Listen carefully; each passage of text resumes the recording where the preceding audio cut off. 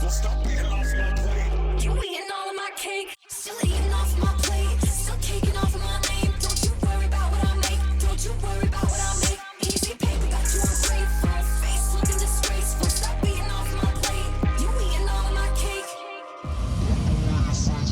All the heads and tails, we ain't fucking with you. Cause we see you at the bottom of the party with the silver spoon under your tongue. You're all about the money, but your bullshit doesn't add up. Dancing with the skeletons out of all the graves you dug. All your friends are Benjamins, call them but they won't show up. Cause everybody dead as fuck.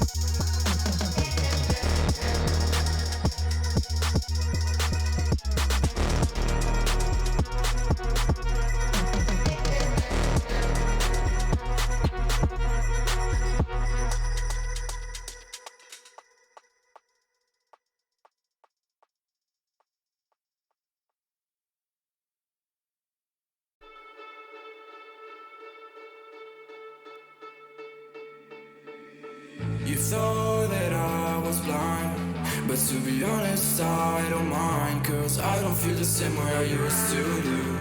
Every time I see you know the truth. Cause baby,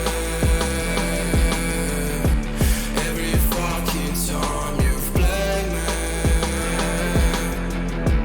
you should know that I don't give a single fuck about you and your words. All the times you lied to me, bitch, I took notes. I don't know what to say.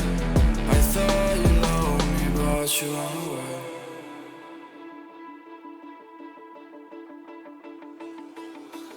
I've been living in the shadows for a while. Demons calling me from the afterlife. Dark doesn't face me anymore. I can to my tears into gold. Yeah, yeah, I don't care care, yeah, yeah. I don't care, I still, 'cause baby, every fucking time you've played me, you should know that I don't give a single fuck about you and your words. All the times you lied to me, bitch, I took notes. I don't know what to say. I thought you loved me, but you and I know people come and go away, away. Sun is low, that's my time to shine again, again. 'Cause baby, every fucking time you play me, you should know that I don't.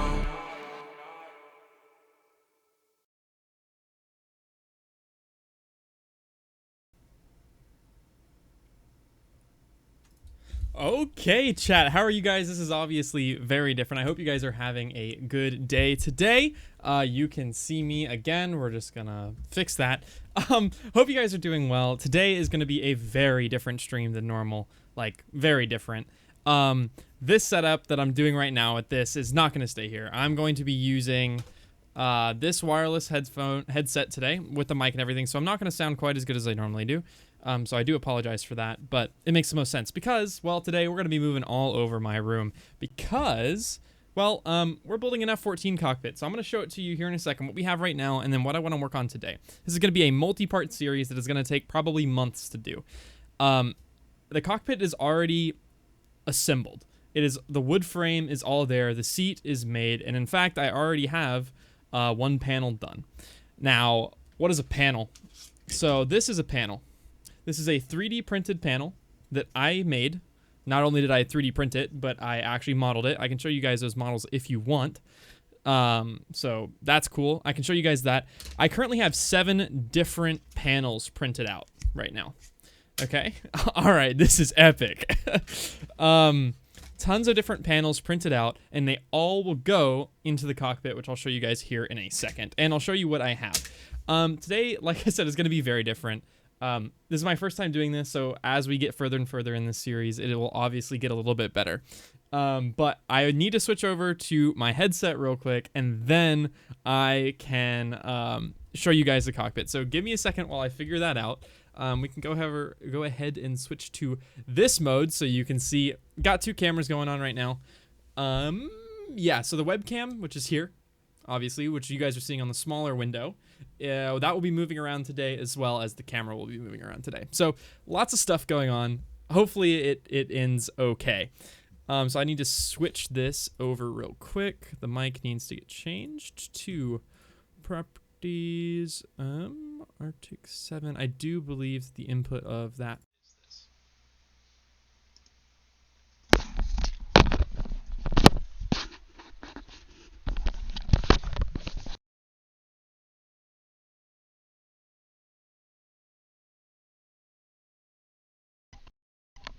Okay, I believe that you guys can hear me. It looks like I'm a little loud, so I'm just going to bring that down a little bit.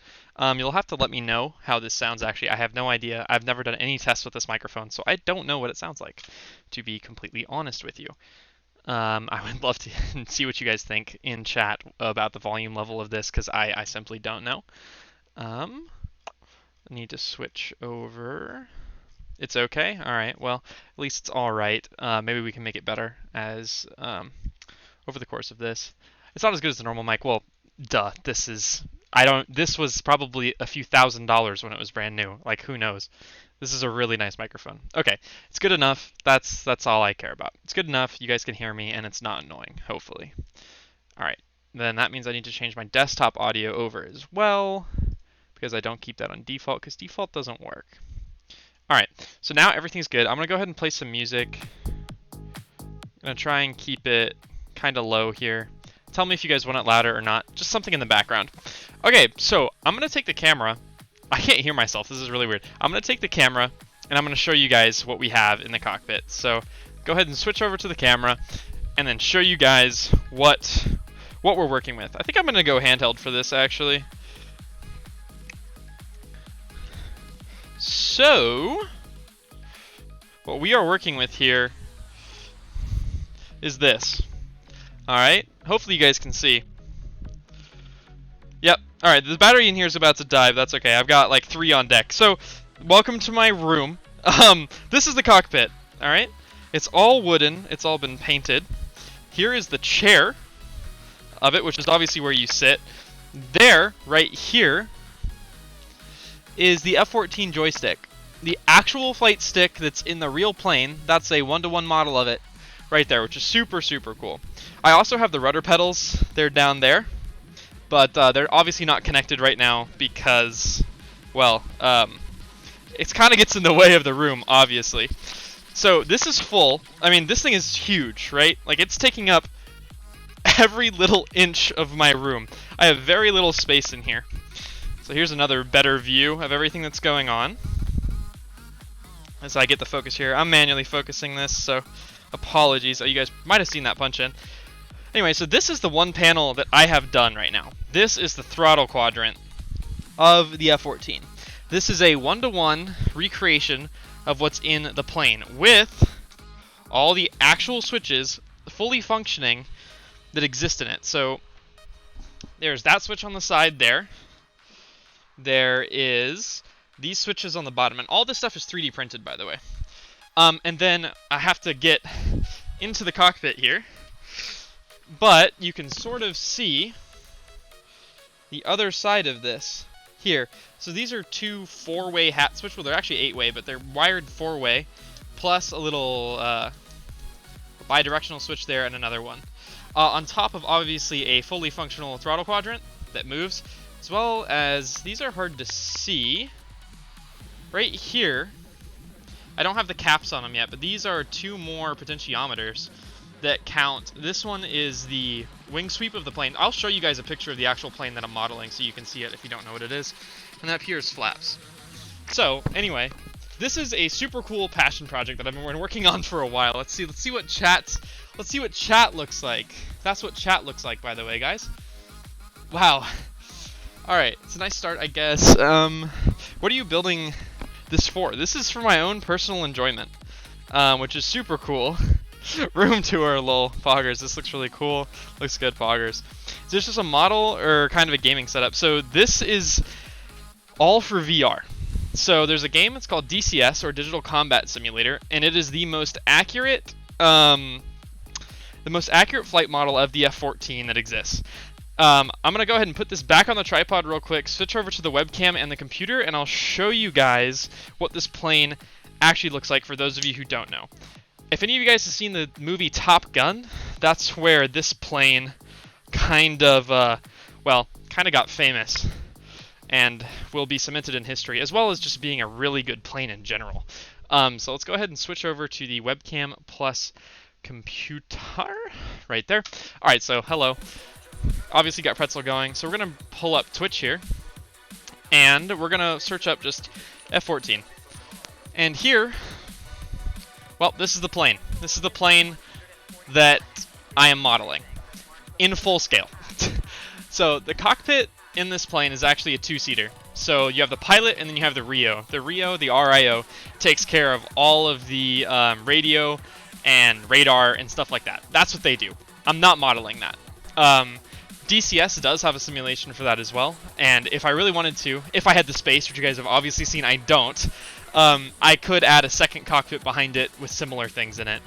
But yeah, I'm trying to build this 1-to-1 to the VR cockpit. So I actually need to go to Heapler's website. They're the people who make the simulation for DCS. Now this website takes forever to load because it is hundreds and hundreds of pages, because it is a manual for the plane, which is crazy. Why did I choose the F-14? Yes, I use Bing because it gives me money, alright? So I chose the F-14 because it is both my dad and I's favorite airplane. We love it. Top Gun, I don't actually have the Top Gun poster in my room right now, but I love Top Gun. It is a super fun movie, and every time I watch it, I want to get into the cockpit of it, and that's what sparked this whole thing. I watched it. We recently renovated our theater room, and when we did that, we watched Top Gun again, and it was just incredible. And so that's what sparked this whole project idea, and what led me to do hundreds of hours, I'm not joking, hundreds of hours of research. Like, This panel right here should be almost exactly what it is in the real plane. Almost exactly. But here's something special about the F-14, a little bit of history for you guys. So the plane got decommissioned in the early 2000s. So that's cool. I saw. Oh, I don't have alert box up. Oh no, this is not good. Thank you very much for the follow, by the way. I just saw that. I don't have alert box set up. I'll do that here in a minute. That'll take me a second. Who needs to have a bed when you have a full F-14 cockpit? That is so true. So anyway, the plane for the U.S. It was a U.S. plane. We made it. It got decommissioned in the early 2000s, and normally that's not a big issue. In fact, that would normally be really good for people like me who want to model these planes and make simulators out of them and all that stuff. But Iran, at the time back in like the 70s and 80s when this plane was in its heyday, the plane was gifted to them. We gave them like 40 or 50 of them. I don't remember the number. But obviously Iran is not exactly friendly with us anymore. So that means a lot of the F-14 stuff is still classified. Which is very interesting. Now, we actually know enough about it to be able to make models like this. I took calipers on, you can see, I mean, my cat ripped this up, but you can see, like, I did markings of this. This is a full 1-to-1 scale. Somebody else made this. I had to do all the measuring, and then I took that and made models out of them. Anyway, so because Iran has the planes right now, and they still use them, they're still active service planes, means that almost every F-14 that still exists is only the shell. Every single instrument that was inside them got taken out and smashed and destroyed into bits. That way Iran couldn't get a hold of them, which makes doing this really hard. In fact, you could make an F-18, which is still a plane that's in service now, way easier than this. So anyway, it's a challenge. It's a challenge and a half. It's like the McQueen Cars bed, yes. Oh man, I feel inadequate. I need to be doing more. No, you're fine. Dolby, no? What? Is Dolby in here? Is Dolby in here and I don't know? I don't know. We'll see. Dolby is my cat. I don't think he is. Okay. Don't worry about it. This is just a fun passion project for me. So today what the plan is I'm going to show you guys the models and show you all that stuff. And then we're going to solder today. We are going to actually do some electronics. Unfortunately, I don't have my VR headset right now. It is currently being in the process of being RMA'd. So it's at Oculus right now, and then Oculus will send me it. I'm going to see if I can sell it and get a new one because I don't want an Oculus anymore because of all the Facebook things going on. Is Dolby in here? You guys are scaring me. I don't think he's in here, but maybe he is. If you guys saw him, then cool. Alright, so, this cat is adorable. Yes, Dolby's the best. Okay, yeah, I don't really know where to start, so I'm going to show you guys, what am I going to show you guys? I think I'm going to show you what we're going to be doing. Okay, so this is a Word document with, you guys obviously can't see what's going on underneath me, but this is a Word doc with every single panel that I need to make. Every single one, how many buttons it has, what kind of button, is it a normal momentary button, the size of it, is it a latch button, is it a rectangular button, is it a switch, is it an on-off switch, is it an on-off-on switch, is it an on-on-on switch, all these different things that I'm probably not going to get into because it's really complicated. If you know what it is, you know what it is. If not, I'll explain it to you when we're wiring up the panels. And the controller that we need. There's coding to this as well. Although today I'm not sure we're going to get to any coding. So holy cow, 15 viewers? What? People love an F-14 cockpit build. All right, this is sick. We'll get to building these actual panels here in a second. I just want to give you guys a little bit of background. So anyway, we're using Arduinos for the most part to do the actual interface with DCS to tell the video game what we want it to do. And links to obviously everything here, the microcontrollers that we need, all this. So we're going to skip this song. Okay, so today I think the two panels we want to focus on, we're going to see how far we get. I don't know. I swear this is some epic government deal. Never seen anything like it. Nope. The government might come to my door after this stream and say stop doing this. I don't think so, but we'll see. I guess we'll find out. The U.S. government is sweating right now. That's right. An 18-year-old boy did hundreds of hours of research on websites that haven't been active in tens of years to find all the information for this. Yeah, it's scary. Anyway, Yeah, I think the two panels we want to do today are going to be the fuel management panel and the landing gear panel. So I actually can show you guys. I'm going to switch over to the camera view now and show you guys this prototype panel that I did quite a while ago. And if you know me, you might have actually seen this already on my social media and stuff like that. Hold on, I need to get alert box set up. So I'm going to do that real quick. Chat, what are you guys up to today? Alert box, add that source, add the source. That works. We're just going to copy this, paste it, paste it, paste it. All right, cool. Alert box is now set up, so if you guys follow me or whatever, that's all good now. I'm actually going to go ahead and replay this follow. Thank you very much for the follow, man. I really appreciate it. Going to replay that. You guys are awesome, by the way. All right, cool. So I'm going to switch over to the camera view. And we're going to have to switch this battery pretty soon, but that's okay. So this is a really, really ugly panel right now. But this is actually the panel we're going to be making today. In a different, so this is this. Every panel in the F-14 is a black panel, and as you guys saw earlier, the cockpit's white. So it's white metal with black panels, so that's why this can't be used. Anyway, this is a prototype panel I made a long time ago and mocked up. So there's a pull switch here. I'll show you guys what the actual panel in the real aircraft looks like, because not all the panels are going to look the same. Because remember, I'm not making this to look at. I'm making this for VR. So all the stuff just needs to be in the right spot. It doesn't really matter how it looks. As long as it's in the right spot and I can use it in VR, that's what really matters here. So anyway, pretty much you have a pull switch here. So when it's pulled out, you guys can kind of see, right? When it pulls out, the switch is engaged, so it's allowing power through. And that's the emergency brake, I believe. I actually don't remember what a lot of these buttons do. This is just a momentary button, because I actually haven't flown this plane in VR that much, like at all. This is just an on-off. Oh no, this is an on-off-on switch, so it means it's on in the bottom position, off in the middle, on in the top position, but it's two different switches, pretty much. This is actually the landing gear switch, which I'll show you guys in a minute because it's super cool. And then this is just a standard on-off switch down here. And then obviously all the wiring and stuff is gross, but the controller that we're using, I'll show you guys that in a minute. But the main thing that is super cool about this is I found this on Thingiverse. If you don't know what Thingiverse is, it's pretty much a place where people share their 3D models for free. This is a 737 landing gear switch. So pretty much what this is, you can see on the side here this this weird looking like E cutout. You see that? It looks like an E. And actually, I'll show you guys this side. This side makes more sense. Here are the two switches. They're two little micro switches. So what happens is there's a screw going through this guy right here.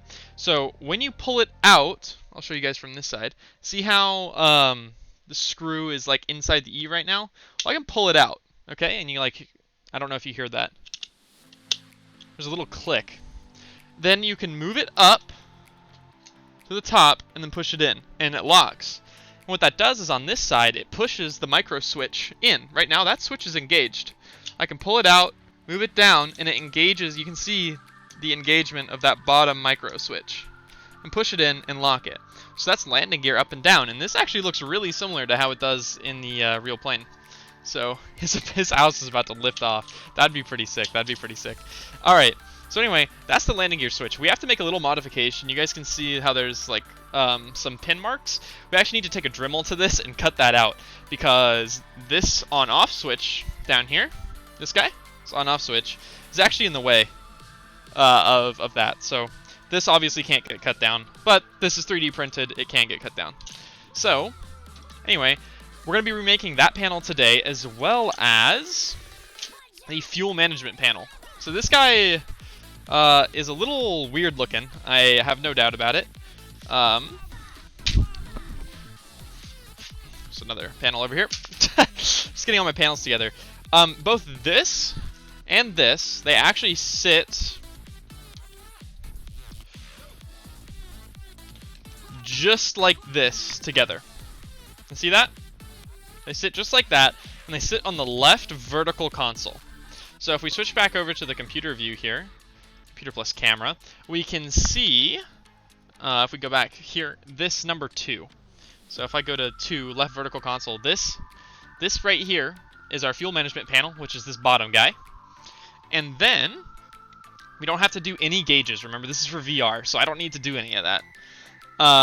This I also don't need because it's not even modeled in the game. You need to get affiliated. I'm just waiting on the tax information to go through. I'm good. All right, and then here is the landing gear panel. So that's this guy up here. And in the end, a lot of these switches will get caps to go on them that will make the switch feel more like it is. Please get affiliated, yes. Dude, you're doing a great job, thank you. I have the Ender 3. That's my 3D printer. It's super broken all the time, and it's completely upgraded. It's very not even the stock printer anymore, and it's broken all the time, but that's what printed all these. Yeah. So anyway, this website is great because it tells me all the different functions, all the different switches, what they do in DCS. Thank you very much for the follow. I very much appreciate it. Thank you. So yeah, anyway, that's what we're going to be doing. We're going to do these 2 panels today. We'll see how long that takes us. And if it doesn't take us that long, then we'll do more. And if not, well, then we're just going to do these 2. And obviously, we'll have to launch the game to test this stuff and all that. But I've never actually tested any of this stuff not in VR because I can't do that today. Don't have the headset. So anyway, I've already done... Oh, I need to break out the camera again and show you guys. Soy Gang for life. Thank you very much for the follow. I appreciate it. I need to show you guys the wiring I did for the throttle quadrant. I forgot to show you guys that. Show you what the wiring looks like for all that. So let me break out the camera, do that, show you guys the wiring, and then switch the battery out. So hopefully we're good for another like 2 hours or so. So let's go ahead and do that. Let's switch back to camera view. Cool, cool, cool. Take this guy off. We are out of battery right now, so it might die on us while I'm showing you this. You never know with this kind of stuff. Also, I don't know how dark it's gonna be. Yeah, pretty dark. I'm gonna go ahead and boost the ISO. Probably it's on stream, so you probably can't see it. So anyway, right here, right there, right in the middle, this guy, that is a Arduino Pro Micro. Fully wired. I think there's only like 2 inputs that I didn't use. All to the potentiometers. You can actually see this like wiring loom, sort of. It's back there, and that goes up. If I put back down the ISO, goes up into these 2 tubes right here and here. They go into the bottoms. Oh, battery's exhausted. All right, hold on, chat. Let me switch the battery. And then we should be rocking and rolling. Okay, and we're back. Are we back? My camera's back. There it is. Alright, cool. Oh, but it reset all the settings. No. Hold on. That's the problem with working on cameras in manual. It gives you so much control, but it does some weird stuff sometimes. So anyway, that's what this is all about. So we're going to be doing very similar things to that all across here. Obviously, I don't need to, like... Most of the panels will be screwed in from the top. Like, so screwed through the wood. This one couldn't be because it had to be put up through the bottom. Yeah. POV looking like Pog handle. TOS don't die. What? POV the cam dies? Yeah. Okay. So, the move for today is going to be... getting those panels that are over there all wired up. And those panels go here. Right here. So the bottom one goes here. It should line up pretty closely with that. And then the landing gear one goes up there. And yeah, this will all be full of panels. So this whole thing here and all of this will be all panels. It'll be pretty sick. Yeah, it should be pretty darn dope. I'm very excited. So let's go ahead and put this guy back on the tripod, and then I guess we can get working on the panels, which is super sick. Or should be super sick, that is. I think the first thing we do is break out the Dremel. Do we? Is that the first thing we do? No. We'll mount everything first. Alright, cool. So I obviously need my chair here, because we're going to be working here. So I'm going to go ahead and get the camera in position for that. this, you guys will get to see how ugly my desk actually is. It's pretty gross, but you know what? A lot of soldering and stuff like that goes on right here. So it is what it is. I think I'm going to move the camera more to like here. We'll have to see how much I get in the way, if I need to change lenses, all that kind of stuff. So we'll see. So first panel we do is going to be this guy. That's going to be the first one we do. Camera webcam? Yeah, sure, we'll do that. Do a little bit of that. Alright, we're going to go ahead and turn the soldering iron on, even though I don't really need it yet. That has water in it still. Sick. Okay. So, don't need this. We need to take all of the components from here and put them onto here. So first thing we're going to do is unplug all of this stuff. And I'll show you what all of this stuff does. Now this is not an Arduino. This is like some meant to be like an arcade controller. A little USB arcade controller. So you plug it into the computer and it sees it as a joystick pretty much. So that's cool. It is very limiting, obviously, but I have 2 of them and I can use them for this project, so we're gonna go ahead and do that. I actually need to refresh my memory on what this stuff is. Okay, so on the bottom, I actually don't know. Okay, how much closer can I get? Right there. So I don't know how well you guys can see that, but there's text on the bottom, and all of that text means stuff. So on the top row, we have our 5-volt, and pretty much everything else up there is pretty worthless. Then on the bottom is all of our actual digital buttons. And yeah, I think that's it. I'll have to break out the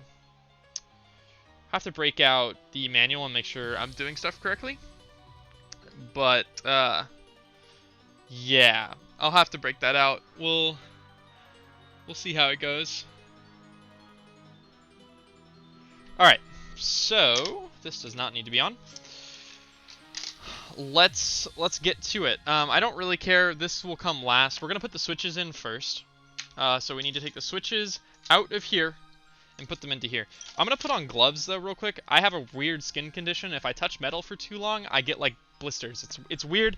I don't know why, but I'm gonna put on gloves so that way that doesn't happen. And then we'll get to work here. Hope you guys are enjoying the stream so far. Hope it's not too boring yet. Hopefully it'll get interesting now that we're actually doing proper electronic stuff. But I don't know. We'll see. We'll see how she goes. How's the mic doing for you guys? Is it still okay? Hopefully it's alright. Building time, epic. Heck yeah. I'll try to follow the progress after that. Have fun. Have a good one, man. Mic is good? Alright, cool. So, I might need to get my tools out to do this. So a lot of these switches, the way they're mounted is that they have a nut over top of the switch, and the switch is threaded. I don't know how well you guys can see that. So pretty much you have to unthread these, which I was stupid and threaded them on pretty tight. So I need to get my toolkit out and get this guy. Alright, another interesting thing about this arcade controller is that every single input has a ground of its own, which is uncommon for like Arduinos and stuff like that, because pretty much you share a ground, so you wire up the ground through every single switch. Yeah, it's weird. I'll explain it to you guys. Also, another thing is I made these 3D models actually really well, I think, because the holes are tight enough for the switch to actually thread itself into on its way through. So it's kind of like a double layer of security. I should do it like this so you guys can actually see. Kind of just have to pull it, and you thread it out, which is good. And it's out. And there we have a, I believe, yep, just a standard. You can hear the click. Standard on-off switch. These connections will get soldered. Right now they're just screwed in, which is honestly probably fine, but I probably will solder them as well. Most of our wiring won't be blue and white like this. It just happens that these controllers came with blue and white wire. And because every single button is a 2-pin, so it has ground plus its positive, which is all you need for DC. You don't need a neutral. It kind of works like that. It'll be weird, and I might need to extend the wires, and in that case, that will be a pain in the butt to do. But here's the other one, by the way. It's still in the bag. Alright, so we have our on-off switch out. Let's take the on-off-on switch out. If you guys want different music or anything like that, just let me know. Building time. How could this be boring? Some people, well, we'll see what you say after I start actually doing soldering and stuff like that. Right now it is disassembly, so this I could definitely see as being pretty boring. Hey, McCheesy, McCheesy2, you have a second account? Sick. Cool. So this switch, you can actually see, its wiring has come undone, but you can see how the middle post has 2 wires coming out of it. I was using blues as grounds. So the middle switch, or the middle prong on this is our negative. And then this is a separate positive from that. So you would wire this guy, which was blue and white, you would wire this white to here, and that would be one switch. That would be one button when the switch is in the up position, right? Because there would go to this terminal. And then you would have the other one, which is, I mean, it doesn't matter. These are both of them. And you'd have the other one go to the other positive terminal, and that would turn on when the switch was in that position. So, anyway. That's how an on-off-on switch is. You have on in one position, off in the middle, on in the other. It's a 3-position switch. And there are lots, and I mean lots, of on-off-on switches in this build. There's even more on-off regular switches. I don't think today we're going to be dealing with them that much. I could be wrong with that. I don't know much about the fuel management panel. And I'm doing a lot of this jams playlist. Biggest brain, man. I don't know if this is big brain. Well, good. I'm glad you guys are enjoying it. So anyway, that's our on-off-on switch. And then we're going to go ahead and take out this rectangular, or square button here. So this guy actually has an LED in it, so we can wire it up to 5 volt, and that will give us a light. That doesn't obviously do anything. Like I said, this is for VR, so it doesn't end up mattering that much. But it's still cool. It looks cool. This switch is done differently. Obviously, it's not about the thread in from the top. So on the back here, it has this little ring. It has this little ring, and that ring locks it. So all we have to do is unscrew it, untighten it all the way. I'm going to go ahead and take those off. I'll have to relearn these switches because it's been probably like 2 months since I made this panel. I'm not even lying there. I'll have to figure out which one of those. So obviously this is a momentary button. So it, I don't know how well you guys can see that. It has like 5 prongs on it. 5 different prongs. Yeah, right there. So it's got 1 on the bottom, 3 in the middle, 1 on top. One of those is for 5 volt. One of them is for ground. And then I don't know. I honestly don't even remember what the other ones are for. So, so yeah, pretty much you take that, and then obviously, like I said before, I made these pretty tight. So you unscrew it from the top side, just like I am right now, and it will come out here in a minute. There's that guy, and she's out. Cool. Just gonna thread that guy on there. And what's nice about electronics, especially this stuff, I'm not working with AC power. I'm not gonna kill myself touching like a 12 volt connector or anything like that, which is really nice. It's not dangerous at all, which is honestly really nice. It's not dangerous. There's not a whole lot to worry about, which is nice. This top thread's off. I'm gonna be replacing this because obviously, if you guys saw earlier, I can actually pull it up real quick. What this panel looks like. So if I go over to, honestly it doesn't matter, you can see this panel, this is the pull, so it's the emergency brake. So I will have to model a brake that looks like that. So obviously when I'm in VR, I want to be able to know what I'm looking at as far as that goes. So we took that off. Good to have for now. Take our nut and unscrew it and loosen it, and we go on from here. With my luck, I would still find a way to make it dangerous. Well, I'm glad I know what I don't know what I'm doing, but I know what I'm doing enough, and I have common sense, so that's good. It's always good. This guy has a nut on the bottom. It doesn't need to be there. It acts as a spacer, I think. And this switch is not made for DC. I don't know how well you guys can see that. It's a 75 amp switch. This thing can handle crazy AC power. We're not going to be giving it crazy AC power. We're giving it 5 volt DC. So not exactly anything crazy going on there. Dude, same. I'm way too accident prone. Thankfully, I'm not. Alright, last switch to take out here is our little emergency. What is this? This is the button number 6, which is the emergency storage jettison. Okay, cool. So pretty much it's just a jettison of something. Probably never going to actually use that. This does the same as the rectangular switch did. The nut is on the back and it screws out like that. This guy has screw terminals on him, so that's going to be more of a pain in the butt to do anything with, but that's okay. I can figure it out. Looks like I had a pain in the butt of a time getting this switch in. Hopefully I don't have that problem. Yeah, I definitely did. This was not a fun switch to put in. Oh my god, yeah, yep, it was not a fun switch to put in, and I have to take it out. Let's go. Ow. Alright. Let's see, so I did it by doing those terminals, and then spinning the whole panel. Yep. And now we're unscrewing it. You can see it's coming out. Sort of. Is the focus okay for you guys? Like, can you guys see what's going on relatively well? Hopefully you can. Let me know if not. I can always change that kind of stuff. So anyway, there is our prototype panel, completely empty. So this and this have no design changes other than the fact that this one is matte black. The other ones are gloss black. That doesn't really matter at all. But it's black, so it will aesthetically match the rest of everything.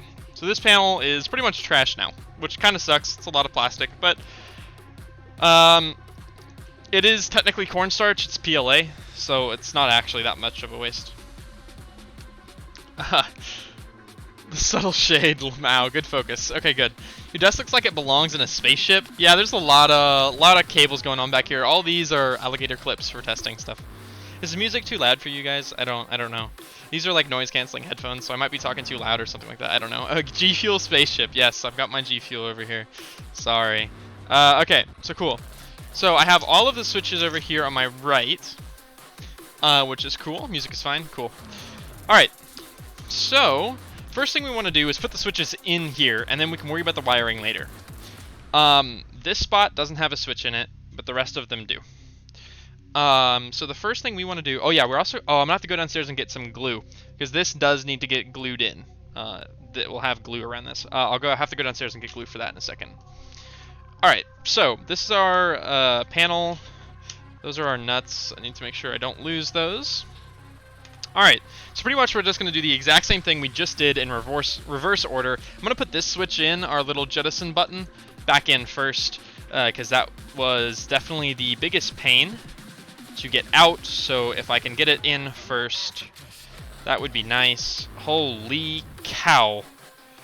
Alright, let's see if I can't push it through. Nope, I can't. Alright, this one's going to be a pain in the butt to get in. That's okay. What did I do with my pliers? There. This is a vibe? Well, good. Hopefully it can be relaxing for you guys as well. I mean, yeah, it's like work for me, but this is fun work. This is one of my hobbies right now. And it is honestly so much fun to get to work on this. My dad, so like I was saying earlier with Top Gun, and obviously where the whole inspiration for this build came from, my dad wants to learn how to fly, like for real. And actually, simulators are good enough now that you can learn to fly on a simulator, have never flown a plane, get in a plane, and fly a plane. So that's really cool, which is a big part of this as well for me. Obviously, I'm never going to get to fly an F-14 unless I go to Iran. No, thank you. So pretty much, that's the wrong way. Pretty much, this is just for fun. However, my dad, now that Microsoft Flight Simulator 2020 comes out, when the VR component for it comes out, my dad wants to build a Cessna cockpit for him, so that way he can learn how to fly a Cessna, because he actually would really like to get his pilot's license, which I do too, at some point. So, I might destroy this switch, guys. We'll see. We'll keep on turning, but yeah, that's what I thought. So we're just spinning the bottom of the switch. I'm not actually putting the switch in. Just push really hard and it might go through, right? Nope, I'm gonna break the panel. Okay, this is gonna be an absolute pain, but that's okay. We'll figure it out. Just do it one bit at a time. One bit at a time. Like I said, I don't really care too much about how the panels look visually, as long as they function how they're supposed to in game. That's what it matters. Because obviously I'm in VR, so I don't even get to see how these look. All I do is I feel them. I feel how it works in VR. Ow! Pliers are more dangerous than any of the electronic work we're going to be doing today. Okay, I think I have enough on the back now. Yep, I do. If I can hold the pliers correctly. Thank you. Alright, and we're just going to be spinning. Spinning, spinning, spinning. Maybe? Did I just push it out? Oh, I don't even know what's going on anymore, chat.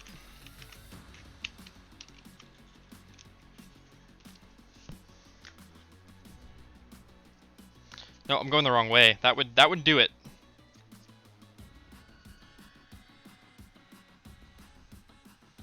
Hey! Oh no, the O-ring.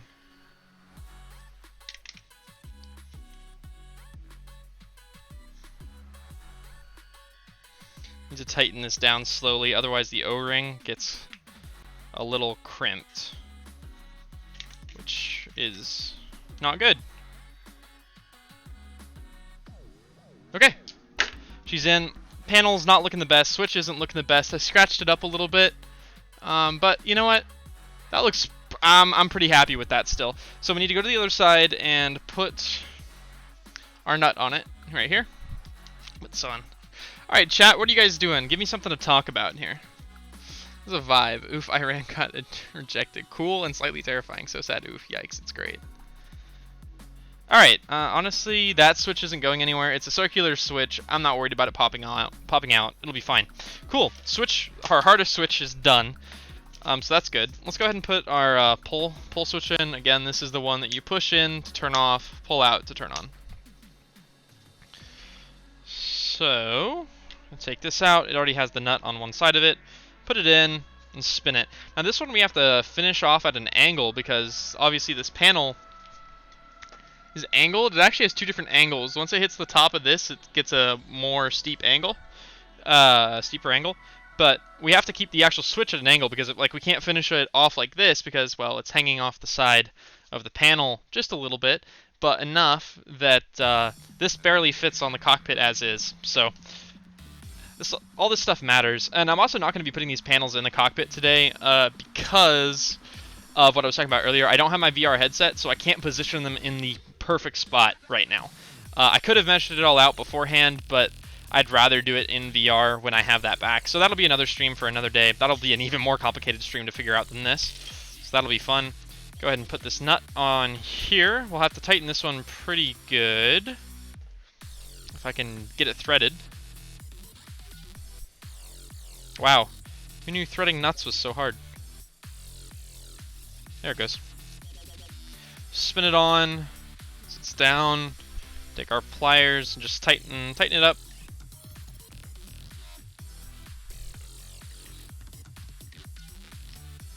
Cool. Not going anywhere, and we'll thread this guy, our little weird looking top, back on for now. And boom, we have our pull, switch. Sick. All right, cool. Next switch, let's do our rectangular or our square button. I don't even know why I keep calling it a rectangular button. It's definitely square. I'm gonna go ahead and put this guy in. Who knew treating? Shut up. Meant threading. All right, this goes on the back, so we need to take this guy off. Skip this song. Bop. Okay. So we need to thread this in, same as all the other ones, except for I got the tolerances much better on this than I did the other ones, so that's always good. If I could get it in. There it goes. Are you able to stream what's actually happening on VR and the panel? Yeah, I can, and that's the plan. That's the plan when I get the headset back. So I will have the computer capture running the game, obviously, probably through Oculus or whatever if I go with Steam VR. It doesn't matter. Through some sort of mirror, and then you guys will see that, and then I'll have either the camera or my webcam looking at the actual panel when I do the actual VR testing, or whatever it is that I end up doing. I think I want it to be like that. The O-ring is a little crimped. Oh, you guys probably can't see that against the black. The O-ring's a little crimped on this right side. I'm not too worried about it. Just really want to get the switch kind of level. That's looking pretty good. Right about there. Alright, we're going to flip it over. Pop this weird thing on, which I honestly don't even know what it is, but you know what? It's a thing, so what's going on? And then we... That's not it. Here it is. Our little locking ring goes on. Little black locking ring here. Little plastic black locking ring. This goes over all of our terminals and threads on.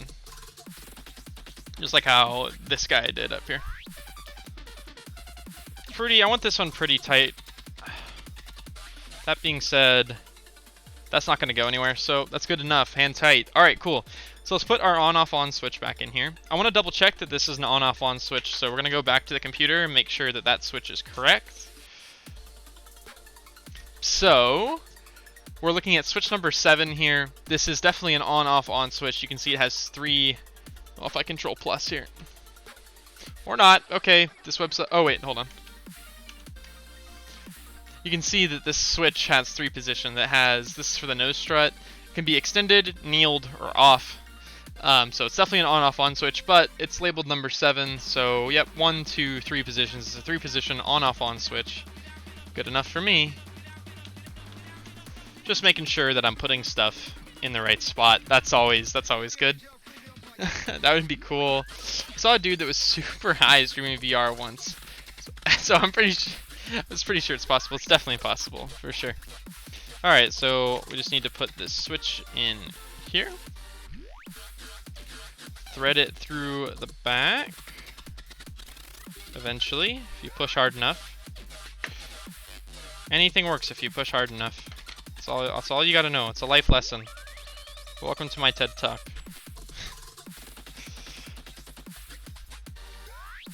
Well, can you zoom a little bit more on the screen? The computer screen? I can go back to it if you want. Yeah, I could zoom in more. And I can zoom in more here too if you want.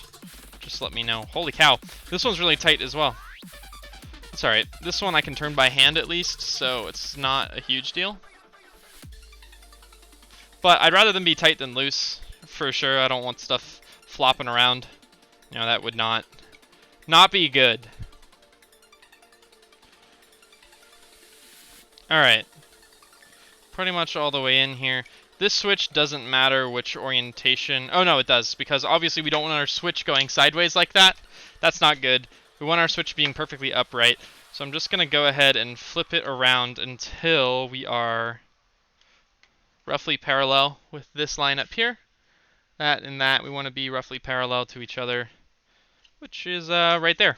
So all we do is we put one of these nuts on over top to lock it in place, spin it on down, get it finger tight, and then get the pliers.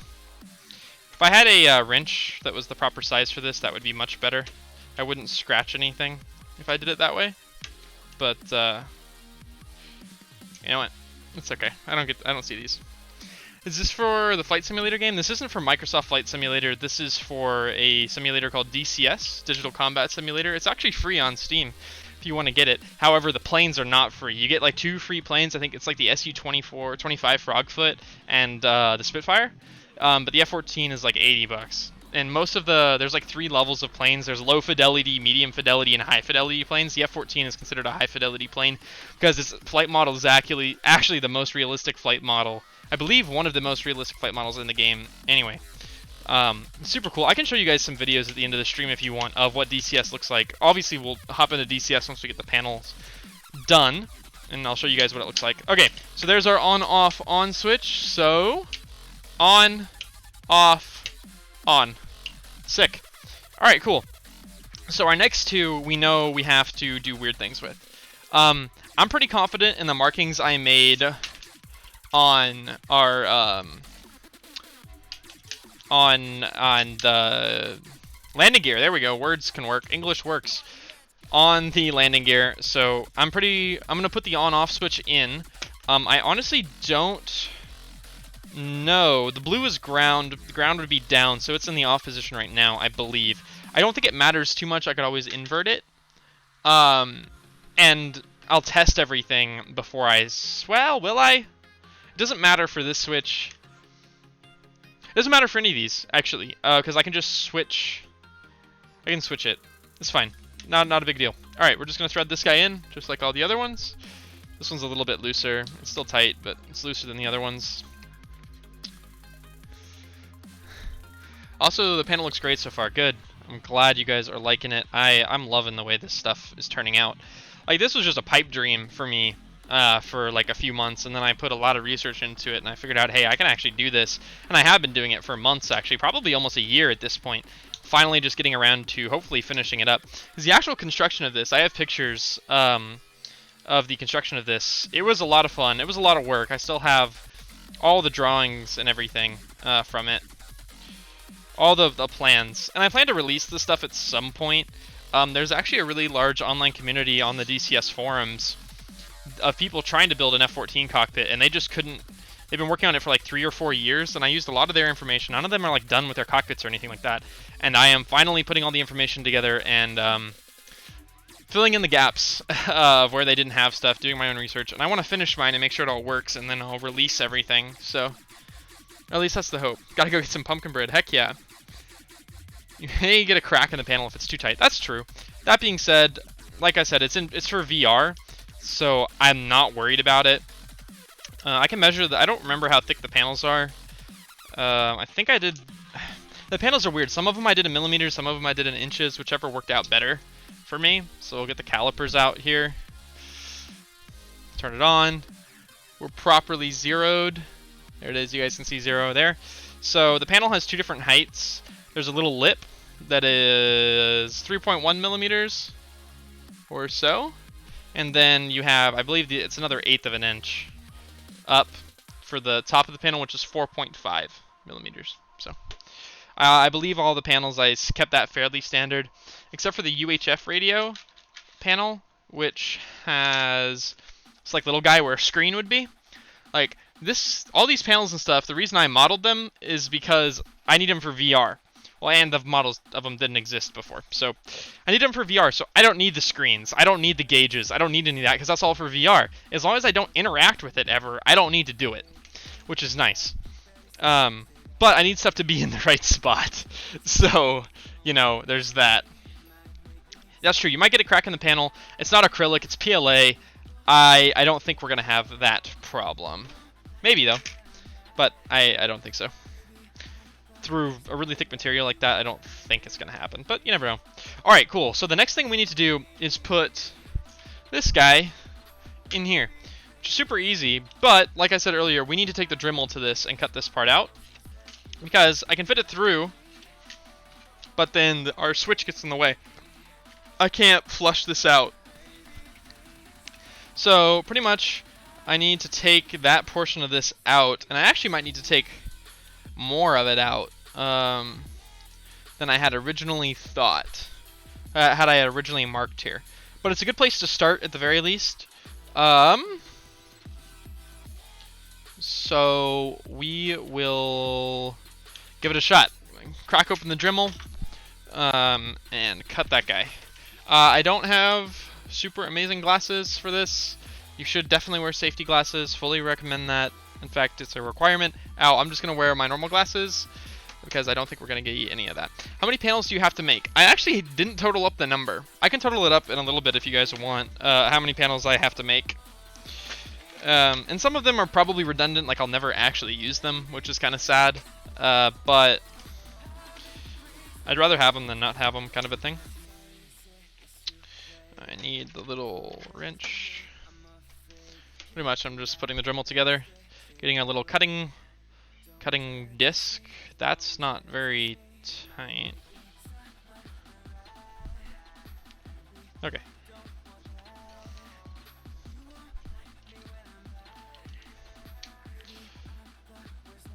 Alright, cool. This is the same cutting wheel I did. Cutting 3D prints, specifically PLA, is a pain in the butt because it melts.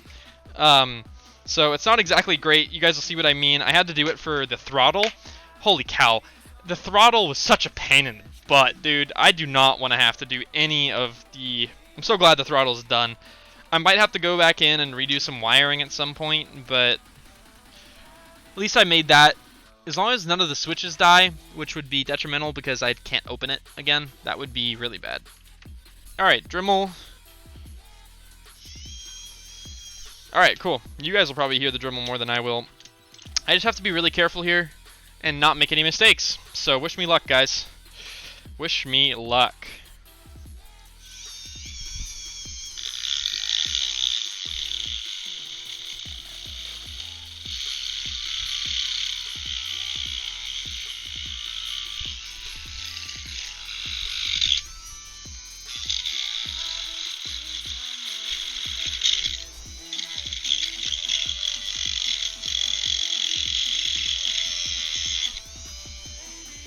Alright, so far so good.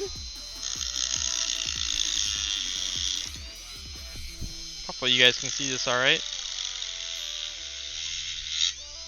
Not doing anything too crazy. I'm keeping the Dremel at a low RPM. I don't need high RPM. I don't need to cut anything. Cutting a really soft plastic. So I'm not too worried about it. I cut a little far over there. You can see that. Hopefully that won't be too big of an issue.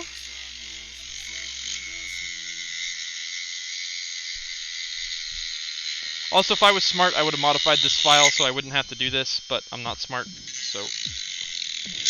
Or maybe I'm just lazy. That might be more... That might be more what I am. Alright, we're going to go ahead and turn the Dremel off, put it over here, and take this off. Boom. So, that's off. This is gross as hell right now. So I'm going to try to get some of it off, but I'll probably want to sand this. Because obviously it's plastic, it's going to harden back up as soon as it's not soft. I don't believe we've affected... we have affected the mechanism here. Okay, so we need to get rid of that little guy. So we're just going to get our pocket knife here. Hopefully that'll do the trick.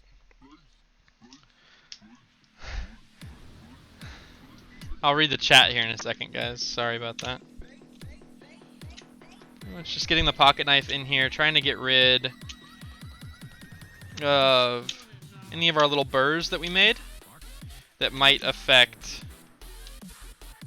the performance. Alright, I think might be good there. Yep, we are fully working. Our mechanism is all good, all working. Sweet. Sweet. Alright, let me read chat here for a second. Alright, how many of these panels do you have to make? I already answered that. I don't really know. I can count it up if you guys want. Packed with pumpkin bread, truffle mac and holy cow. That sounds so good. Live right next to Chick-fil-A. I want Chick-fil-A now. God dang. Their waffle fries are the best, dude. Those waffle fries. It doesn't get much better than that.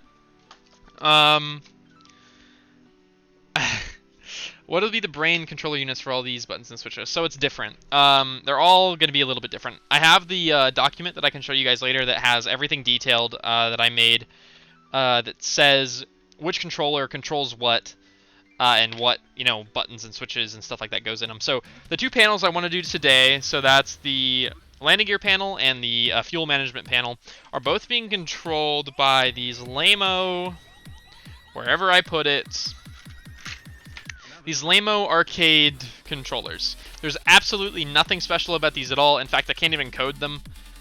They just plug into USB, and they're seen as a joystick, and pretty much you just have to plug things into the right spot, and the computer sees them. However, what's nice is it does see them separately, so I have 2 of these. And I will be filling up, I believe, every single thing with a button input between these 2 panels. They kind of work hand in hand. You guys will see what I'm doing with them later. There's nothing special about these. However, everything else is through an Arduino. They're all different, though. We have Arduino Nanos, Arduino Megas. In fact, a Mega will be coming up at some point soon. And then also Pro Micros. The Pro Micro, I had to use a Pro Micro for the throttle because DCS BIOS, which is the program I'm using to interface with DCS, it doesn't have support for the throttle. It has support for everything else, but not the throttle. So I had to code that so that way it saw the Arduino as a controller, like a proper like Xbox controller or whatever. And I had to code in everything for that. That wasn't super fun. That was a really pain in the butt and kind of an roundabout way to do things. Anyway, let's see if what we just did fits or if we need to trim it down a bit more. My guess is we're going to have to trim it down a bit more. Let's go ahead and put this guy in. Ooh, actually. All right, we're getting really close. Or we have it. We have it. We're good. Not quite, actually. We do need to trim this. Okay. I'm just going to try and trim all of the excess, like, melted stuff off.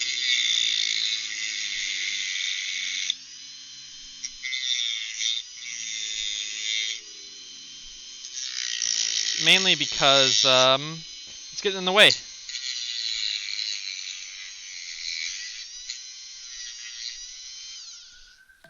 Getting in the way of stuff.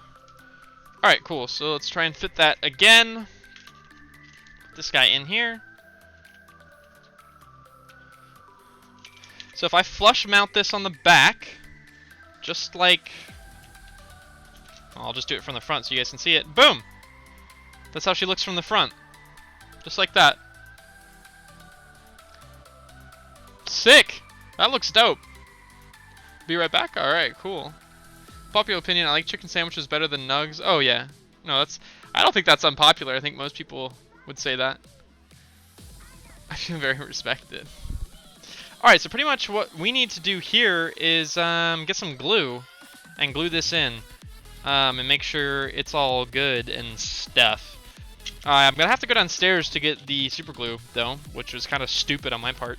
So we'll do that a little bit later. Alright, so pretty much I think next thing we want to do is we want to do the wiring.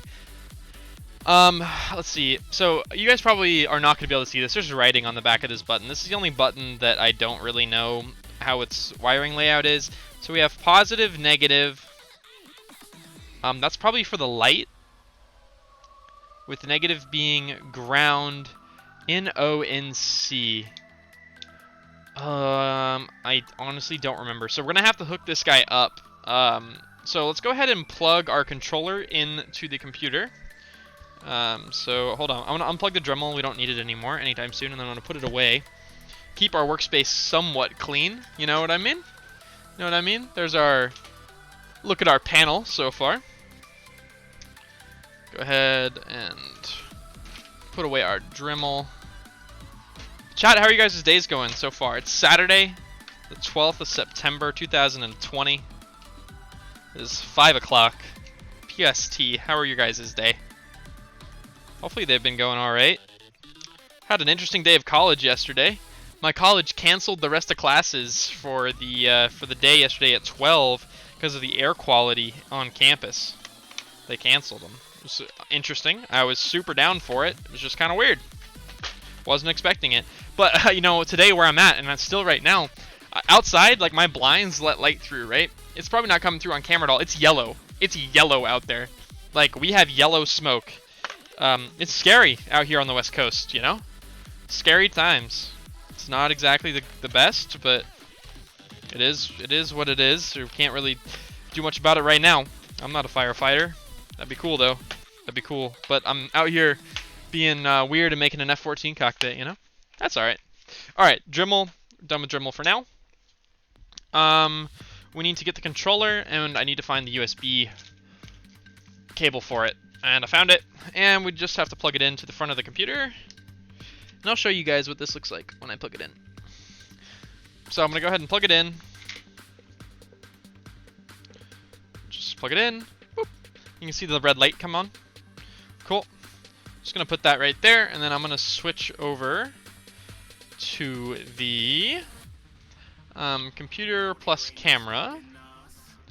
Alright, so we're going to, so you can see it, generic USB joystick. So all I have to do is find it in my list of devices, which is down here, generic USB. Oh, right, really? It's really gonna, okay, so we need to go to control panel, and then we need to go to, I believe, hardware and sound, and then devices, and then in here we'll actually be able to see what's going on. So generic USB joystick, we just want to go to game controller settings, and then you can see everything else plugged in. Generic USB joystick properties. All right, cool. So this is what we're working with.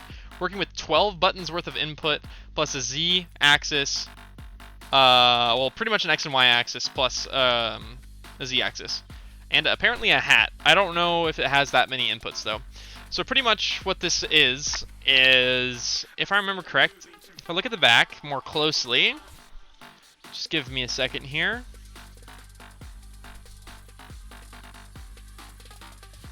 You know what? Honestly, I'm going to have to look at the manual. I don't really remember. I'm pretty sure all of these guys up here are for the axes and programming. And then all of these, I'm pretty sure, are buttons. I mean, how many? 1, 2, 3, 4, 5, 6, 7, 8, 9, 10, 11, 12. So all of these bottom ones are the only ones we're going to be using today. 12 of those. These red ones are 5 volt, I believe. 5 volt ground, 5 volt ground. And this red one is also 5 volt. So we have 3 different 5 volt outputs, which is actually really sick. And we're going to be using one of those 5 volt outputs for our button. So right, when we actually get stuff plugged in and working, I'll show you what this looks like on the computer. But for now, we're just going to go back to camera webcam so you guys can see what's going on. All right, cool. Chat, I can respect that as well. Be right back. It's very cool. Feel very respected. I went shopping at Home Goods. Sick. I'm going to dip for a bit, make dinner. All right, have a good one, Andrea. Hopefully you'll come back if I'm still streaming. Cool. All right. Sick. So that's our controller and what it looks like when we turn it on. So we need to do some wiring now. Actually, I'm gonna go downstairs and get the glue for this. So I'll be right back, chat. Don't go anywhere. I'll be right back with super glue for this, and we can glue this, as well as probably a toothpick or two, because that's the best way to glue. And I don't think I have one up here. So I'll be back in probably 1 minute, chat. Be back as soon as I can. Well, actually, you guys might still be able to hear me talking. Who knows? I don't know.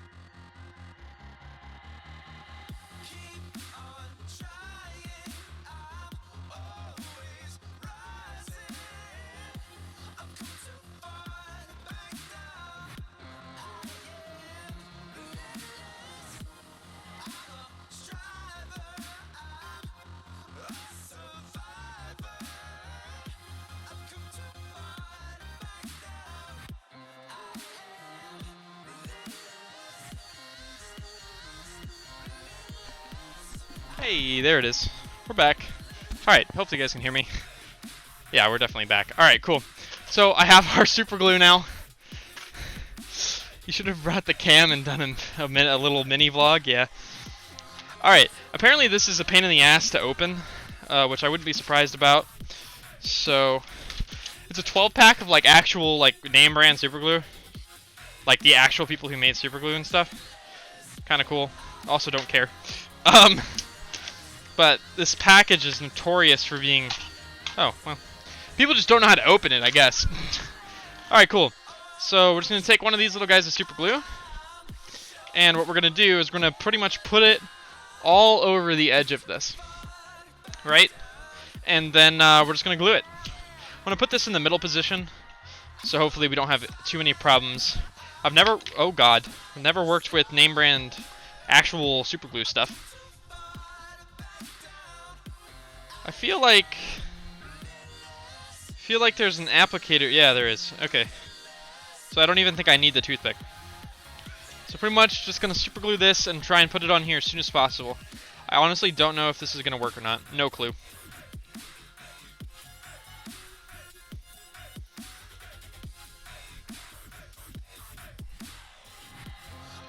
Nothing's coming out and I am concerned.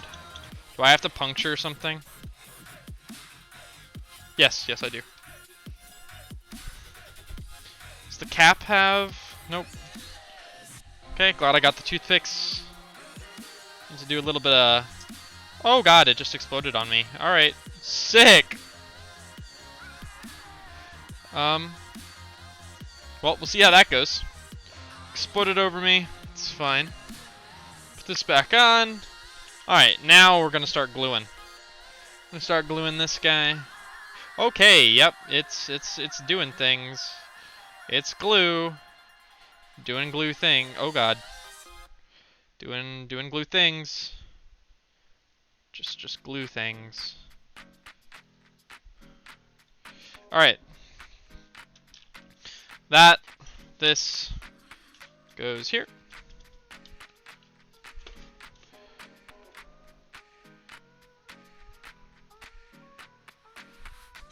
Okay, and we hold. Now we wait, chat. I don't know how long the super glue is supposed to take, but this is when we wait, and we hope that it works. I'm so excited to see it all together. Yeah, we're getting there. It's coming together. I honestly don't know where the controller is going to go. I didn't really think that far ahead. I probably should have. I probably should have thought that far ahead. That would have been smart. I can't believe we hit 15 viewers earlier. That was crazy. It was nuts. People are actually interested, and then they saw me and they dipped. They're like, it's electrical engineering. Who cares? Are you going to connect everything today? I'm going to try and get these two panels working today and functioning within DCS. I'm not going to be putting anything in the cockpit, like making the holes for them and actually mounting them, only because I want to make sure I mount them in the right spot, and the only way to do that is to hop into VR, and I don't have my VR headset right now. It is currently RMA. So... Ah! It works! It's actually glued. How long is this glue supposed to take to dry? Like, for realsies. Let's put this back on. Holy cow. Okay. I'm supposed to discard the red O-ring. Oh well. Puncture, screw, nozzle cap on. Oh, can you... I don't know. Confused. Okay. Unscrew outer red crap. Use sparingly. Apply glue to one surface to be bonded. Press pieces together for 15 seconds. Okay then. Easy enough. Works for me. I'd say that worked surprisingly well. It's probably not the best bond, you know, ever. If it's anything like nail glue, we'll never be able to get it apart. Well, I have a lot of room to pry here, but... Alright, well, let's make sure that our mechanism works. Yeah, it does. It's a little tight at the top, and a little loose at the bottom. But, that works. So, you can see from the side here, let's flip it over here. You can see it easier. So, we're in at the top, so our landing gear is currently up. So this is how it would be when you're like actually flying. Then when you are coming in for a landing, you pull it out, bring it down, push it in, and now your landing gear's down. And your landing gear's up. That's really sick. This up position is really tight now that we put it in. I think it's okay. It's not a big deal. I might need to work on this stuff. I'm gonna go ahead and tighten this nut down here. That's kind of keeping this part together. And I might. Problem is that this moves. Oh no, it doesn't. No, it doesn't. It's just acting as a pivot axis. So really, I might super glue that as well. So that way we don't have this guy falling out. I think that's a good idea. Good move. Just gonna super glue this. Just so it doesn't go anywhere. Doesn't go anywhere. We'll do the other side here in a second as well. Just need to wait 15 seconds. Then we'll flip it over and we'll do the other side. And then we'll start wiring. Start doing some wiring and I'll show you guys what it looks like on the computer. Which is cool. What is our battery at? We're at 27%. That's okay. I think there's another battery that's fully good to go. I think it's this guy. I don't know. We'll see. Worst comes to worst, I plug the camera in. Alright, I think it's been 15 seconds or something like that. Pretty much just going to flip this over and do the exact same thing to the screw head. Over here. I just don't want this coming out and I losing the pivot axis. That would be really bad. That would be bad, chat. That would not be a fun day, not even a little bit. Not even close to fun. I might actually try to super glue the screw that's in here, actually. If I bring this to the middle position, just that way it doesn't, I mean, it's hot glued right now, you know? So not exactly the best bond. So I don't know how well I'll be able to get this on camera. But we're going to try it. We're going to go for it, chat. We're going to go for it. Pretty much, I'm not going to use much at all. I'm just going to do that side, and I don't want that super glue to touch anything but the post of the screw. Hopefully the focus is okay. It looks a little soft. I can fix it here in a minute. Alright. It's probably been 15 seconds. It's probably been long enough. I can still move it. That's good. And hopefully that stays. I don't think we would have had a problem with it. But better safe than sorry. Does the other side need it? Sorry, you guys can't really see what I'm doing right now. I'm just messing with it, making sure it's good. Alright, cool. So anyway, here's our panel. This is the completed panel. That's pretty sick. Not gonna lie. It's not fully completed, I guess. This will look different. It'll have a much larger handle on it at some point. And obviously this will be lit up when we plug it in and stuff. But let's go ahead and do the wiring for it. So how many buttons do we have here? We have 1, 2 for this. 1 button. So 1, 2, 3, 4, 5, 6, 7, 8. So we only have 8 of our 12 inputs here, which means this controller, if I did my math right before, this guy has the 8, right? But then this guy has a lot more than 8. And if I remember correctly, I need to use this controller plus the other one, and that will be exactly the right amount of inputs to control both this and this panel, which is our next one up. So, yeah, we'll see how it goes. So let's go ahead and start doing some electrical work, chat. I don't know how this is going to go, to be completely honest with you. I don't know. Actually, focus is looking okay. Yeah, something a little bit like that. All right. So, let's try and figure out, before we start soldering anything, let's make sure we do this, the thing with light, correctly. Let's make sure we do that right first. So, what we need to do is, this is testing.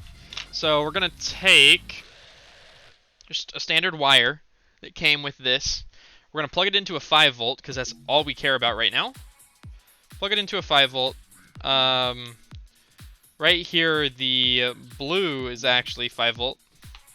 So I believe this switch wants 12 volt. but I don't really care that much. This is labeled 12 volt, so I'm just gonna kind of slide that on there and hope that that's the right thing for 12 volt, and then that this down here is ground. So what we're gonna do to test that is just simply plug it into the computer. You can't really fry anything by messing this up. Epic, I have returned. Please don't blow anything up. What if I want to? Well, if anything blows up, it'd be right now, chat. And it's not going to blow up. So the light's on, which means we have power. The computer is seeing it. And I'm going to try and get you guys a good angle for this, but you can see the light, or the switch. Boom, it's on. It's off. It's on. It's off. It's on. Look at how sick that is. That's awesome. Alright, so cool. So we know that this button needs a 5 volt input up at the top, which I'm now unplugged because I don't need it anymore. Actually, let's do a little hot testing. So I'm gonna take another one of these guys, plug it in. Doesn't matter to what button. We'll go ahead and do this button up here. Right. Cool. Honestly, don't know what the ground is. I'll have to do some testing with that. I believe it's blue. It might be white. I think it's white. I think the white was ground. If white, yeah, I'm pretty sure it's white. 5 volts would be the left. Yeah, white. Okay. White is ground on these guys. Gotta remember that. Magic smoke. Heck yeah. Okay, so our white is our ground. So pretty much all we want to test here is I'm going to switch to the computer. The computer plus camera right here. So when I test this, one of these buttons should light up. Okay? If I do this right. Now, it's going to be a little weird to do, but you know what? It is what it is, and you got to do what you got to do sometimes. It's going to be a little awkward to test this. That's fine. We're going to go ahead and put our negative terminal on the same negative that we did for the 12 volt or the 5 volt ground, and I believe I want NO. Pretty sure I want a no switch out of this. So I'm just going to touch this to that and push in. Okay, and nothing's happening. That's not good. That's not good. We don't want that. Okay, let's try RC. Nothing's happening there. Okay, and nothing's happening there. What's going on? What's going down? It is possible that I'm not using the correct terminal here. I need to grab the manual for one of these guys and make sure I'm doing this correctly. The Arduinos, I know how to do those. I've done more of those than I have these. So this is our little manual. Little manual here. Pretty much, yeah, that should be the 12 button interface. Okay. Alright, we're doing something wrong then. It is possible that they're different grounds. So we're gonna try, if I could get this off. It latched itself on. One day, there it is. I'm gonna try putting the ground on C, and we're gonna see what happens there. Alright, so we're gonna try C and NO. There it is. There she is. Alright, so they're different grounds. Interesting. That's weird of a switch to do that, but you know what? That's fine. It's a-okay. Alright, well that makes wiring that actually really easy. We do want a no switch. Well, I'll go look, but I'm pretty sure this button I want to be activated when I push it. I don't want it to be active all the time, and when I push it, it goes out. That's what in-seed is. But we want the no. Sick. Hopefully you guys see that. Hopefully you guys can see the red popping up for button number 12 there. Well, if I touch them together, obviously it will detect that. But alright, sick. That switch still works, and everything's working. So we know how to wire that switch now, which is fantastic. I already know how to wire all the other ones because, well, they're on-offs. So pretty basic stuff. So yeah, let's go ahead and switch back to camera here. And camera webcam. Wait, so what numbers are on this panel you made? It doesn't matter. So each of these guys has 12 buttons on it. This right side is 12 different inputs. So the buttons don't matter for this at all.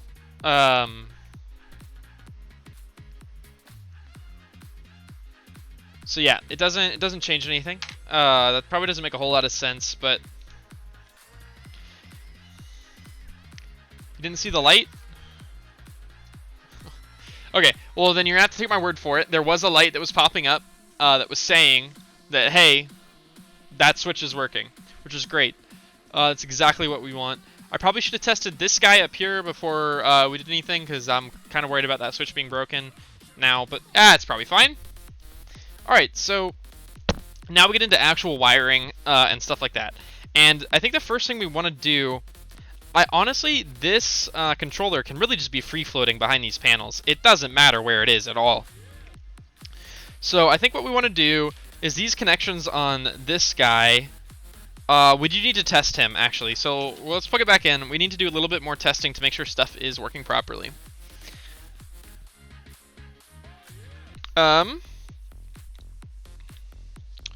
So it's just going to do a little bit of on-the-fly testing here. You guys aren't going to be able to see this. Properties. Actually, I can throw it back up there. Why not? Hopefully you can see the light pop on. So it'll be right here. It'll be button number 12. This will go to a red. So like if I touch these two together right now. Oh, I meant the wrong one. If I touch these two connectors together right now, you will see button number 12. Hello? Or not? It was working 2 seconds ago, I swear, chat. Hold on. I mean, if you touch these two together, and of course it's not doing anything now. Did I break it? That should work. Let's try a different number.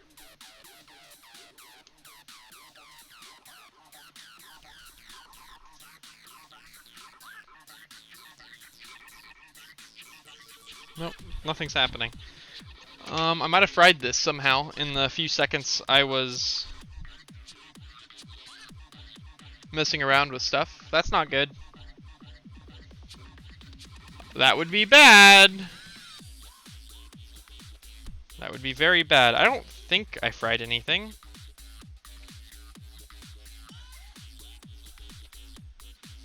Well, this is me we're talking about, so maybe. Is it okay? Oh, it might not have been loaded properly. Oh yeah, it wasn't loaded properly. We're fine. Alright, so right now you'll see number 11. You'll see number 11 light up when I touch these two together. Right, chat? So when I touch these two together, 11 lights up. Number 11, button 11 lights up. So sick. It's working perfectly. Alright, so now all we need to do is we actually need to test this switch here. So the switch that already has wires coming out of it, I just want to make sure white is ground, which actually I believe means up is off, which would be a problem. So I'm plugging this into number 12. So right now, okay, never mind. We might be good. So right now, this switch is low, and we're not seeing anything. But then when I flip it, you can see number 12 come on the screen. So we're good. Off is down, on is up, which is exactly how we want that switch to be oriented. Every other switch, it doesn't matter. So we're good. We are good to go. We can stop testing. We can do wiring now, which is good. We want to do wiring. Wiring is the fun part. I don't know where the super glue went. It's gone. Super glue gone. That's actually not good. I'm sure I'll find it when I clean this mess up at some point. Unless I'm just blind, but I don't see it, so it'll show up at some point.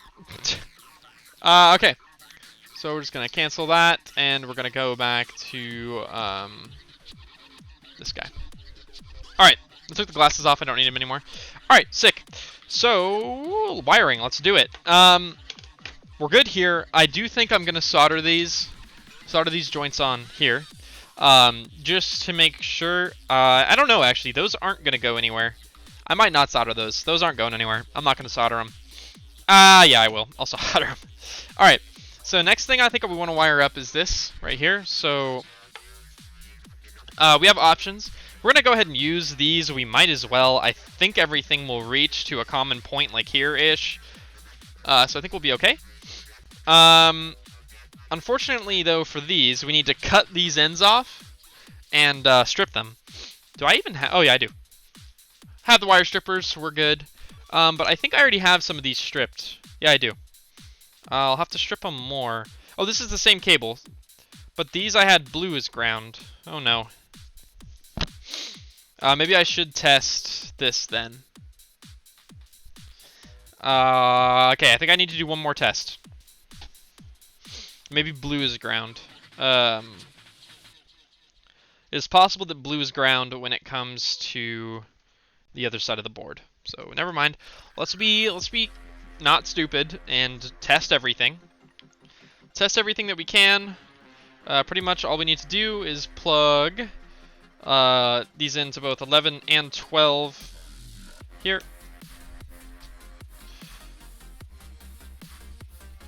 (11) and 12.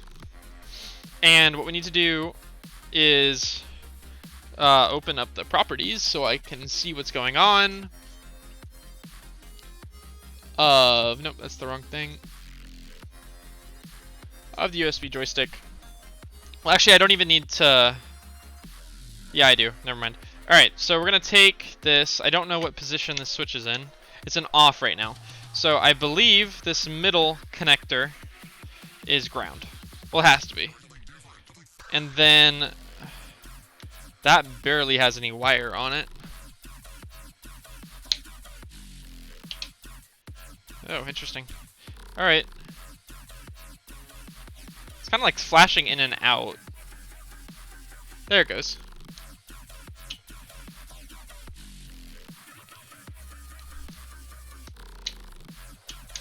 Okay. Yep, so that's on for 11. And then I just want to make sure that this is off for 12. Yep, okay. So blues are grounds here. Alright, good to know. Blues are grounds on this side of the board. Blues are grounds. Over here. For who knows what reason. They flipped it. That's fine. Who cares? This might be the boring part of the stream, chat. How's it going, how's it going, Kyle? Hopefully you're doing alright. Alright, we're gonna go ahead and strip these wires back. Might as well use these. Strip these back and then do some soldering. Wire strippers. So all you do with these are really, really, really tiny gauge wires. You just take them and you pull, and you expose a little bit more wire. And that's all we need for now. This guy should be re-stripped. Not exactly a fantastic job there. There we go. Cool. We're all good. All stripped. Cool. So those are our two positives, and those are two negatives already bound together. There's the solder. Okay.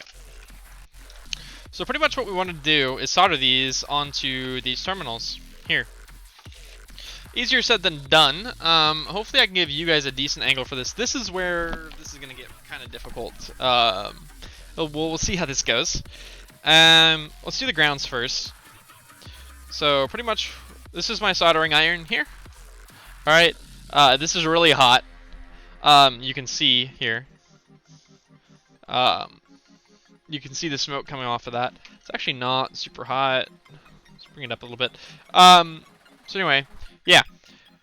So this is solder. So in order to solder, you pretty much need to melt the solder on top of the wire to whatever you're trying to get to, and melt this, make the connection, and then get the soldering iron away. So it's very difficult to do. It's not exactly an easy thing to do. And with this few... Oh no! Camera dead. Camera dead. Camera dead. Let's see if this battery has anything in it. Uno momentus, chat. We are chugging through batteries today.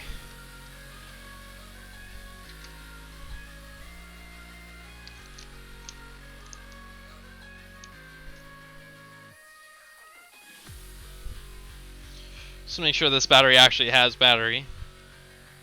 No, it doesn't. It's dead. Okay.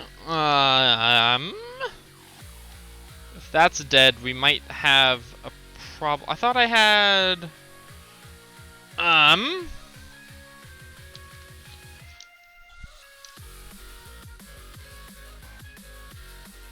This one's just dead. There's no juice in it at all. Okay.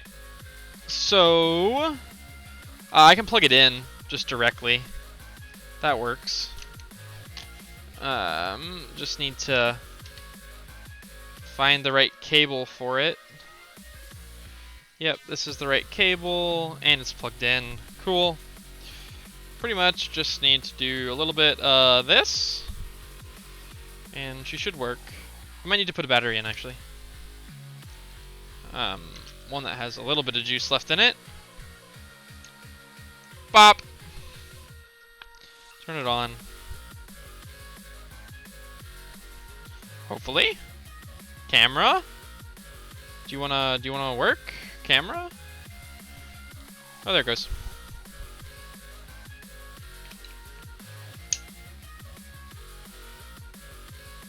Alright, let me just change the settings on it real quick. Hopefully it's actually getting charged. I don't know if it is or not, to be honest with you. I don't know. But it is not giving you guys the right output at the moment. It's giving you a 4K 30 output, and it died. Ah! This is not good, chat. It's a problem with this. I like how I go to do something electrically inclined and then batteries die. That's cool. Oh yeah, this is only 5 volt 1 amp. That's not enough. I need 5 volt, like 2 amp. At least. What is this? What is your amperage, good sir? Half an amp. Sad. Sad. I need... This is also 1 amp, I think. Yep, 1 amp. Sad! You're all sad. I need... Alright, no worries. I need to find a 2 amp Apple charger thingy, which I might not actually have. I need to look for the camera one, like the one that came with the camera. If you give me a second, chat, I might be able to find it. You'll just have to give me a second. Sorry, little delay in the stream, I apologize.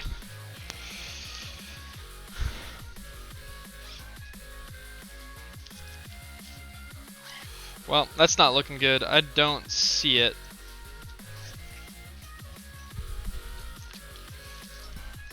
Oh. I have the cable. No, that's not even the right cable.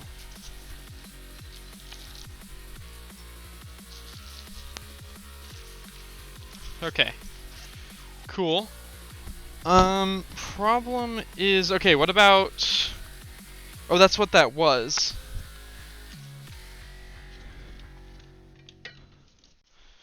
Okay.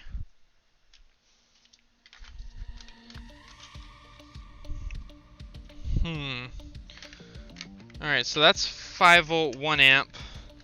I need 5 volt, like... Might even be 12 volt. No, it's coming off USB. It can't be 12 volt. It has to be 5 volt. God, there's another one of those small Apple chargers. Chat, I'll be right back. I need to go storm my brother's room. I know he has one. I gave one to him. Ad break? I would have ads, but I'm not affiliated yet. I'll be right back, chat.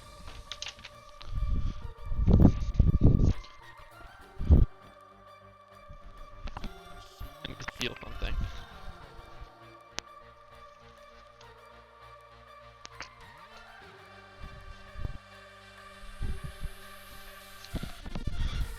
Alright, chat, we're back.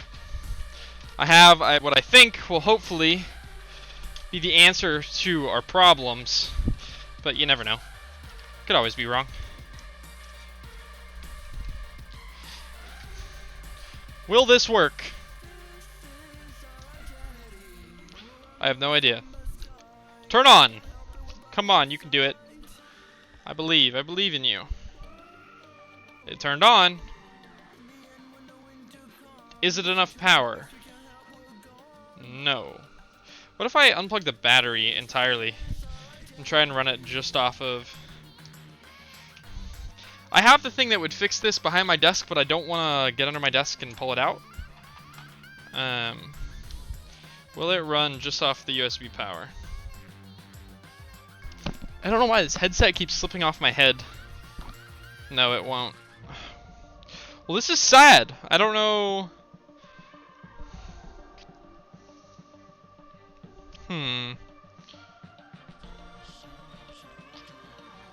Why is this not even turning on? Alright, chat. See, our other option is to do what I just said I don't want to do. But that would give us no problems. Oh, would it? It wouldn't even work on this tripod, actually. Would it? It would. It would work. Okay. Chat, I have to climb under my desk real fast. So that's sick. Oh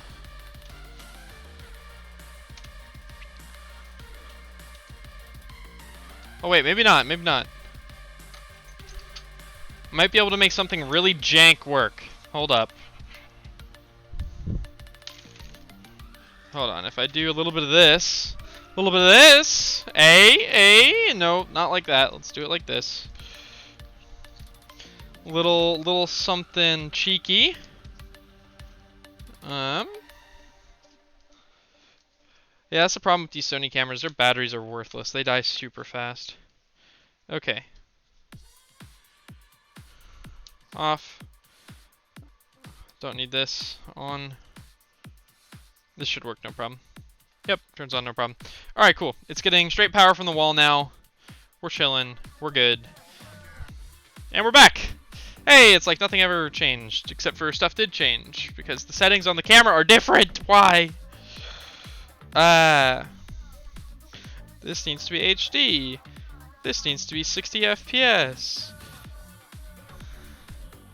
And then this needs to be 60. And then now, you guys, yep, that's the 60 FPS output.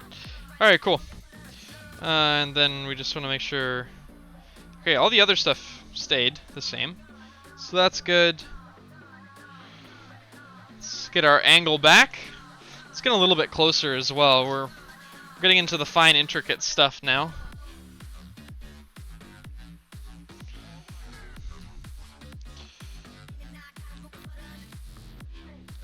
Okay. So we're focused up. We're all good now. Sorry about that, chat. I'm back. Battery exhausted, story of my life. Yeah. Yep. Oh, can you guys see that screen when that happens? That's funny. Okay. Solder time. It's right, what were we doing? Alright, so we want to take this and solder it onto this terminal right there. That's the move. I think I'm going to attempt to accomplish this by taking our soldering iron, putting solder on it, and then trying to get that wire on there super fast.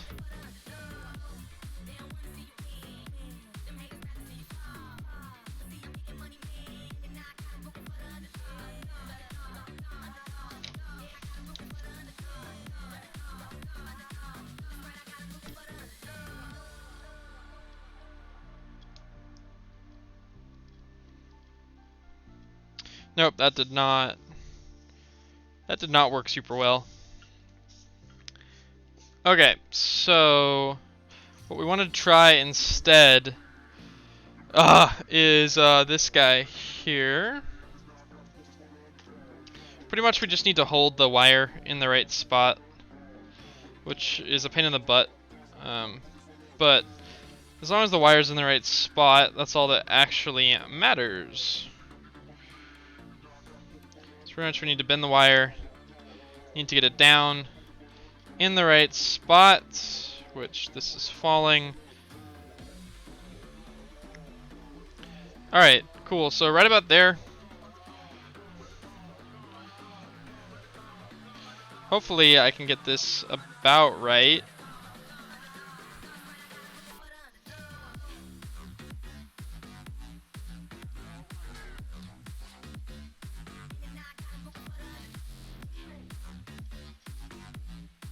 I'm only soldering the wire right now. I'm not actually getting it onto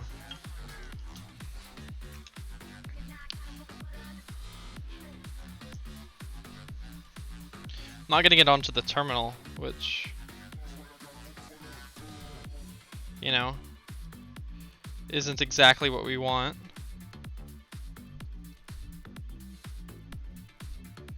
Hey, there we go. There, I got it, finally. Pretty much you just want to make sure you clean off the tip. Hopefully you guys can sort of see this. I don't know how well it is, actually. How well you're able to see it. Let's see if that actually did anything. Sure enough, it's on there. I could hold this by this if I wanted to. I'm not going to, but I could. Where'd the super glue go? I still cannot find it. Hey, one thing at least you guys don't have to experience through stream is the smell of solder. It's not exactly the best. I'll be honest with you. It's not exactly great. Where'd I put all the other super glue too? Like, oh, it's all over here. I might have put it away, but then the cap for it is right here. So I didn't actually put it... Is it on the floor? Yeah, it is. It's on the floor. That's not good. That's fine. Alright, super glue, put away. I can see a little dark. Alright, we'll fix that.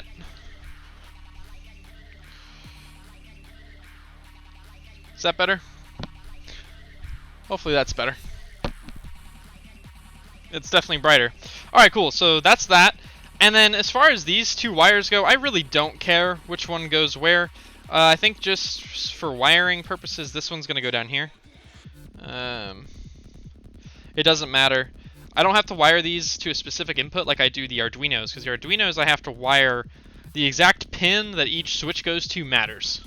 For this one, it doesn't matter because I can map it in game. Perfect. Alright, cool. So pretty much we just need to do the same thing with this guy. Get our alligator clip to hold this in a really weird spot. It's a lot of manipulation with this kind of stuff. It's a little interesting. Pretty much I just want to make a hook with that, kind of loop it around, and give this one a shot.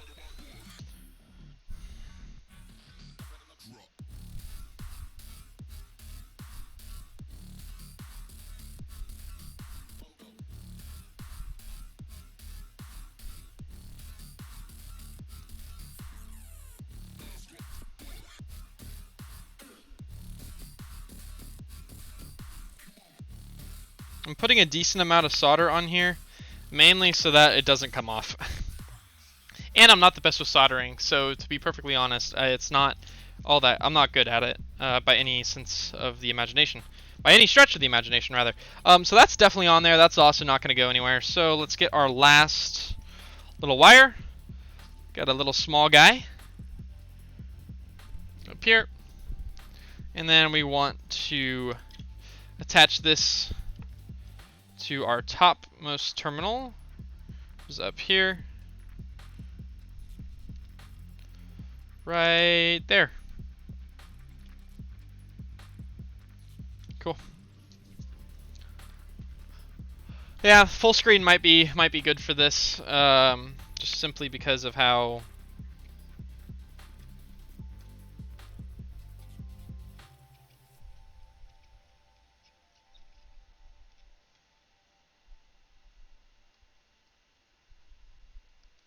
Okay.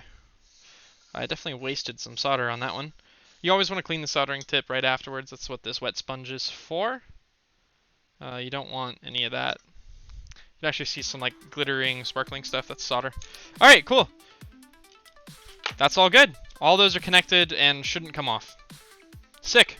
So those two would be ready are fully wired up, which is fantastic. So we're going to put those, drape those over the top here. So that's that, done. Like I said, I probably will go ahead and solder these right now. These guys up here. They're already in, which makes life really easy. I just have to add solder to solidify the connection, which is good.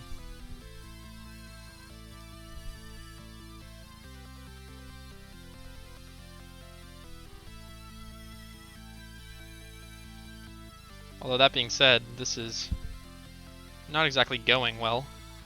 That's fine. That works.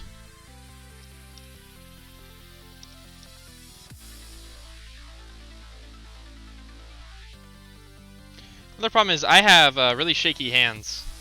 I don't have smooth hands, which makes soldering that much more difficult, which is a pain. I want to look at these connections up close, sorry. That's fine. Alright, cool. Those are good. They're not the best. Looks epic from my angle. Okay, cool. Not exactly the best solder connections. Alright, I think we do the fun switch next. So we know that, well, something about DC that doesn't matter as far as just an on-off switch goes. It doesn't matter ground and positive. It doesn't matter which way they go. It doesn't matter at all. So, like, for something switch like this, it matters because both of the grounds need to go to the same place, but both the positives can't go to the same place. That does matter. But when it's just an on-off switch like this guy down here, it's pretty simple. We already said that blue was positive, or white was... Shoot. Just need to look at this, need to look at a little bit of that. When this plugs in like this, blue is 5 volt. Cool. Alright, so this will have to cut, and this will have to get soldered right onto there. These solders should be really simple. So, let's go ahead and do it. We just cut off the tip of this, just like that, and we cut off the tip of the white one. Just like that. And then we strip them back. Easy money. Just like that. And now we have nice little bare naked wires. Super cool. And just gonna twist them together. It's always a good rule of thumb to twist these together. Which switch is this? This switch that we're about to wire up is the one that lights up. It's got the LED in it. It's the rectangular, or the square push button. I'll show you once we're done with it. Alright, so this wire is for the power, for the 12 volt. So the 5 volt, which is the blue guy, needs to go up here, and the white one, which is the ground, needs to go down here. So these, I don't know how well you can see it, probably not at all. These little guys on the back of this switch have little holes in them. Little holes, which means that you can loop the wire through, kind of bring it back, and that makes the solder joint really simple to do. Or at least it should, in theory. Theoretically, it should make it pretty easy to do. We'll see if that's reality. The answer is yes, that's reality. That was insanely simple. Alright. Cool. That one's done. And then we just do the same. It's hard to do twisting with gloves. Just gonna try and put that in from underneath. Bring it over the top. Just like that. Sweet.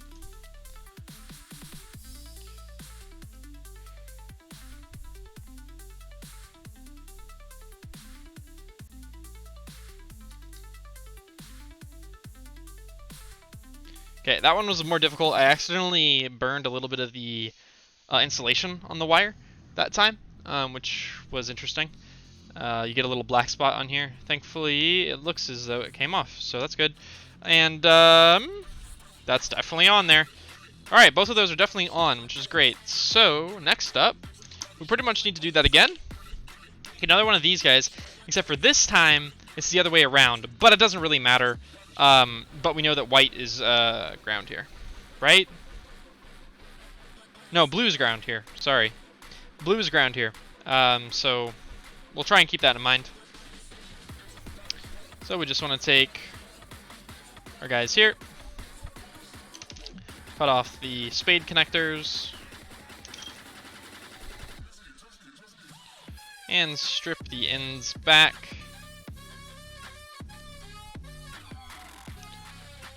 Just like that. Put the wire strippers away. And then, I didn't do these super well. I'm going to strip these back a little bit further. Give myself a little bit extra room to work with.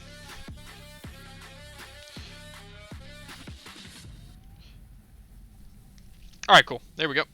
Now that these are stripped back well, the white guy is gonna go into middle down here.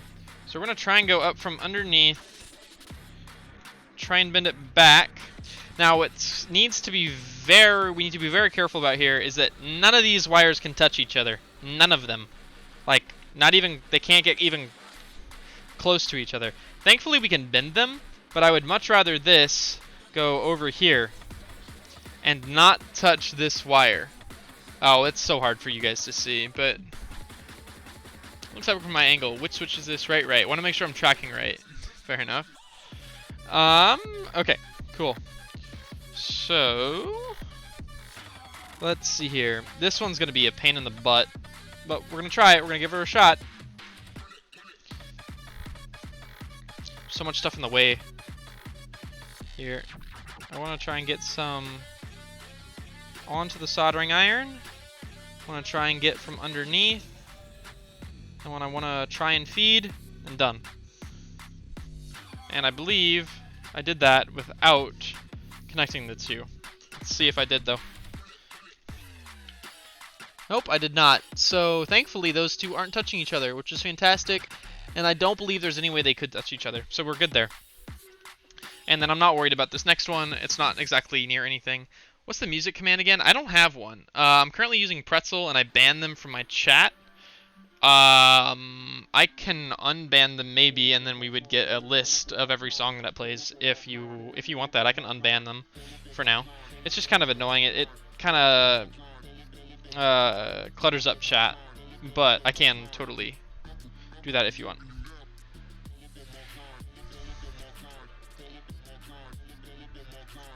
All right, so our blue wire's in. We just want to get a little bit of solder on the tip of this guy. Not much. I'm going to try and go in from underneath. Cool. Done. I did burn the installation of the other blue wire a little bit, but we're okay. We're living. We're alive. Alright, cool. So that should be this guy fully wired up. Yep, we're all good. Sweet. Alright, so that switch is done now. Let's go ahead and wire up the other two, plug it all in. Oh, wait, and we still have this guy to do. We do have more to do. Let's just keep wiring.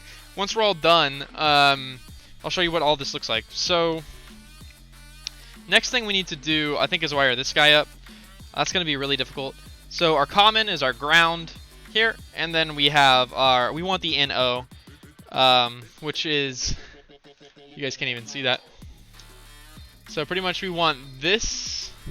We want this guy, we want to solder to him, and we want to solder to this guy. Here. Yeah, you can see those prongs. Yeah, I get it, you don't need to. Okay, cool. Sweet, so we need more of these wires, which I have a ton of. I just need to find them. They're in, yep, here they are. I have a little case of all this stuff. All the other wires that came in the kit. Take those out. Alright, cool. Here we go. So, we're going to do the same thing. I'm going to go ahead and do it to 2 wires here, because we need to do this twice. So, just going to take this off. Take that off. Strip that guy back. Strip that guy back. And do the same thing again.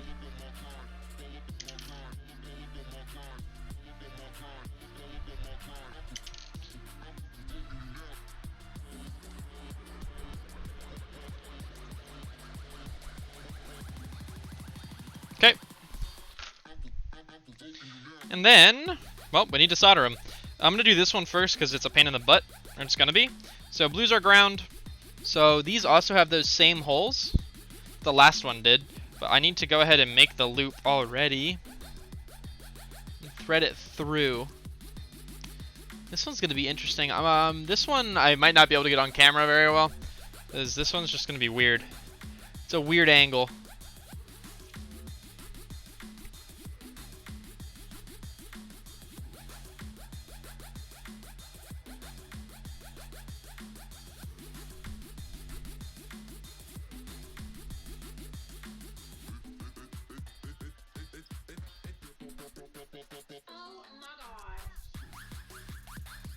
Okay, I think I did that. We'll need to test it here in a second. Pretty sure I got it though. Oh yeah, definitely. She's on. Alright, cool. And then we want to go white to our no port. Our no terminal. Which is also going to be a weird angle. The top one won't be that bad because they're facing me and they're facing you. So those won't be that bad.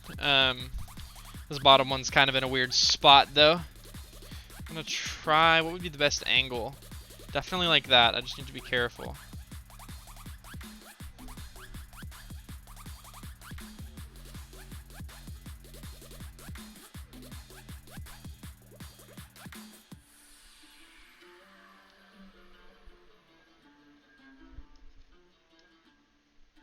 Okay, I got it. It's weird, like you can tell when the solder goes into the wire and like connects everything, it just kind of firms up. It's kind of cool. Yep, that's definitely on there. Okay, cool. So that switch is done as well.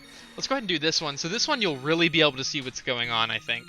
It's most in our faces as well as, it should just make sense. So our blue is our ground, right? So we're going to go ahead and slip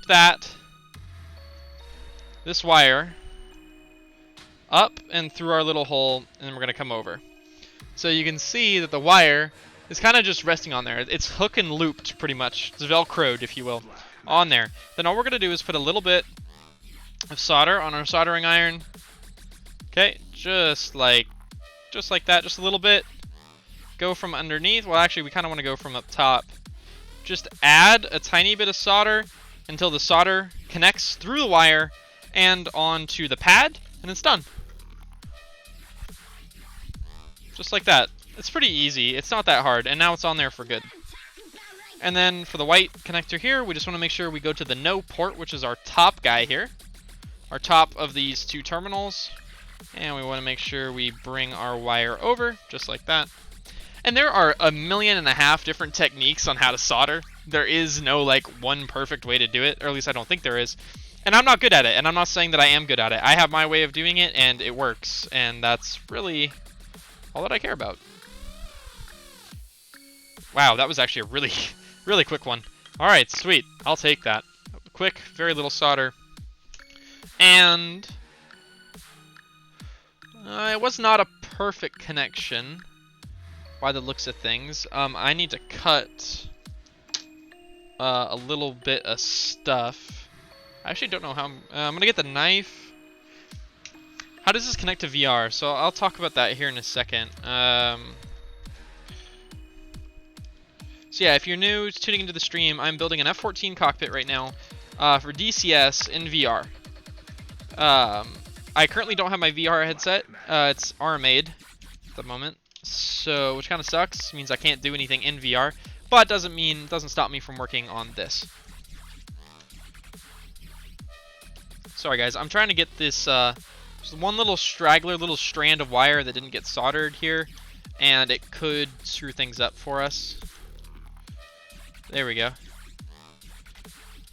I'm just gonna resolder this real quick. I can't be stopped.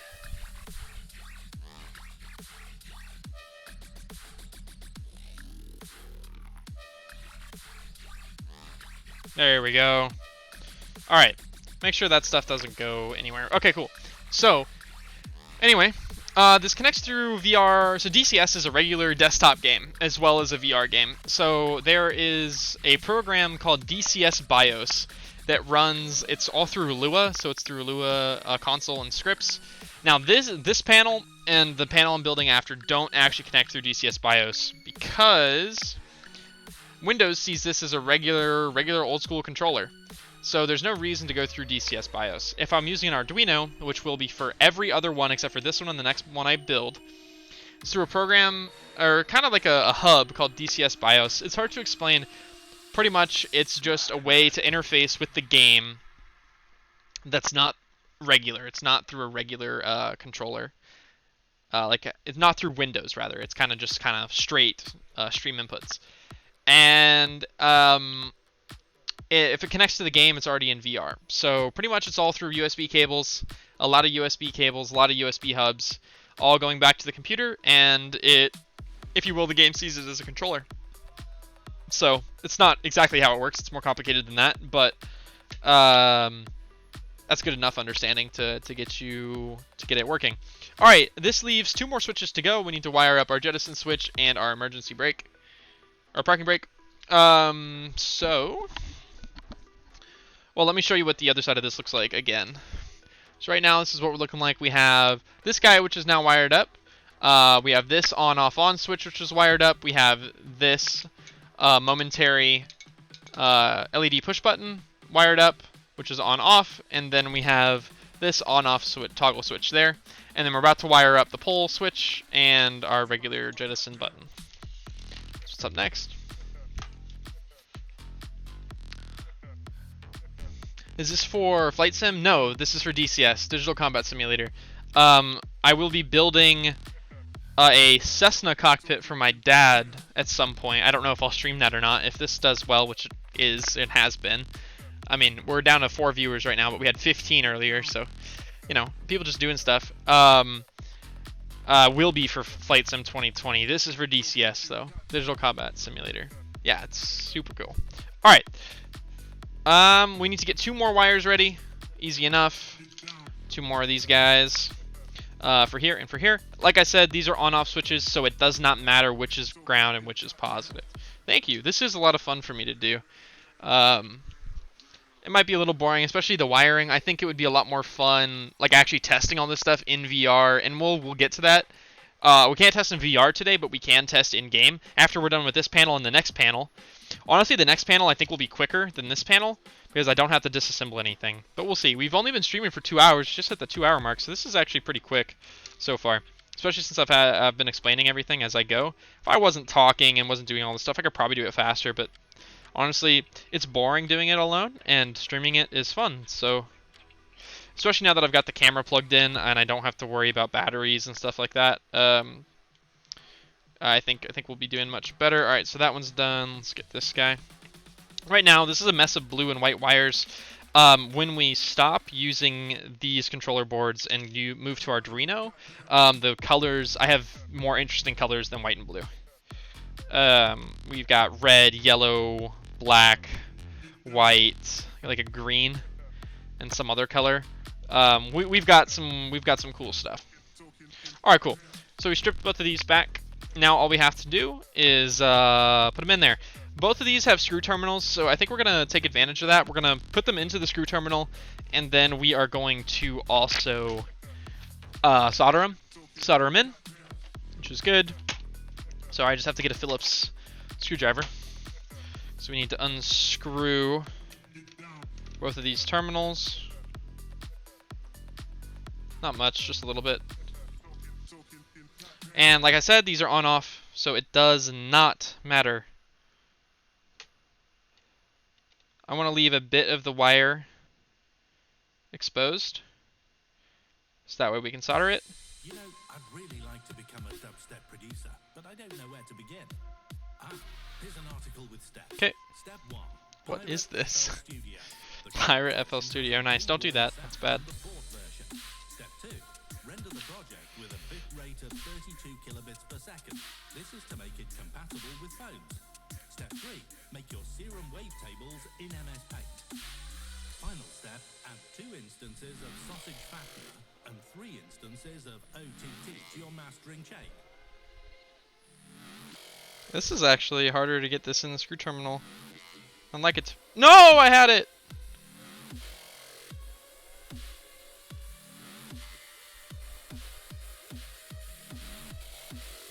There it goes. Let's see what kind of dubstep we can make. Okay. That's in. These, how do these work? Okay, these are different. These are kind of, you go through it, and the screw kind of clamps down on it. Haven't seen a switch do that, but you know what? That's cool. Definitely still solder it for sure. Make those connections nice and tight, but makes our life as far as holding it goes much easier. Next. Danzig did what? Next. Here's an article with steps.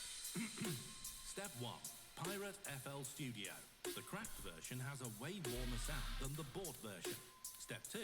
Render the project with a bit rate of 32 kilobits per second. Okay. This is to make it Those are all in now, so all we have to do is do a little bit of soldering. in MS Paint.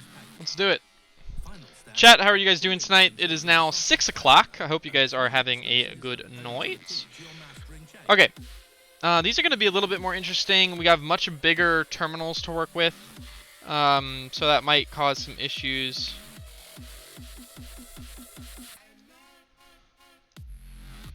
Okay, I think that one's good. Go ahead and clean that off. That one looks weird, but you know what? Does the trick.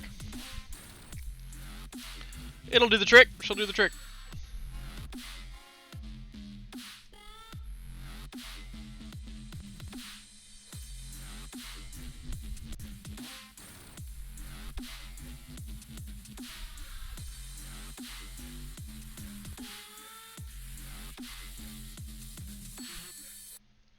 Most of the solder is going onto the screw head, which is interesting. Very odd.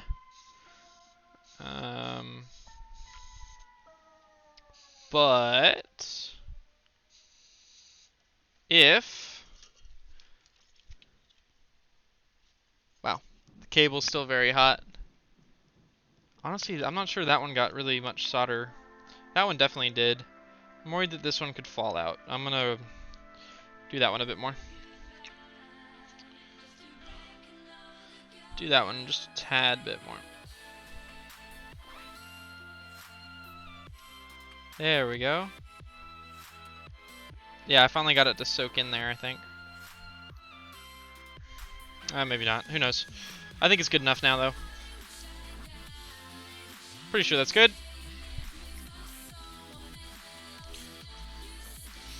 The whole cockpit is epic. Yeah, it is. I love it. There's also, I didn't show you guys this, but there's sound transducers. So they're pretty much speakers, but instead of being like a cone and woofer, it's like a 1 pound weight that goes up and down. And so they're called sound transducers because they replicate low frequency sounds like subwoofers, but they do it with a weight instead. So they replicate really low end noise, and so they're shakers. They're bass shakers is what they are. So they shake the whole cockpit. When like you're an afterburner or whenever. It's super dope. Makes it much better. A really cool experience.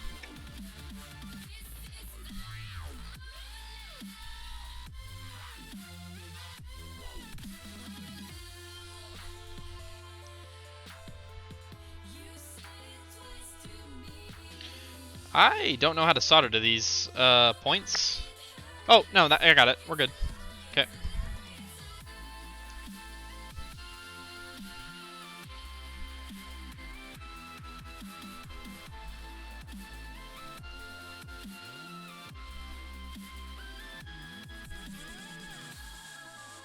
Hey, I got it.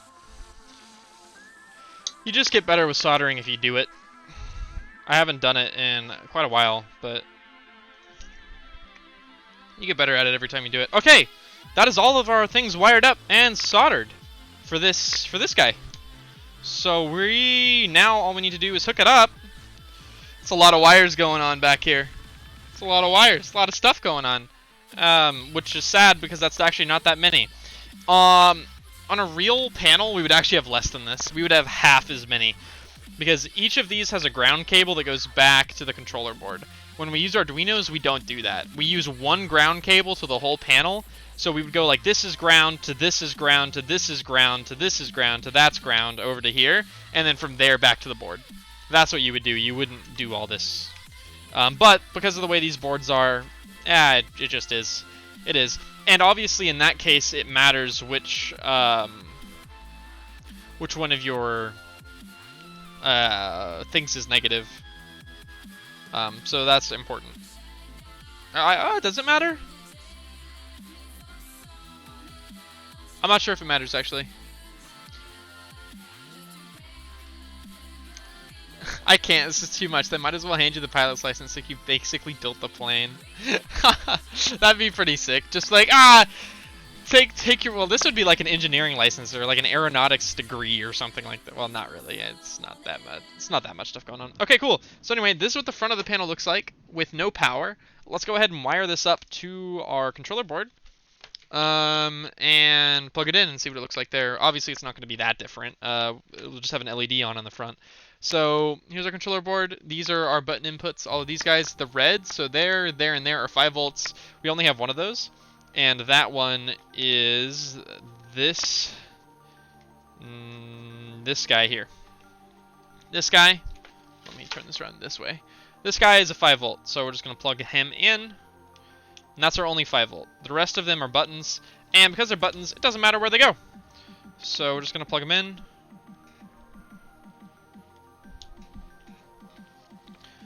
Plug them in as we see fit. 12 is at the top, 1 is at the bottom, so keep that in mind. And again, the numbers don't matter at all. They're just arbitrary. Arbitrary numbers that don't mean anything.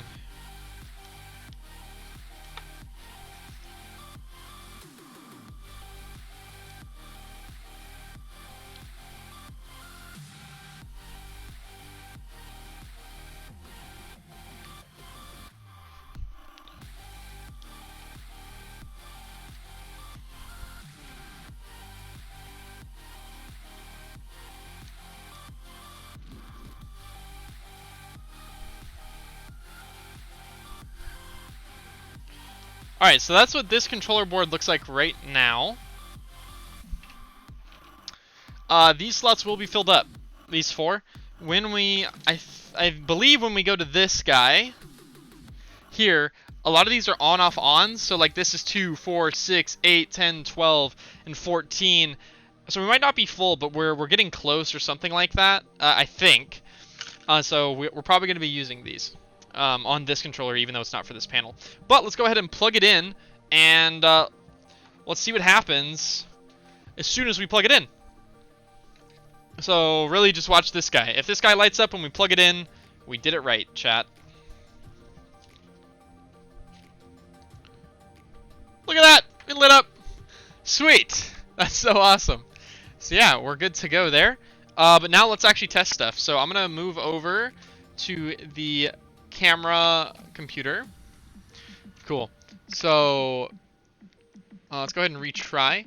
Alright, cool. So this is our panel that will tell us which buttons are being pressed right now. So it says button 8 is currently pressed, which is true. I don't know which button, but right now the landing gear is in its up position, which is pushing a button. So if you watch number 8, which is right here, as soon as I put this down into medium, or into the middle position where there's no button, that light should go off. Boom, lights off. Put it in the middle position. Sweet. Alright, so we know that works. Let's go ahead and bring this down into the bottom position, lock it. That's 6, that worked, sweet. Let's try our on-off switch here. Right now it's off. Boom, 5, it's on. Sweet, that's awesome. Let's go ahead and put this back into the middle position.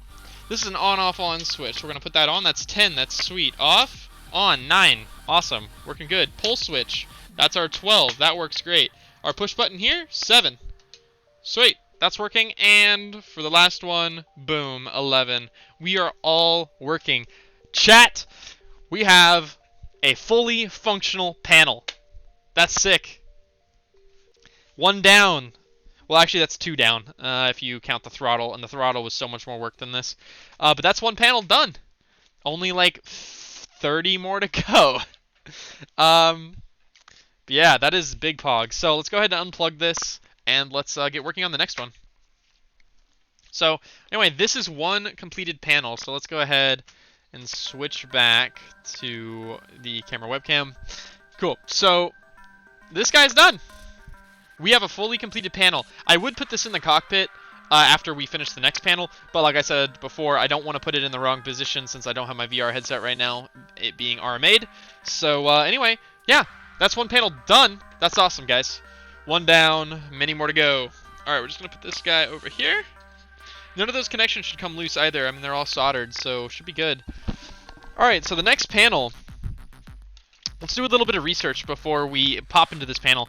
So this is the fuel management panel. That's what this guy is called. It actually goes, yeah, like this. Goes like that in the plane. So let's go ahead and go over to the computer plus webcam. How's it going, man? What's up? Alright, so if we check this guy, this is the panel we're doing now. So let's go ahead and blow this up. Right, so this is our fuel management panel. So we don't have to worry about this guy because it's a gauge, and we're not doing gauges since we're in VR. We don't have to worry about that. We do have this guy, so we'll be using a switch with a cover over it, which I have. We might actually use a no. That's a three-way switch. So that's an on-off-on switch that goes there. This is an on-off-on switch that goes here. A little bit different of a switch, but it's an on-off-on switch. When you posted the link in Discord, I thought you were playing Minecraft, to be honest. Oh, really? No, not playing Minecraft. It might have given you like a Minecraft thumbnail or something like that. This, honestly, I don't remember. I think this is a 3, also an on-off-on switch. So that's 3 on-off-ons. We have an on-off switch, I believe, a button, another on-off-on, and then a 3-way selector. We've got a lot going on here. Is pretty much what's going down. So we need to make sure that we're doing this correctly. So number 1, which is here, is a 3-way switch, which I have, but I haven't actually test fitted. We might need to do a little bit of ghettoing to make that work. The feed switch is 2. Pretty much it's... Hey, thank you very much for the follow, man. Really appreciate it. So the guard blocks the switch to norm, unless really norm.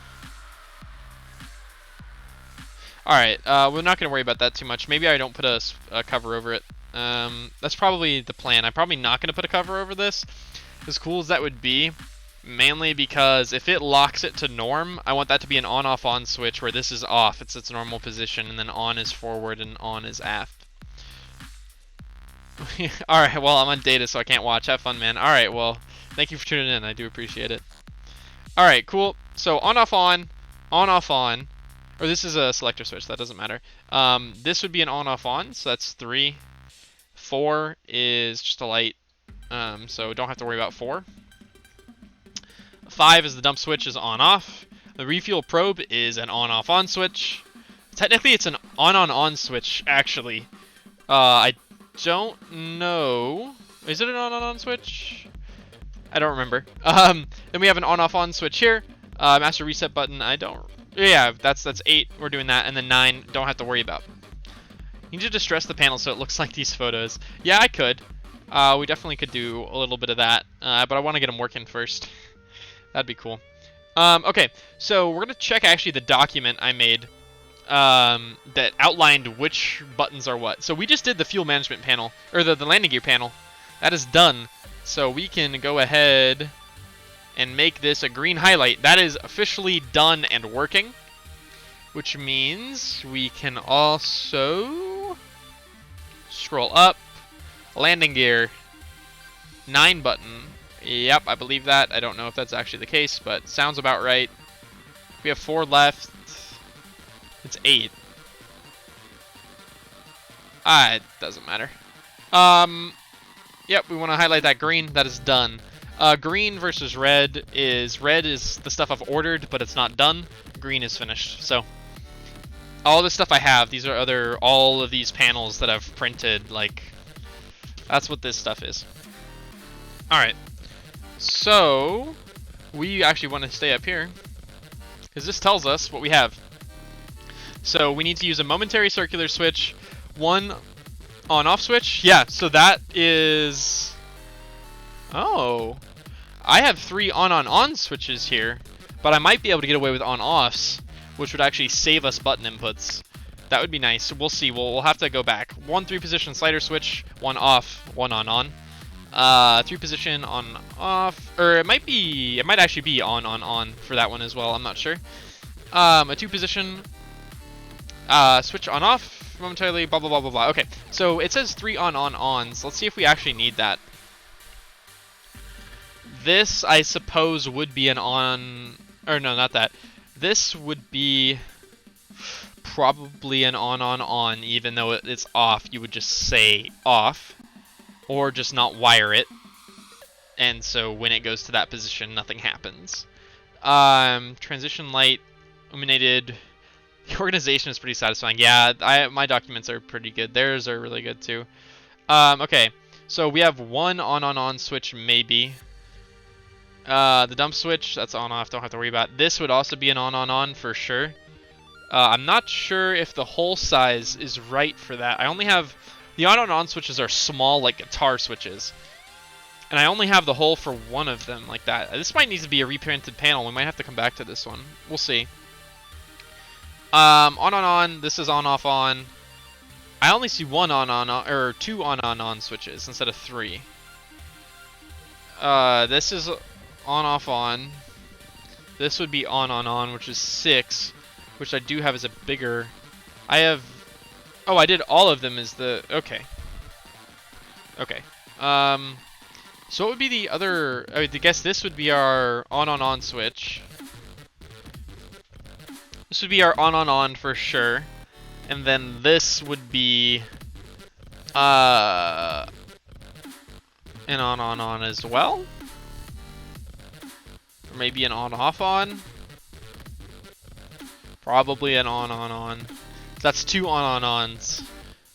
Possibly 3, I guess, with this being the off position here. So that's what the 3 on-ons are. On. Oh, and then that would be on as well. Holy cow, okay. Alright, well, we need to open up some new switches. So, let's do that. Let's go back to the camera. And let's do some switch openings because, well, we need to find these switches, and I'm honestly not sure where exactly they are. So let's go ahead back to camera webcam, and then let me pull up that. All right, cool. So our other controller that we're using is right here. So we need that. We need obviously cables, but I'm not too worried about that. This is our panel, obviously. Let's see. So we need an on-on or an on-off switch. Are these latch? So these are the small buttons. Nope, these are momentary. So we actually need one of these. So that's good. We need one of those. We don't need that switch today. Oh, here's our on switches. So yeah, see, they're small. They're really small switches in comparison to other things. So they're not even going to fit in these holes. So I might need to remake this. I might need to remodel this, which would be fine. I'd rather it be done right than be done wrong. And we can still model on stream. It's not like I can't model on stream or anything. In fact, that would be a really, really easy fix. It would take, obviously, time to print, so we'll see. That definitely is the wrong size, though. For sure. But we'll think about it. We'll think about it. We need those switches. We need... What are these? These are regular old on-offs. I don't want to use those yet. I want to use the on-offs that I have in here. Oh, I don't have on-offs in here.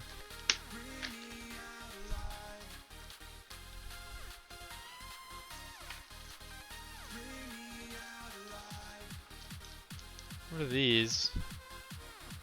These are mini on-off-ons. Okay. Hey, thank you, Spirit Fingers, for the follow. I really appreciate that. Thank you. Ah, full-scale cockpit. Room's a little small, but I'm sure you can pull it off. Yep. Full-scale cockpit. You can see it behind me here in the webcam. I was showing it off earlier if you want to go back in the VOD. It's super dope. But yeah, working right now on the fuel management panel for the F-14. I'm trying to find the switches I need, honestly. I have misplaced my old on-off switches. Actually, you know what? I don't think I ordered new on-off switches. I think these are the right ones. Yep. All right. No, because I would definitely have to have other ones. They're somewhere. Chat, they exist. It's just a matter of finding them. But you know what? I am... Oh, hold on.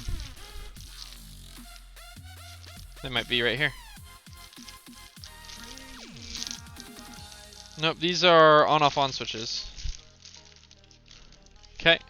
Alright, well that's fine. We'll use these. Not a big deal. They exist. They're around somewhere. But I need to clean up. Trade you.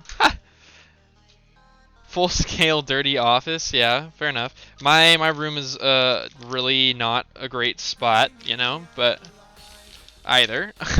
It's very dirty, as you can tell, but at least we're doing something productive here. Yeah, this is definitely a different on-off switch. Feels good though. Doesn't matter. All right.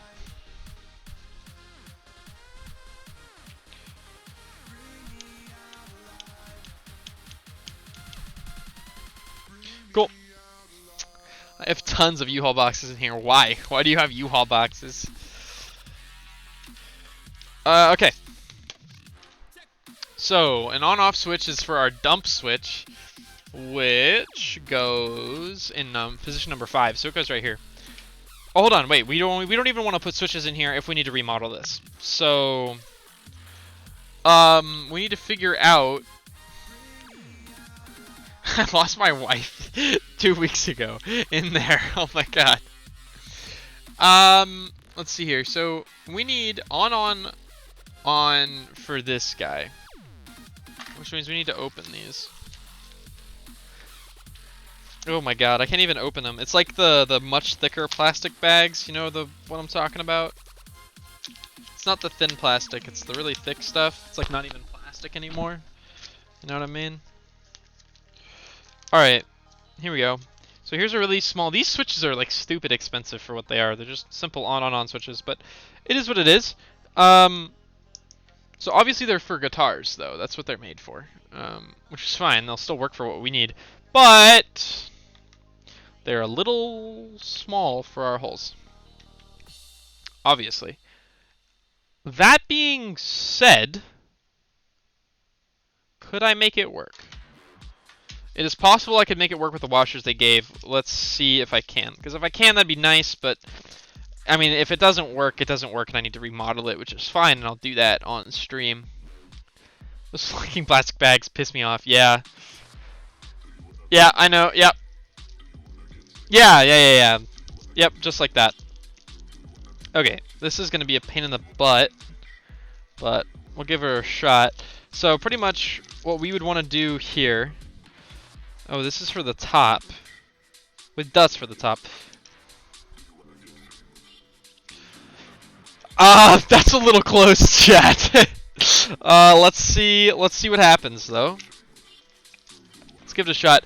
We know we need an on switch no matter what in position 6. This would have to go on top of that. And then, or I guess I could go underneath? I don't know. Alright, and then our nut here. Alright, cool. So, this would go underneath here. Right? But the problem is that it's a really small switch, so you can see I can go around the whole circumference of this circle. A normal switch would just screw right into this. That's kind of an oversight on my part. But we might be able to make it work. Might. Being the very key... Oh no. Being the very key word there. If I put this washer that came with it over the top of it, maybe. Working with gloves is a pain in the butt, but kind of need to do it. These little washers have the notch in them for the switch. There we go. Okay. Oh, that was stupid of me. Why did I let go? Okay, so kind of like that. It's in, but now I need to put the nut on top of it and actually screw it down properly, which is gonna be a feat and a half in of itself.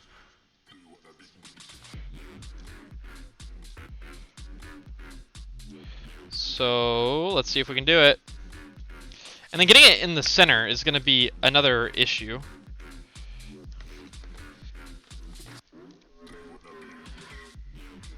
But let's see if this even works. Oh, it does. Maybe. Yeah, it does. Holy cow. We can make this work. We can make this work, chat. We can make it work. Although that being said, it still moves around quite a lot.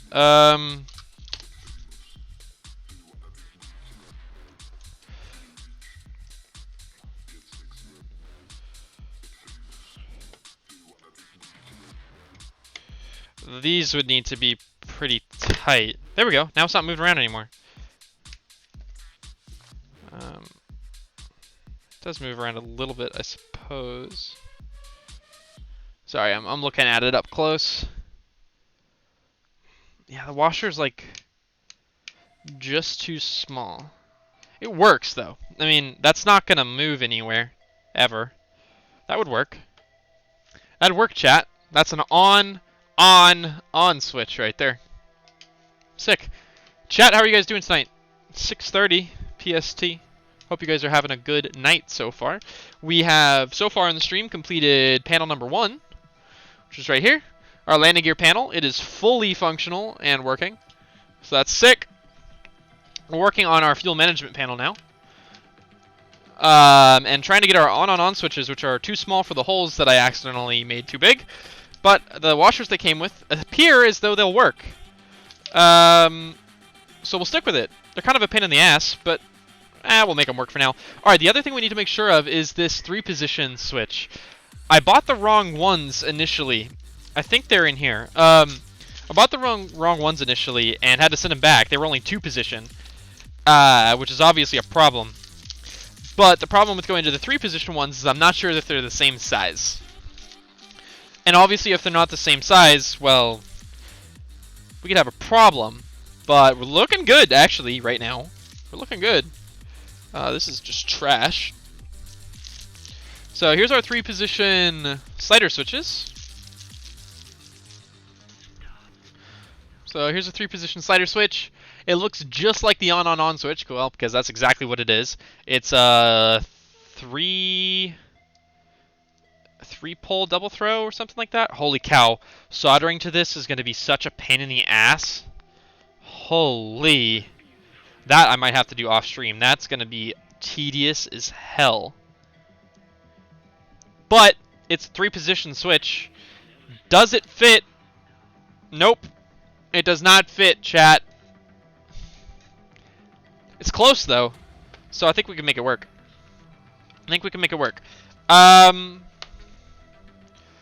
What's funny is it's actually enough.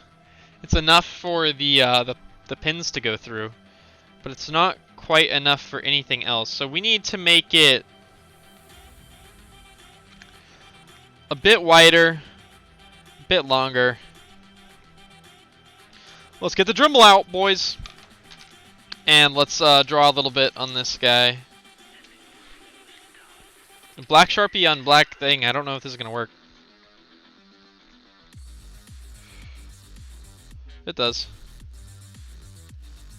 Pretty much I just want to stay inside the lines I'm drawing right now, which you guys definitely won't be able to see. So I can barely see them, but I can see them. Okay. I honestly don't know if dremeling this is going to work or not. No clue, chat. Not even the slightest idea if this is going to work. Get the Dremel back out for the second time tonight. At least it's working tonight. The other night, like, the motor was just not having it. It was not a good time.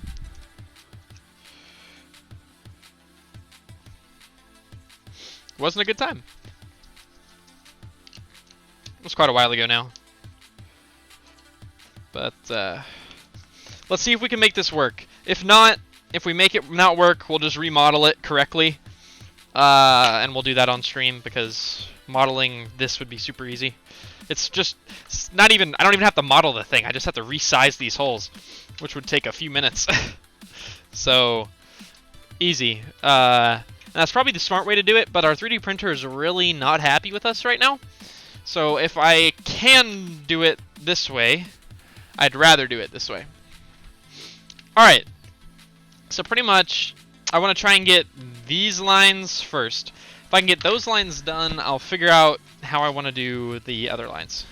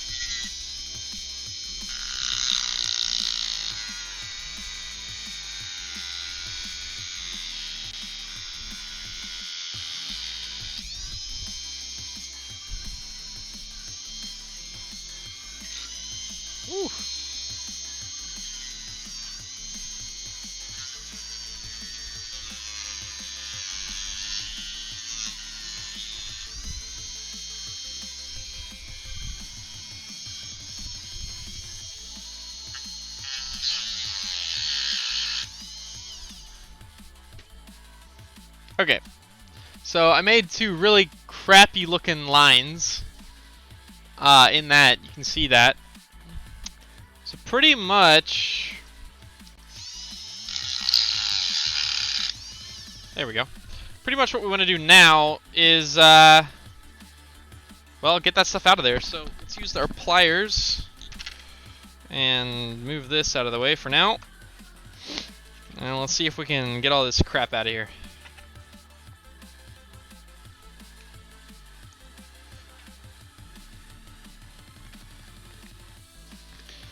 I do not recommend doing this, by the way. Especially when you could just remodel it, wait 8 hours, and have the thing ready to go. But I'm here, and I'm here right now. And I'm not 8 hours from now, so we're going to try it this way.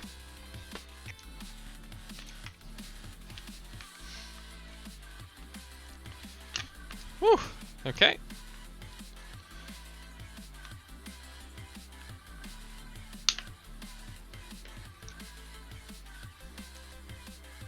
All right. If the 3D printer is working, I would love to see it in action at some point. Yeah, I can definitely do that at some point.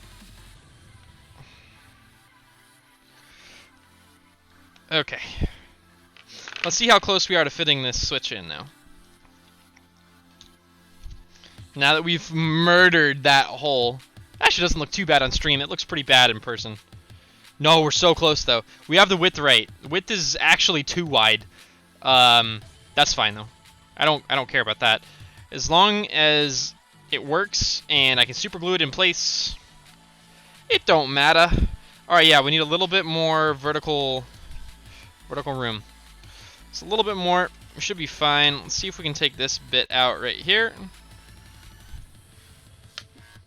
Right there. Yep.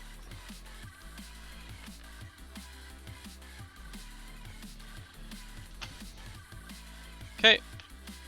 Getting kind of close there, but that's okay.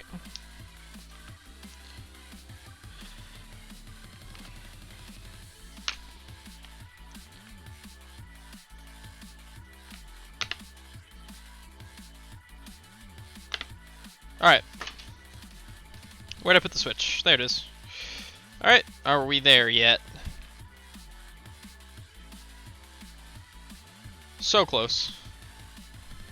So close, so close, so close. Ah! Oh no.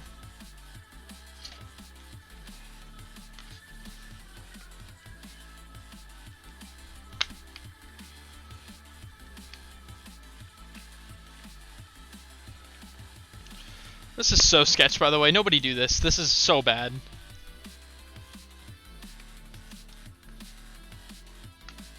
I would severely recommend just remodeling if you ever have a problem like this. But I am desperate.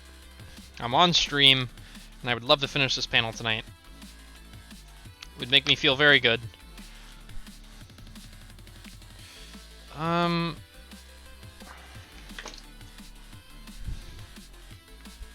See if she fits now. Oh, that's what's moving that. Okay. Are you kidding me? Come on, how can I make that fit? You know what? If you push hard enough, anything fits. I was talking about that earlier.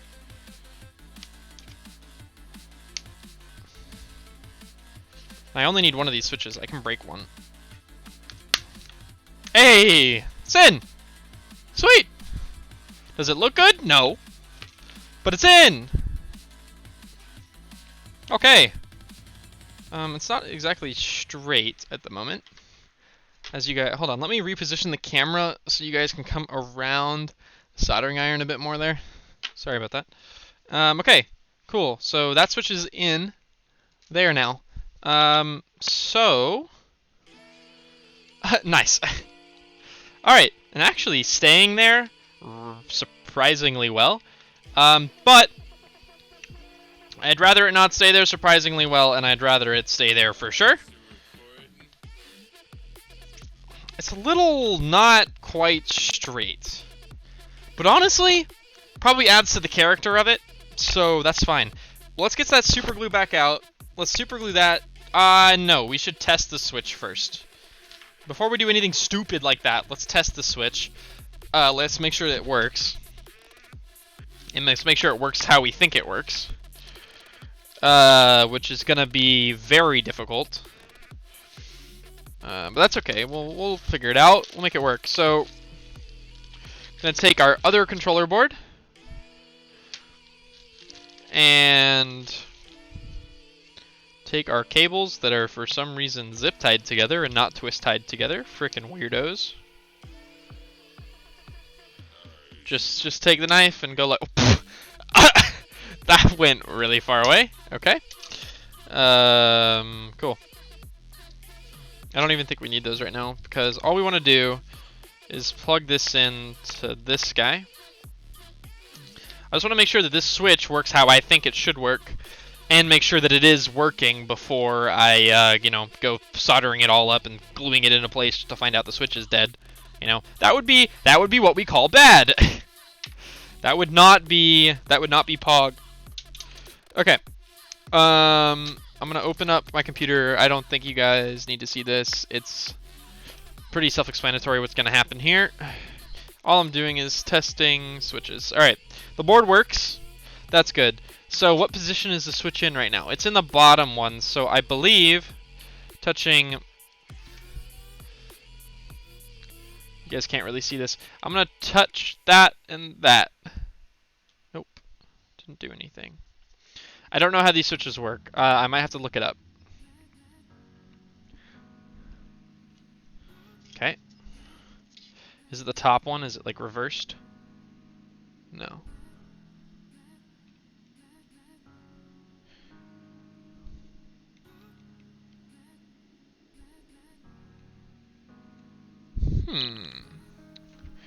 How do you work, switch?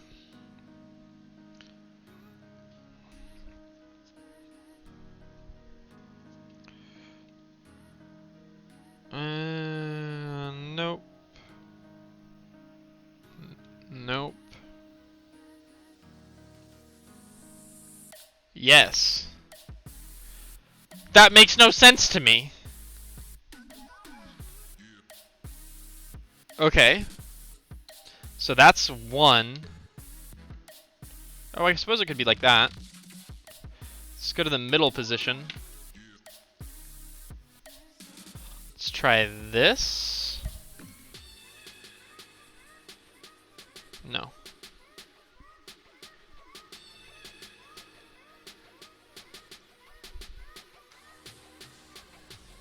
No. No. What?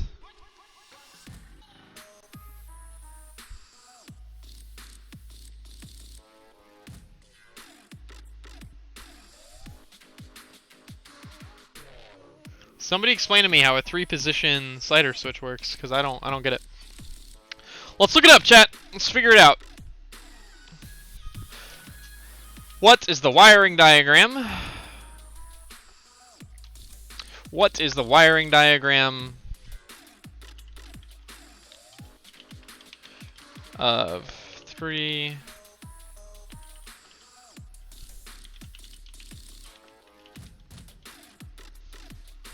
Hey, images. So pretty much we have one of these, or not one of those, one of those. We just want to make sure we're doing this.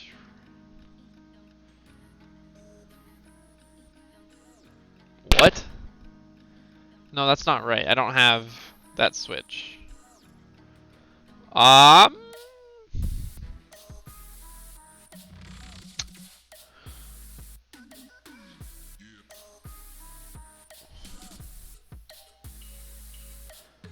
How is position 2 and position 3 the same?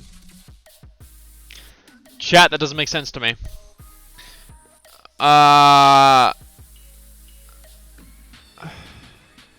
One pole, one pole. Yeah. Oops. I don't understand.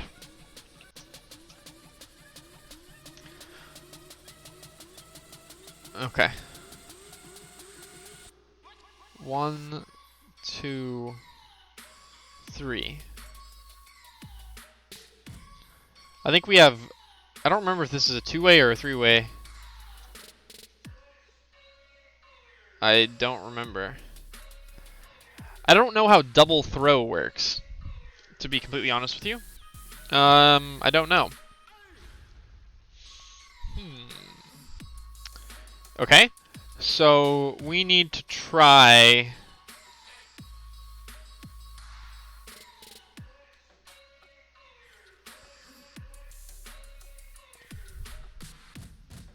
Or double pull. It's not the double throw. I get the double throw. It's the double pull that's throwing me off.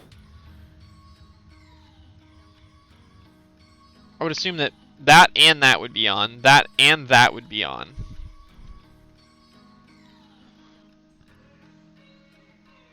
Oh, okay. So let's try...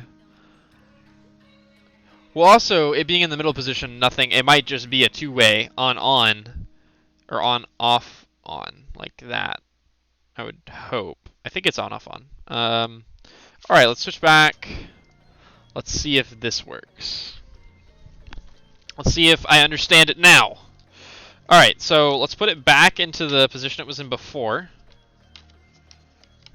And that worked like this. Yep, and it is working. Which would make sense according to this diagram. But both that and this should work. Oh, it does. It does. Okay. So then, if I put it into the bottom position, it should be these two. It's not, though. Do I need to... No. These two? No.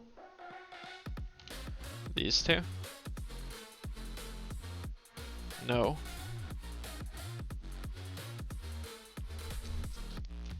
These two? Chat! It's not making any sense. It's in the bottom position right now. It's all the way down. That, I can get a signal out of. That, I don't know if I'm supposed to get a signal out of. I don't remember. And this, I should definitely get a signal out of. And I'm not getting one. What do I do? Is the switch dead? That's a possibility. But it might just be my knowledge, or rather no knowledge, of how double pulse switches work.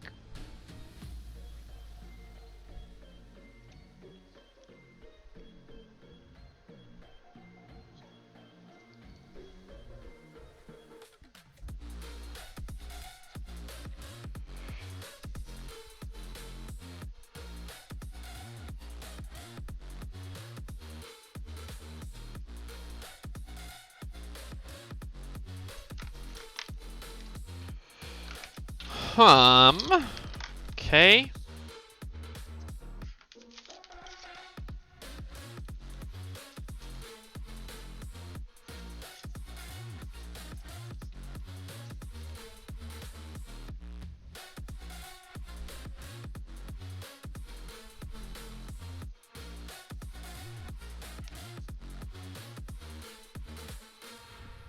Okay, but now I'm not getting a signal out of something that was giving me a signal earlier. Oh, I wasn't in the right position. Never mind. Now I am. If I reverse that, do I get the same thing? I do.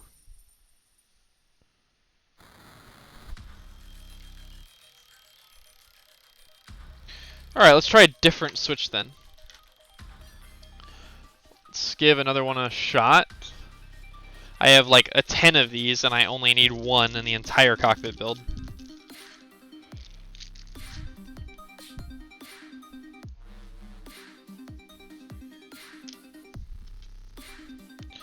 So theoretically, I would expect this switch to give me, the switch that I'm holding in my hand, to give me an output if I do this. I do, I get one. Okay, then when it's in this position, I would expect it to give me a signal when I do this. And I do! It's the same one though. Oh, no, of course, I'm stupid.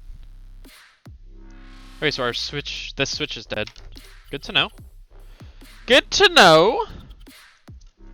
You just take that out. Do we have a 3-position switch though?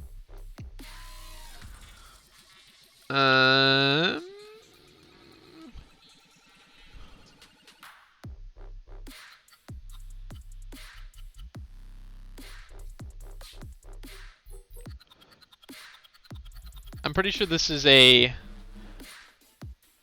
on. It's an on/off/on switch. So pretty sure our grounds are here in the middle, there, and then our positives and positives, which is good. That's all we need.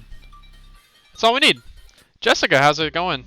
We're figuring out how this switch works, and I figured it out. This one that I put in here is dead, so let's take it out and well, let's put in one that works. Plier time, I guess. Boom, switches. Oh, wow. Hey, it was so broken that the PCB fell out. Okay. Dead switch alert. Alright, let's put in the working one.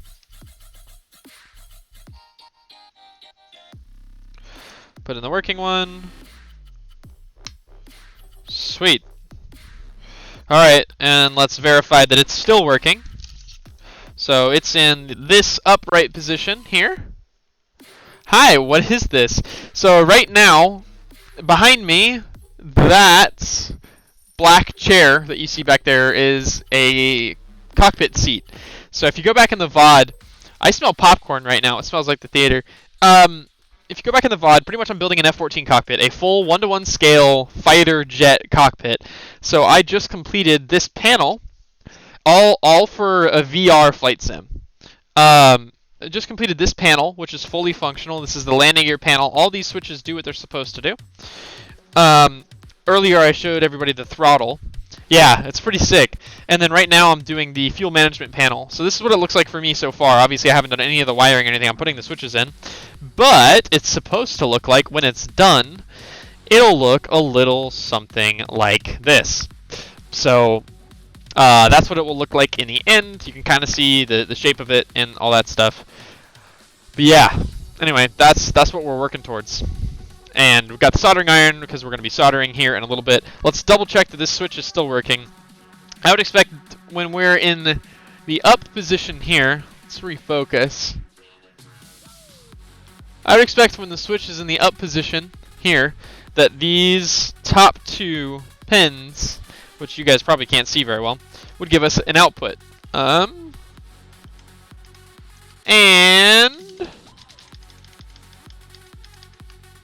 I'll see if they do.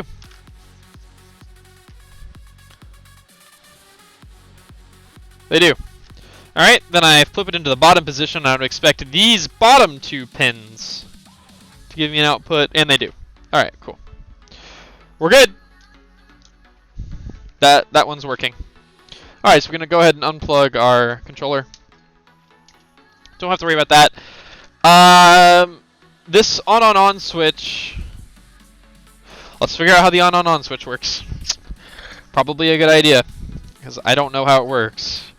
I mean, I have a good idea of how it works, but let's find out. So it's currently in the middle position, so I would expect the middle 2 pins...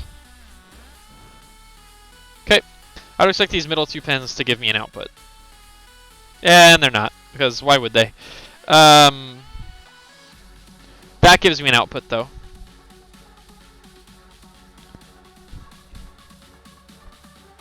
And that doesn't. Okay. Call me Riv. Hello, how's it going? How's it going, man? We are building panels for an F-14. It's pretty sick. Alright, I need this. I need to look how an on-on-on switch is supposed to work. So, position 1, or no, I'm in the middle position. So why did that give me an output? Oh, I see. Okay, so the middle position should be this and this. So it should be this middle position here, which I can't see on my computer.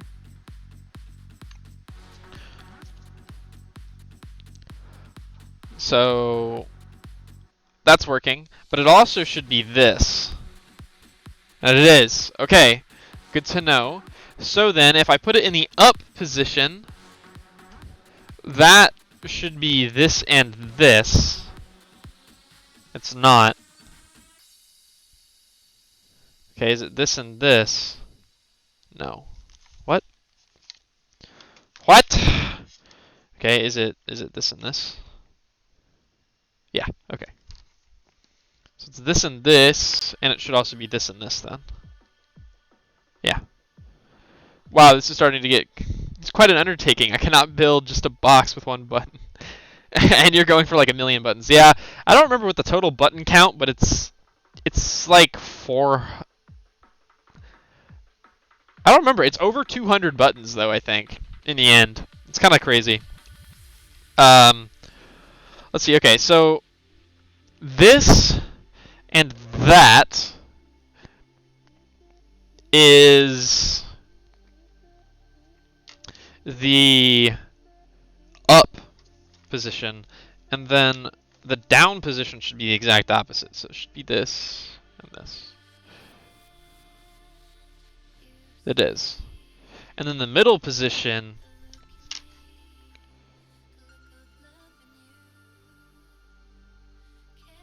should be this and that.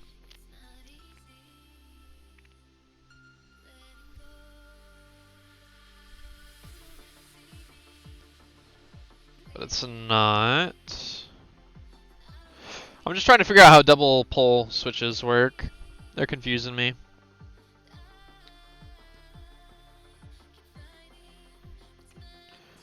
Okay, so that gives me an output in the middle. That doesn't give me an output. But that gives me an output there, so I don't understand then. How can this be an on switch?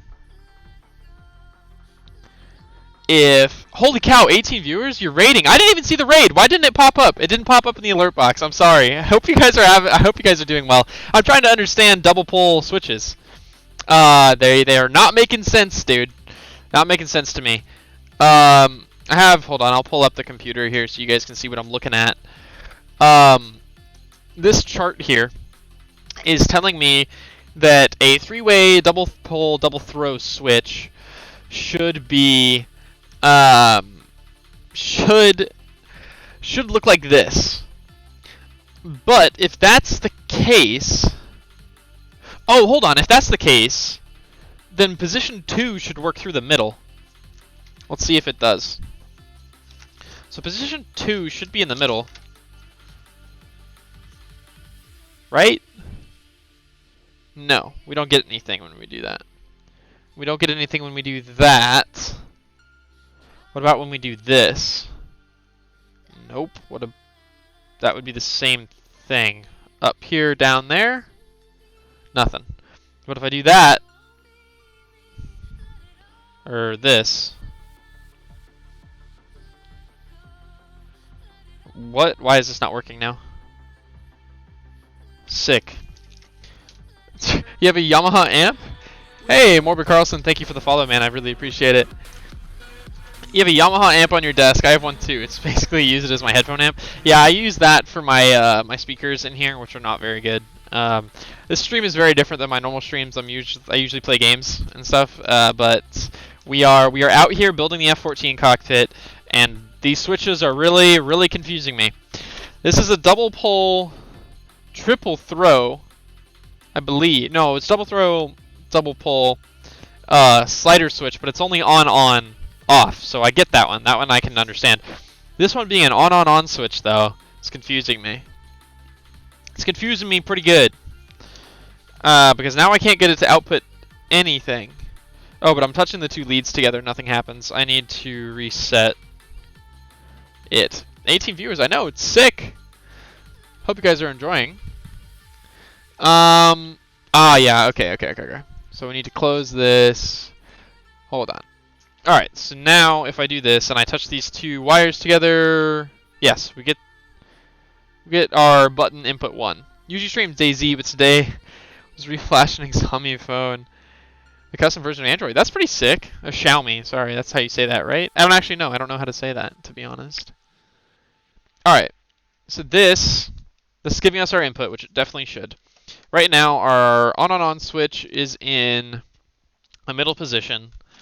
So if it's in position 2, according to this chart, position 2, I believe, should work on those 2 pins or those 2 pins. That's what I'm getting out of this. So here and here. Oh hey, okay, we get an input. Alright, I need to write this down so I don't have to forget, so I don't forget this, rather. Pencil, and we'll use one of these really torn up pieces of paper. So, with all of the measurements on it and stuff. DayZ, the DayZ streamer. How do you like DayZ? I've always wanted to get into DayZ, actually. I never really got into it. Alright, so on the back of this, if we have the double pull, double throw switch, from the way we're looking at it, we have a pin here. You guys probably can't see that all that well. We have a pin here, we have a pin here, we have a pin here, a pin here, and a pin here, and a pin here. So we have 3 pins, right? If it's the middle position,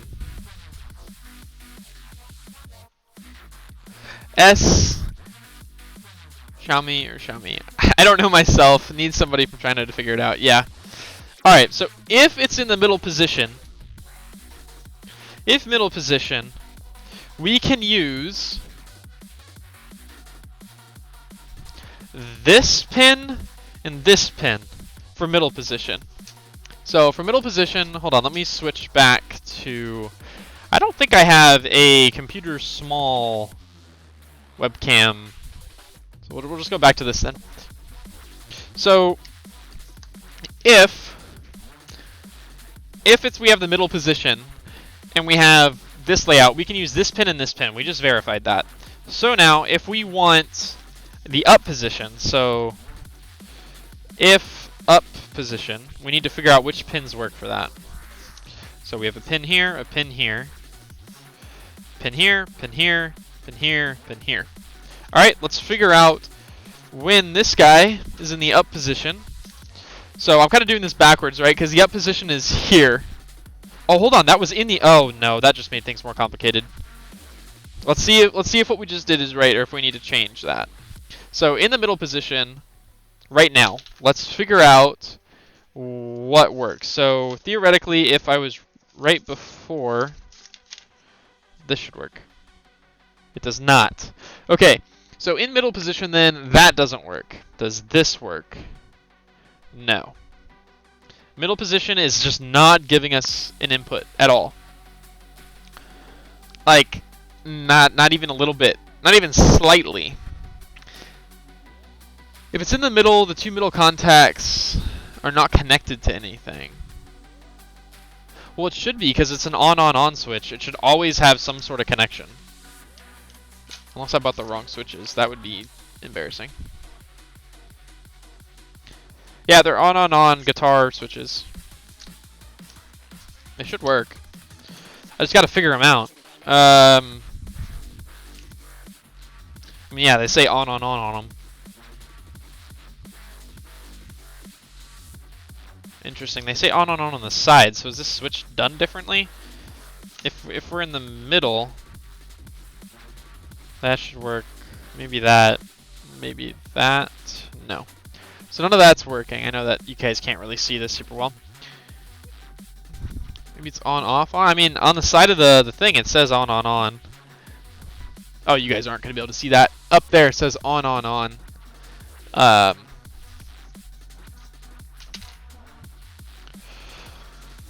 Because the on-off-on switches are much bigger. They're full heavy-duty size. The on-on-on switches are like small guitar switches because they're used for pickups for all that. Okay, so then maybe this diagram is just wrong, but let's just start touching contacts until something works.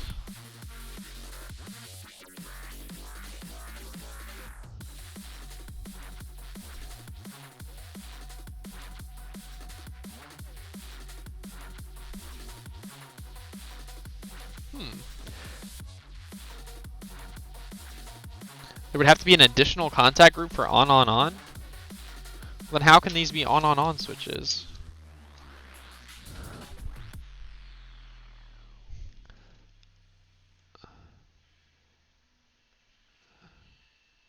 They are on, hold on, let me just get super close focus.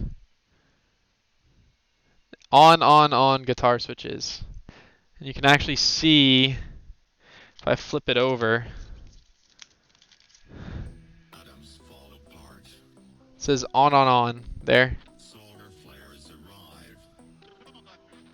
Buildings collapse. Yeah, on-off-ons can be small as well. Only a few You're right. survive. No, I just changed the f-stop. That's not what I wanted to do. As we know it will no longer be there. Water is gone. A new era has begun. Prepare yourself. Okay. So, The apocalypse. alright, let's look up a different... Let's figure out how guitar switches specifically work. Let's figure that out. Computer webcam. Alright, so... Maybe attach one wire to the middle contacts and start going around with the other wire. I thought I tried that. Hold on, give me a second. There's so many different combinations of stuff. Computer camera. Okay, so... If we go with the middle, technically it shouldn't matter. We're just looking for one signal. So we got middle, one of the contacts. Then that doesn't do anything. Nothing. Nothing. Nothing. And nothing. Okay. So that ain't it. Let's figure out how...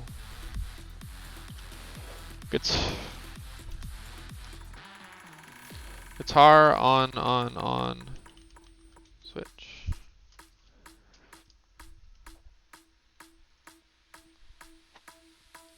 Yeah, so like that's an on.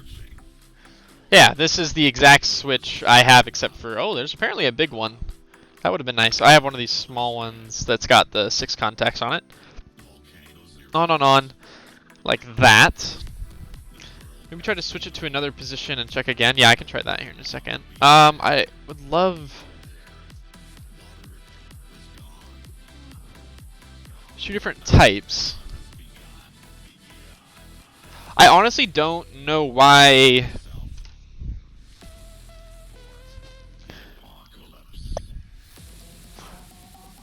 I don't fully understand how the double pull works. Like, I might just be doing something wrong.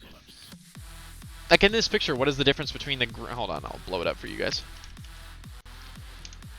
Like, what's the difference between the green and the blue? What does that change? So we have that and that. Does that mean it needs 2? No, I don't think so. Maybe it's just broken. I could try another one. I had a bad switch a second ago. Well, it works in the it works in the up position and it works in the down position. And just nothing's happening in the middle position, which would make it an on-off-on. But they're supposed to be on-on-on switches. So, you know, that would be kind of sus if it wasn't like that. All right, let's go with camera webcam. Green connects to green, blue to blue. Switch has 2 lines basically. Green connects to green. Okay, yeah. I mean, that makes sense to me. That's what I tried. I'm not any good with electronics. I understand simply what's going on. I'm much better at the computer code stuff. That's the stuff I get. Alright, so theoretically then, this is a switch. It is in the middle position right now. which should be position 2, which is in the middle. So if we're going green to green, looking at it like this, it should be the 2 upper left contacts. So when we flip it over, it's the 2 upper right contacts. So if I put this down,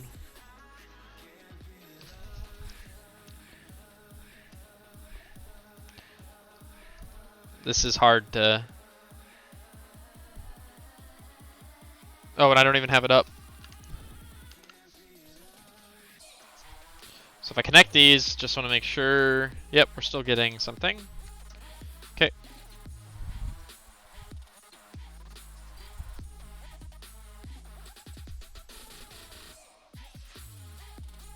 Yes! Holy cow, it might be a broken switch.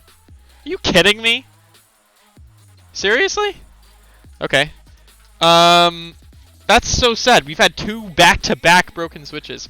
Alright, then if we look at this like this, we put it into position 1. It should be the left 2 on the top.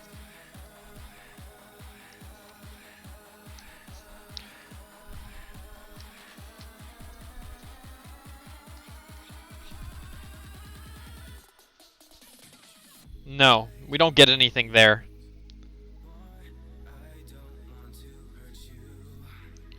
Okay. And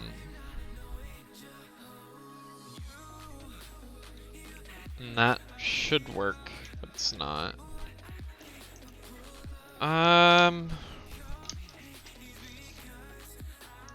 Okay, so if it's like this, it's in the middle.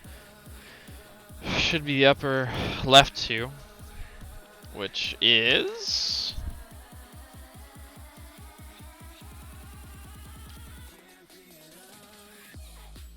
So it could be here. This is so hard to do with little spade connectors.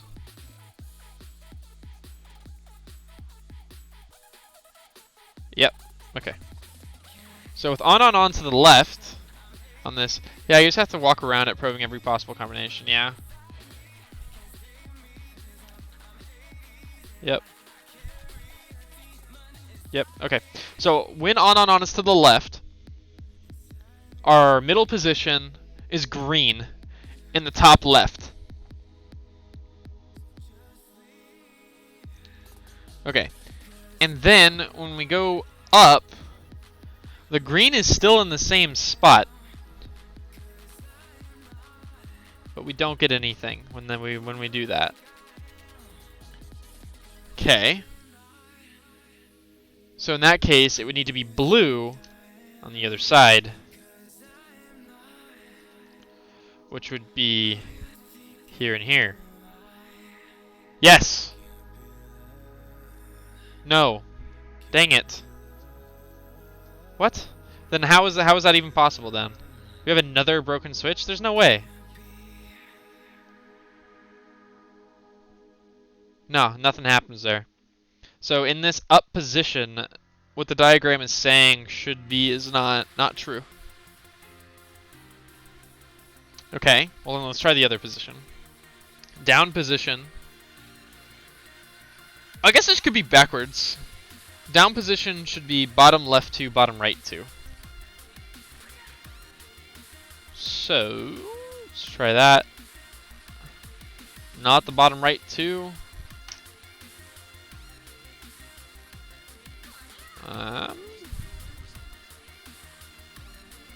It's not the bottom left 2. Okay, so then it's backwards? Okay, it's just backwards. It's just backwards. Okay, alright. We figured it out, chat. Let's write it down so we don't forget it. Okay, so if it's in the middle position,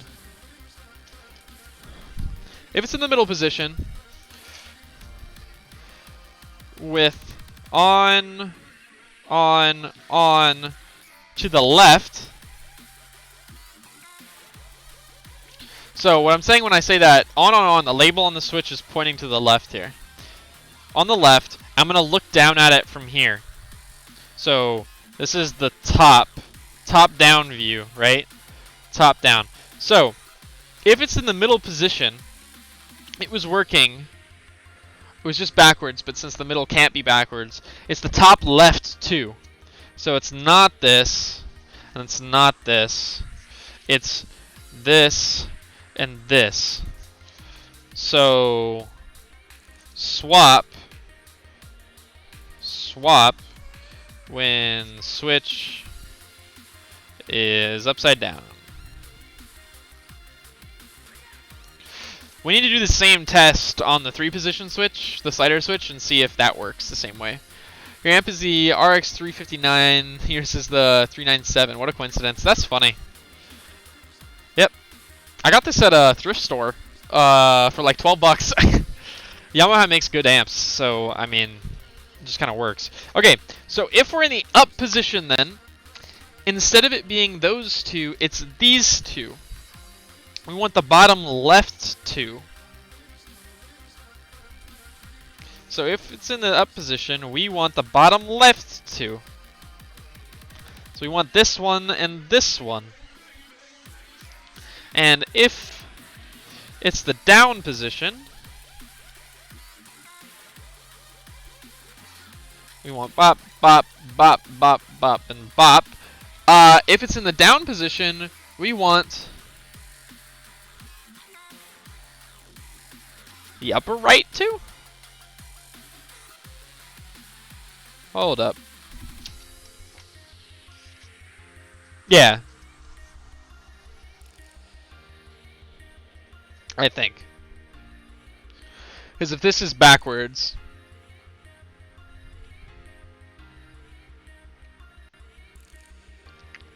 is this a type 1 switch or is this a type 2 switch?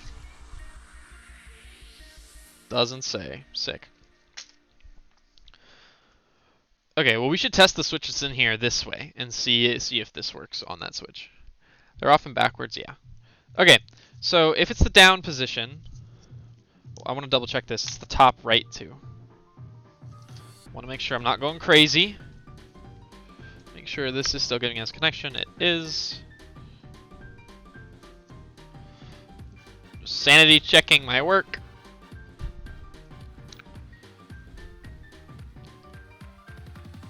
Yep. Okay. But then it shouldn't be the top right 2.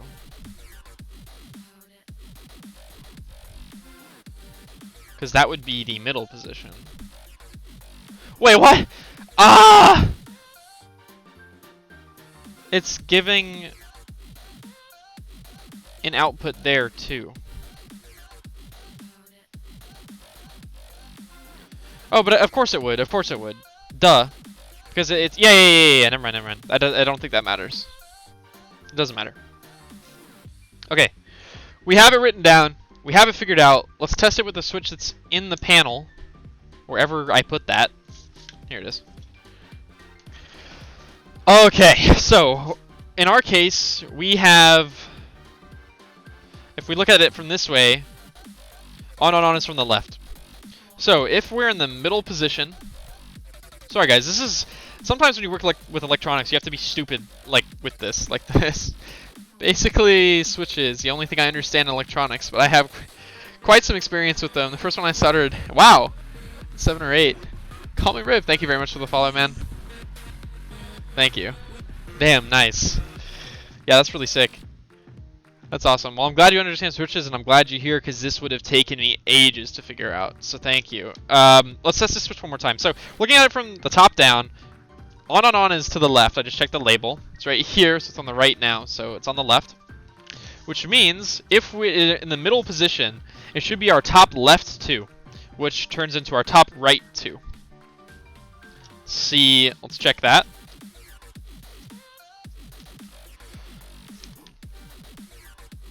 We get an input. Okay. Then, if we're in the up position, it should be our bottom left 2, which turns into our bottom right 2.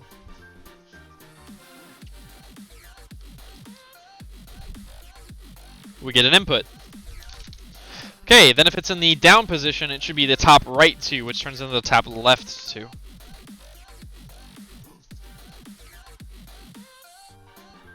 Yep, works perfectly. Okay, good. It wasn't the switch, it was just me being dumb. As always. Alright, cool. I will take that, though. I'm glad the Switch isn't dead. Those were really expensive for what they are. Like, not worth the money. But it is what it is. I couldn't find the big ones. I'm going to have to 3D print caps for these to make them bigger. That's fine. What exactly is this cockpit for? So I'm building the cockpit really for fun. It's for an F-14, so if you've ever seen Top Gun, that's the plane in Top Gun. And it's really for fun. It's for a simulator, obviously. It's for a simulator called DCS, or Digital Combat Simulator. It's kind of old, but it works in VR. So this whole cockpit's for VR. So the cockpit isn't supposed to look good, and it doesn't. It doesn't look good, and I don't plan on making it look fantastic or anything like that. I care that all the switches are in the right spot and that they all do their job and that it works just like the real aircraft does. That's all I care about. So, yeah. Okay, that works. Let's test this with that same concept, although it could be backwards, because who knows. Because this might actually be a three-position slider switch. It might not be an on-on. I don't remember what exactly I ordered here. Hold on. Let's see if I can find it. Find the bag. Here it is. Yeah, no label. I can look at my Amazon order history and see what they claim to be, and that would tell us faster than trying to figure it out. Uno momentus. Gotta find a way to use it for Flight Sim 2020. Yeah, there is a way to do that. I'm building a Cessna cockpit for my father later, after I'm done with this one, and that one will be for Flight Sim 2020, and it'll be different. It'll be a lot easier than this. It'll be like 40 buttons or something like that in total instead of like 200 or something insane. Yeah, so. Alright, these are 6-pin, 3-position, double pull, double throw. That doesn't tell me if they're on. Oh no, they're on, off, on switches. Okay, cool. So we already know how they work then. That's easy enough. Cool. Alright, easy. Wow, a real panel for VR. So basically the panel in VR would kind of be an overlay of the real one being the same. Yep, that's exactly what it is, which is why I'm not putting these in the cockpit right now, because my VR headset is currently in the process of being RMA'd. So I'm just building the panels because I know the measurements are right, or within a millimeter or so. So I'm confident enough to say I'm just not going to put them in yet. I can, shift stuff around if I need to when I actually get the VR headset back, and I can put it on and figure out where exactly it needs to go. And that will obviously be on stream at some point as well. Yeah, pretty much every weekend I want to try and do this. We're only at 3.5 hours. That's not too bad. The switch thing took forever. At least we have it written down now, so we should be good. Alright, we can continue putting the rest of the switches in here, finally.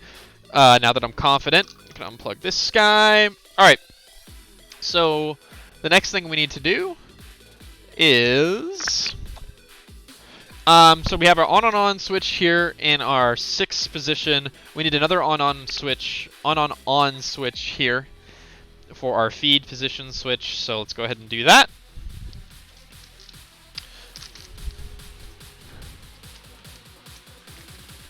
Kind of augmented reality without augmenting anything, just swapping it for virtual. Yeah, it was an idea I had a while ago. It's kind of overkill, but VR is so much more immersive, especially for Flight Sim, than using monitors or even a projector or something like that. It's so much more immersive because you can just look around. You can be like, especially when you're an F-14, a fighter plane, and you can just turn around and you can track your enemy or whatever. That's so much cooler than like using track IR or something like that. And of course, track IR works, and it's really sick, but it's not the same.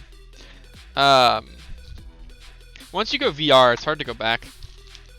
Okay, I'm looking here. There, looking for these guys. I'm just gonna put them all out here. All right, so we know we need this switch, and we need it here in this top position. This switch would have a cover on it. Okay, this cover is weird because in the airplane, instead of the cover keeping the switch in the down position, it keeps it in the middle position. Which means in our situation, it doesn't make sense to have a cover over it. As cool as a cover would be right here, I don't think it makes sense. So we're not going to worry about it. This is up there, which is not what we want. We want that down here, so that way all of our on switches are oriented correctly with each other. So it's going to look a little something like that. And then this guy on top of that. And then the nut.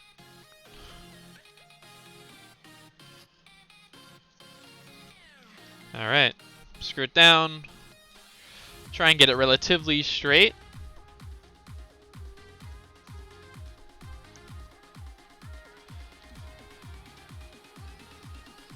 Try and get it roughly in the middle. Centered as I can get it. That's pretty good right there. Take our pliers. And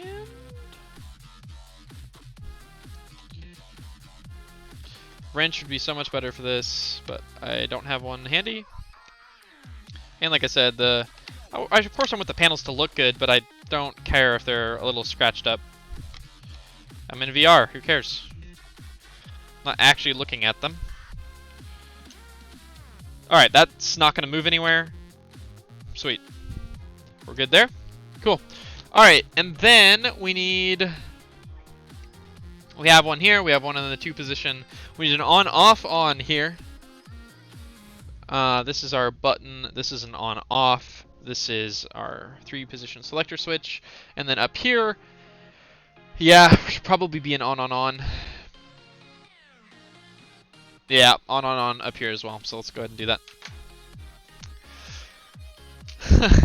Kind of go into lurk mode. I might pop in later randomly. Alright, sounds good. Thank you. I need as much luck as I can. That's a cool thing you're working on. Thank you. I love this kind of stuff. It's bringing my passion into it. I love it. I just love it. Alright, let's get another on switch. This whole pack of like 5 on switches from Amazon was like $18. Something insane. Like way too much for what they are, in my opinion. I guess there's kind of a little bit of logic that has to go into these, but I don't know, man. Alright, this is in our 3 position up here. So that goes here. This goes up. To right. Maybe? There we go. Cool, cool, cool. Bring this guy down on top of it, and the nut even on top of that. I'm wondering why my alert box didn't work for this. Like when you raided, I didn't see the alert, which is weird. Or maybe it did happen and I just missed it. I don't think so though. I don't think I would have missed it. I saw it in chat.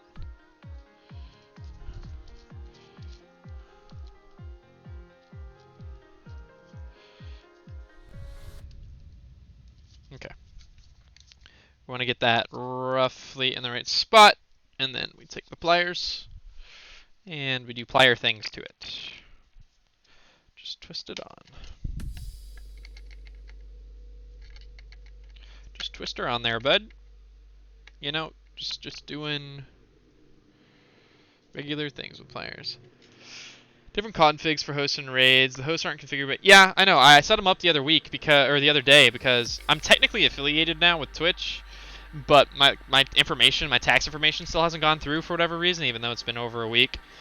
And so I went through and changed all my alerts because I'm changing the way my stream. Well, right now my stream looks really kind of dumb. It looks very basic. My normal gaming streams have more going on. Well, that was a voice crack. More going on them. And I'm changing it all. And let's make sure. I mean, alert box is up on the top. I don't know. That's weird. Because, like, let's see. Can I? Yeah, I can't even replay the raid. It's like not even working. So that might be a Streamlabs issue. Because I see it.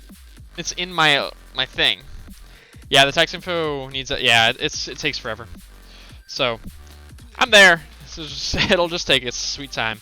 All right, cool. So there's our 3 on switches, which is awesome.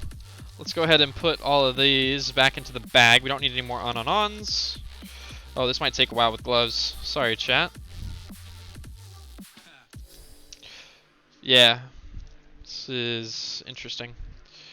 All right, let's see. So the wiring for this is going to be such a pain in the butt. Like, this is going to suck so much. But it is what it is. It is what it is. And we need to make sure. So this is 9 inputs, 10, 11 inputs already. So we're up to 11 inputs on this. Which Streamlabs doesn't have it configured, I think. I just check it in raid notification settings. Tab of oh.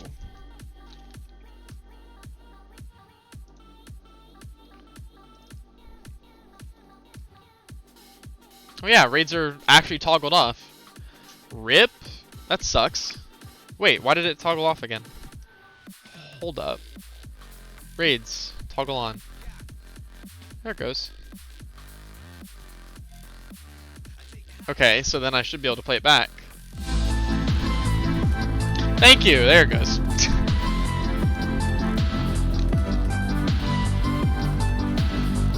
Good to know.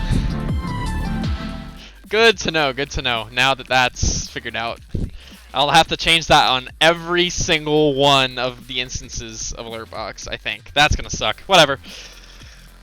Thank you. That would have taken me a while as well.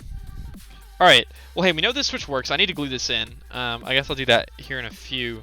We know it's an on-off-on switch now, so not all that flustered about it.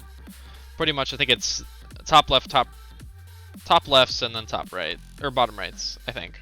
I don't know. We'll test it again before we wire anything to it. Okay, cool. So this is a on-off switch. Easy enough. Oh, we already got one of those out earlier.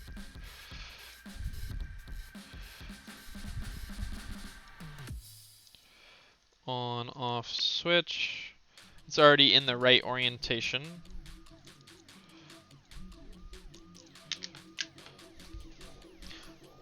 Off is generally towards the slot on the switches I found. On off, this is the dump switch, so this goes right here. Just have to screw it in.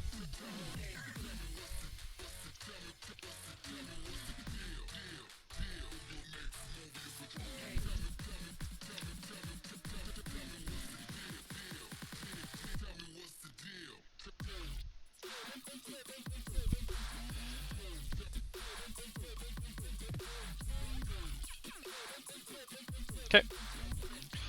That's on. This on top.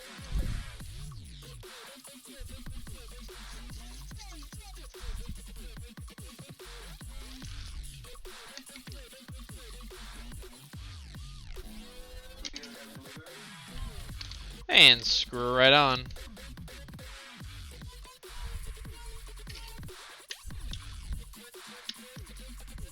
That's not going anywhere.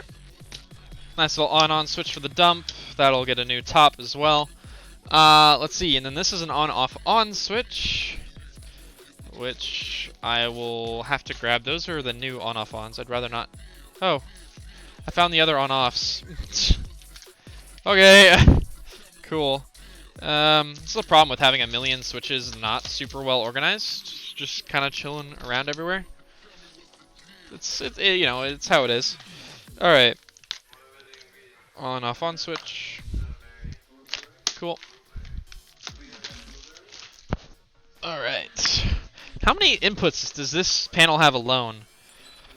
We have 9, 10, 11, 12, 13, 14, 15 inputs.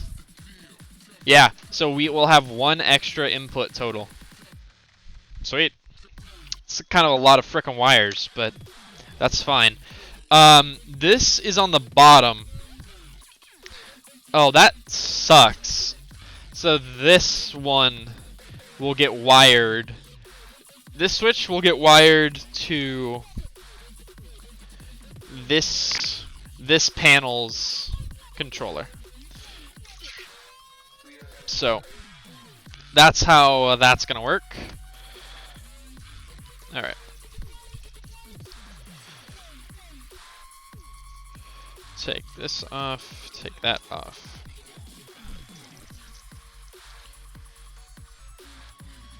This guy goes here.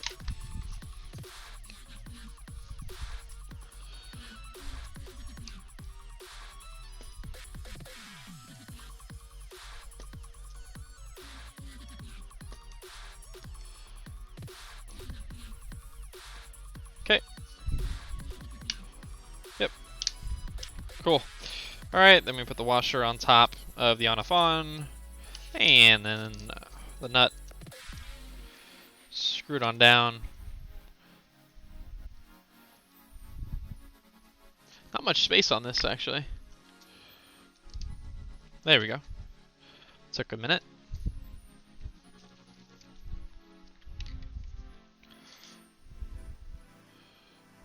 Okay. It's not going anywhere. Nice. I love... These aren't like super expensive switches or anything. I mean, they're definitely not. They're pretty cheap. They feel really good, though. So, I'm happy. Alright, cool. Then we need to put the momentary button in here, which, if I remember correctly, are these guys. Just need to double check that they are momentary and not latching.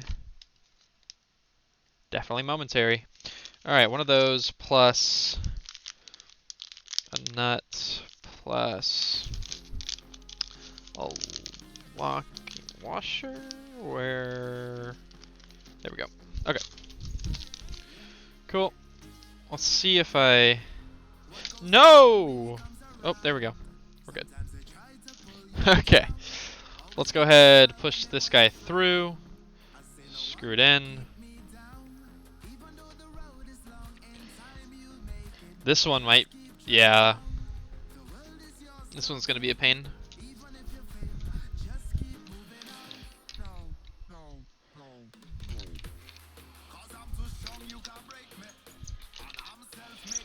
This is gonna take a while.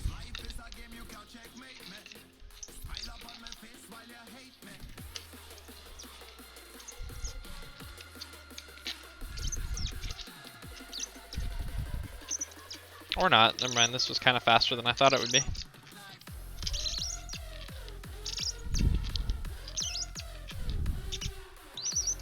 It's squeaking. I thought that was the music. Okay, cool. Through. Nice. Put the washer. And there's not much thread for this to catch on to. I might ditch the washer.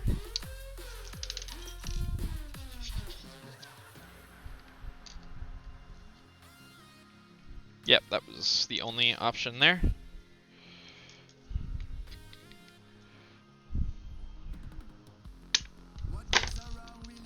Cool.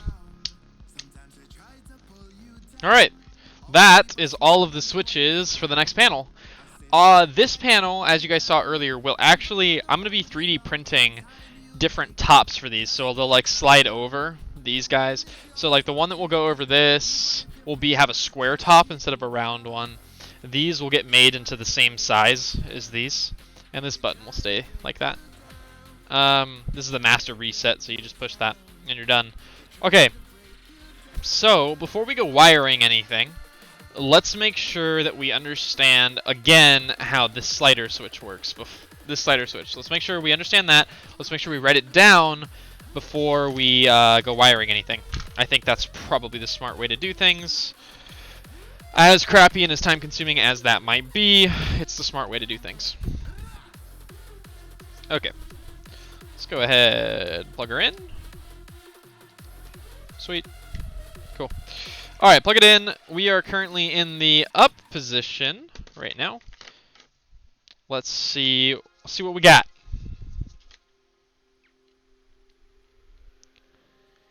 Oh. Kinda need to see what's going on. Okay.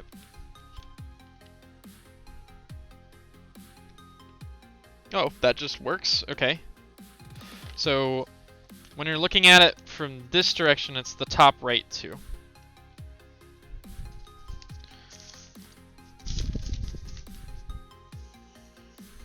Okay. Slider switch. So it's dot, dot, dot, dot, dot, dot. This is the top. It's the top right two. So when it's up, we get this one and this one. When it's down, we get... If it was the top right two, that turns on the top left two. So let's try the bottom right two.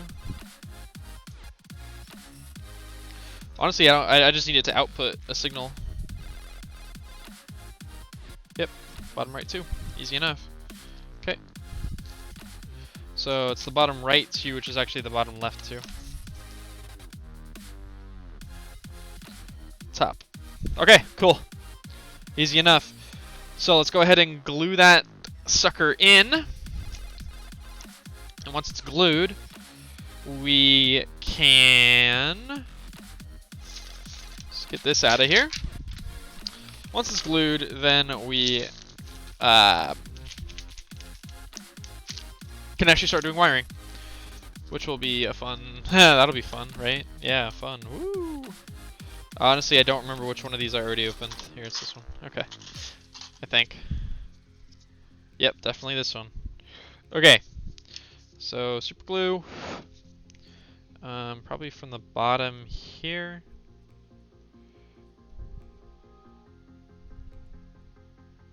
We'll just do that side, one side at a time here. Wait 15 seconds for that to dry. Chat, how is you guys' night going? I hope it's going well. It's 7:35 PST. I've had a really good day. I mean, 4 hours of it so far has been spent on stream. We haven't done a whole lot, but like we have at the same time. This stuff takes a lot of time. It's very time consuming to do. I've never used this wireless headset. It's what I use for VR, but obviously since I'm moving around so much, I can't use my nice mic right now, which is what I would like to do. But I'm surprised it's actually living up for this long. Okay, I'm worried about gluing this left side because I feel like the glue is just gonna go right through. So far so good. I'm gonna go ahead and glue the top and the bottom while I can. Okay. All right. Yeah.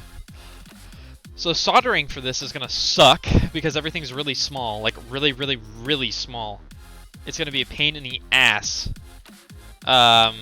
So this will be a great time. We're gonna save this one till last because this one needs to go to the other controller board, and from there on out, the two panels have to stay together. Because well, that's not true. I can unplug it. So yeah, because I can unplug them from the controller board, I actually can just put them on. Never mind. Just has to be plugged into that controller board. Okay.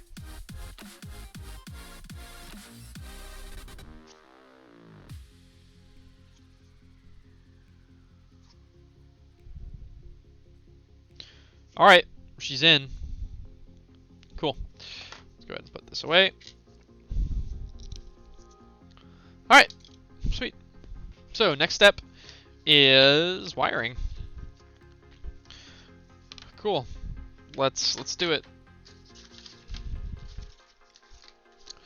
I don't believe I can use these spade connectors. These are like small spade connectors. No, I can't use them for anything. So we're just not going to. Yeah, sick. It's a lot of cutting and wire stripping, but you know what? It is what it is. This panel doesn't have any special lights or anything, which sucks, but it is what it is. It will be alright. It'll be okay in the end. It'll be okay. That is something I wouldn't...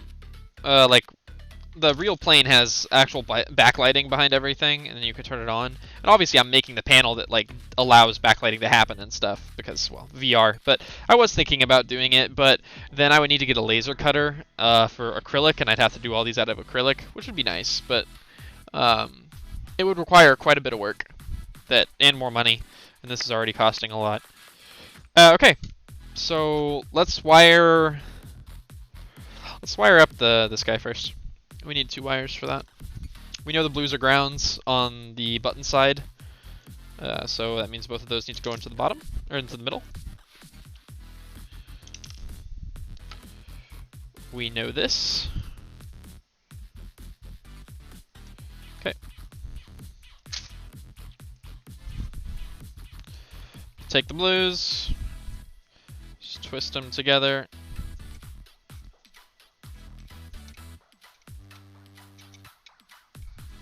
Cool. And then, because these are screw terminals, I'm going to screw them as well as solder them. Double whammy.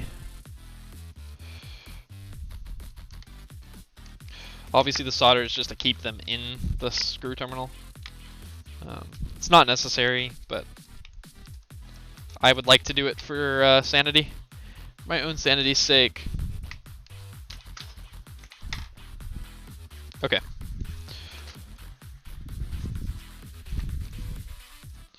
Left-handed screwdriving on a right-handed person. Let's see how this goes. You guys can see this, right? Yeah, okay, good. Okay. Perfect. Let's go ahead and solder that.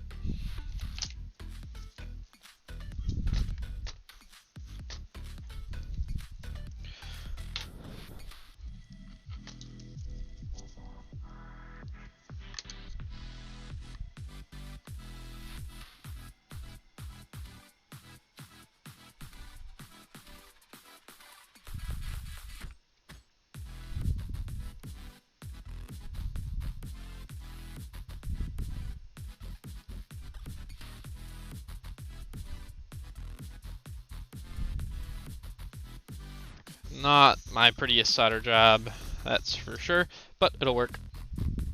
Really, it's just to keep it... It's to keep it connected, and it's gonna do that, and it's gonna do it really well. I hope it's gonna do that really well, that is. I don't know that for sure, but I can assume it'll do a decent job. It is solder, after all. Ah! Oh, hey. All the wires that are going right here saved the screwdriver. I'll take it.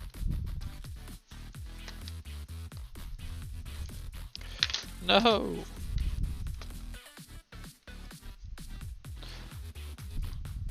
This is so much harder than the last one, because the last one had the huge arm for the landing gear on it, which actually made it more stable of a panel to physically work on. Got a more physically stable thing. Okay, this just doesn't want to stay. There we go. Finally. Holy cow. That took forever.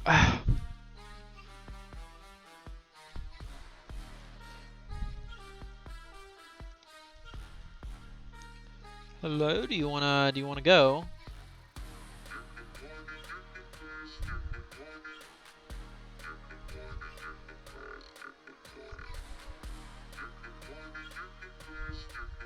Is it gone? I really can't tell. I think it did. I think I got it on the back side. I couldn't see it on my side. Yep, I did. It's not great, but it'll work. She'll do the trick. She'll do the trick.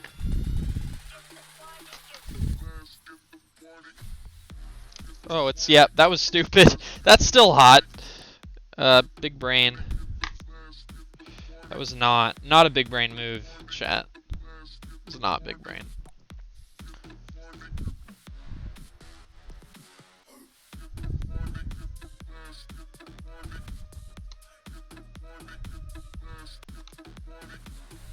Okay.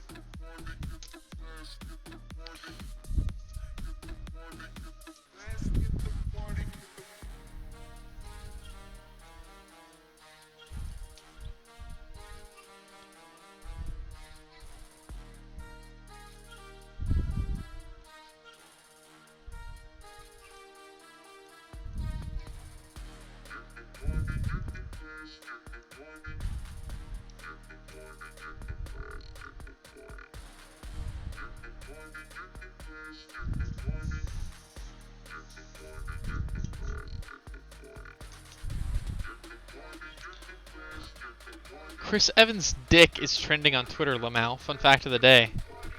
Alright then. That was unexpected. Honestly, I'm not sure if that really got soldered or not. I don't think it's going to go anywhere though. I do think something... No, I did get solder in there. Okay, we're good. We're good. Alright, cool. So, that's switch number 1 done. How's it going, Zach? How's your day been? Okay, next.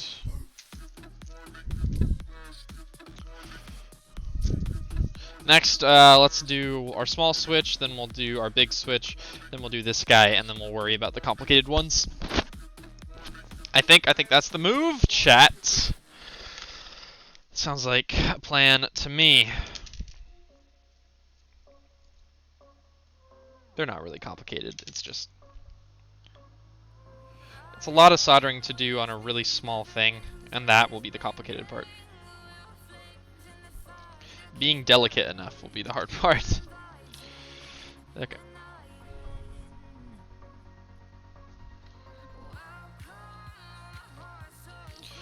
Nope.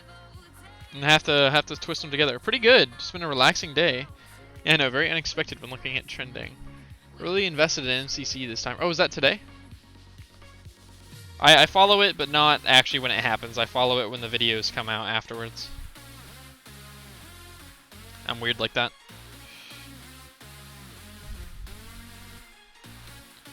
Alright.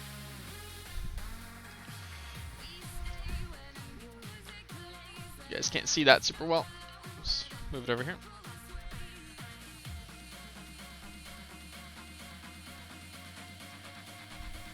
Boom, and that one's done. That one's so much easier to solder than those big ass screw terminals. Like, it's on there and it's not going to move. Difficult part here is going to be making sure that I don't touch the wires together. We'll give it our best shot.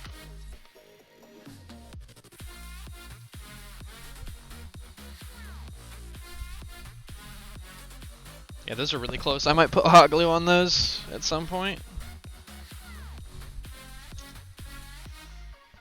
Can you guys still see that? Yep. Okay.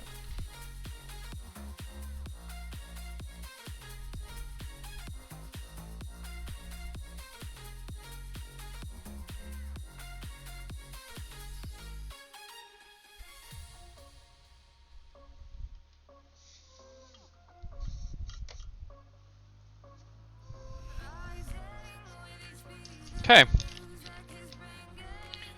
Yeah, they're not touching. I don't think they ever will either. They're close. They're close. They're really close together, but they're not. I don't think they're close enough that they would touch, so I think we're good. I think we're good. Alright. That's another switch done. Next is this guy. More screw terminals. Yay, we love screw terminals. No, they're not bad. They're not bad at all, actually.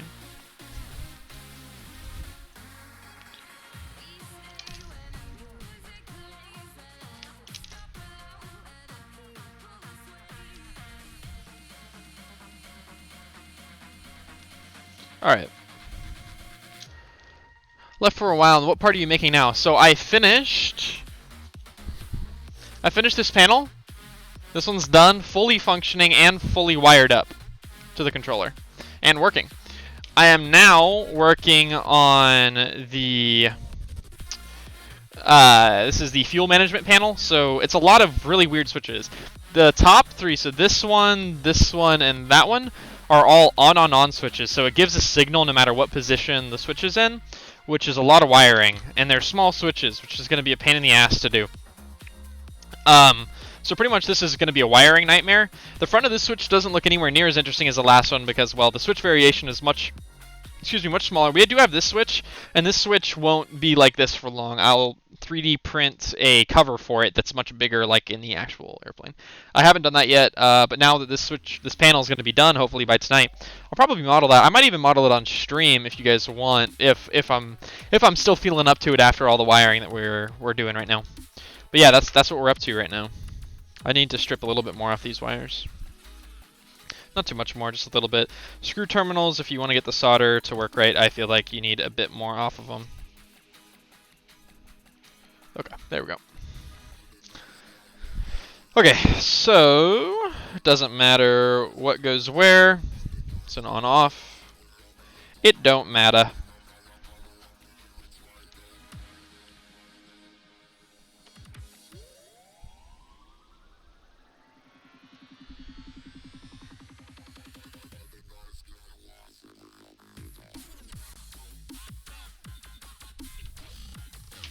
Okay, that side is in. I want to do the other side as well. Just that it's done, and then I'll solder both of them. That's cool. Indeed it is. We're getting work done. We're doing stuff. We're being productive. Or we're trying to be, at least. Trying to be productive. Whether or not we are, well, I don't know. We're probably not very time efficient. We're definitely not. I mean, we're making this by hand. Not doing it on some PCB. And that would have been the easiest, if you're talking about ease way, would just be to design a PCB that you just slot all this stuff into. Like, duh, that would be easy, but that's expensive. That's really expensive to do. Alright, let's go ahead and solder these guys. That would have been cool, though. Just have a PCB behind each of these. That'd be pretty sick. Now I kind of want to do that. Maybe I'll do that for a more complicated thing when I do, like, the Cessna or something like that. You guys see this? Yeah.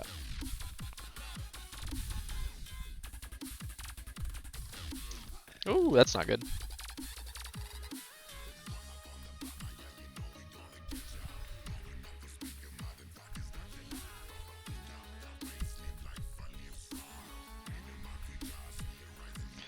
Yeah, this screw does not want to accept solder, which is fair. But I'm going to hope that that stays then. I don't know if it will.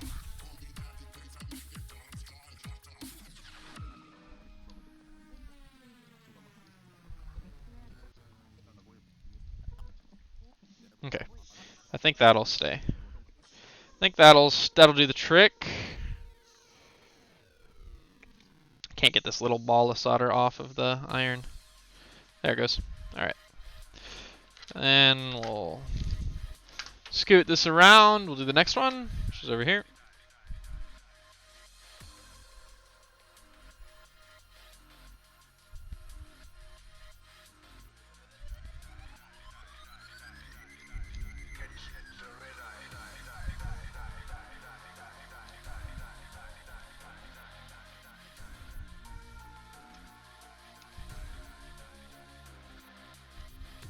There we go. That one stuck a lot better. It's a lot more solder I used, but at least it actually went. It took. Oh yeah, that one's never going anywhere. That one might, but I think it's fine. Okay, so next one that we're going to do is probably this guy over here. Our little slider switch, which we need 2 cables for. I don't think, because of how small the terminals are in this, I think stripping back very little is probably the move. That's probably what we want to go for. 13 viewers. Wow, this is nuts. This is like my most successful stream ever, and it's not even one of my normal stream days. That's cool. Hope you guys are enjoying it. Hope it's not too boring. Well, I suppose if it was too boring, you wouldn't be here. That's awesome, though. We hit 18 viewers. That's a new high for me. That's really sick. I can't thank you guys enough for that. Hopefully you guys are enjoying it. And I'll show you when we're done with these panels roughly where they're going to go in the F-14, and you can see what it'll look like. Alright, I don't think we want to strip back too much of these. Something like that is probably a good place to start. Not much. We don't have much real estate to work with in the first place here. So if we don't have excess cable laying around, that's probably a good thing.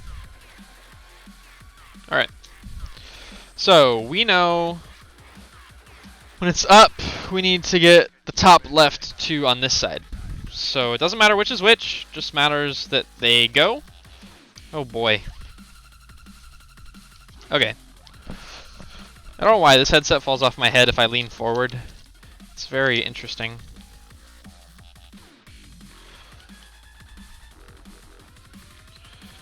Okay, I need something small but rigid. One of these guys, possibly, maybe.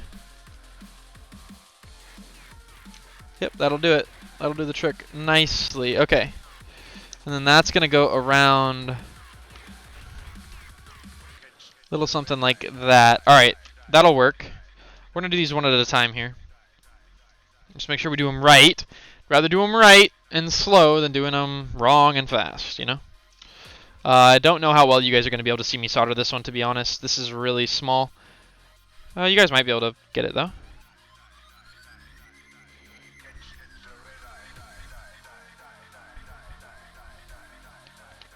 think I got it. I'll need to check it.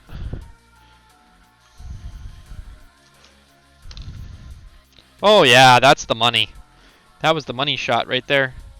Easy. Alright. And then this next one, I think I'm going to try and do the opposite. I'm going to go in instead of folding it up. I'm going to try and fold it down. I think that's the move. Alright. Cool. And then I need this little jumper cable. Push all of this around this post.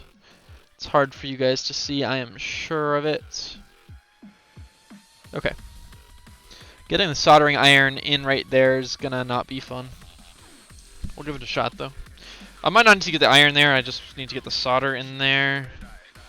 This one you guys really might not be able to oh no, I should be able to do it decently.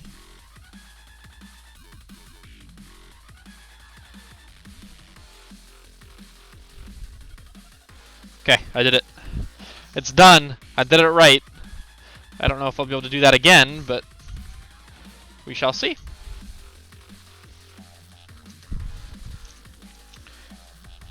That is 100% those two installed.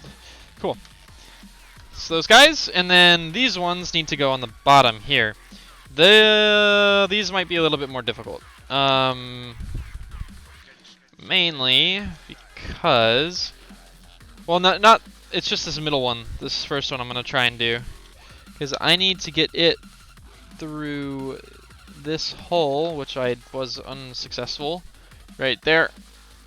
Get it through the hole, wrap it around, and loop it, but in the opposite direction without. Okay, I did it. But now I need to loop it like up. Oh boy. This is going to be interesting. We'll see how this one turns out, chat. I have no idea how this one's going to go. But it looks good so far.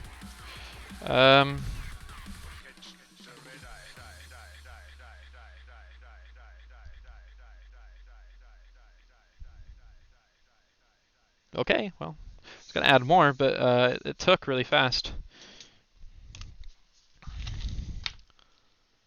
Yeah. That'll do the trick. That won't short on anything. Cool. Alright, next one, we'll pretty much just do the same thing, except for on the bottom rightmost pin. That's what we're going to do. Bottom rightmost pin. Right here. Yep. Hit all of them. Sick. I can just flare that around. Add a bit of solder.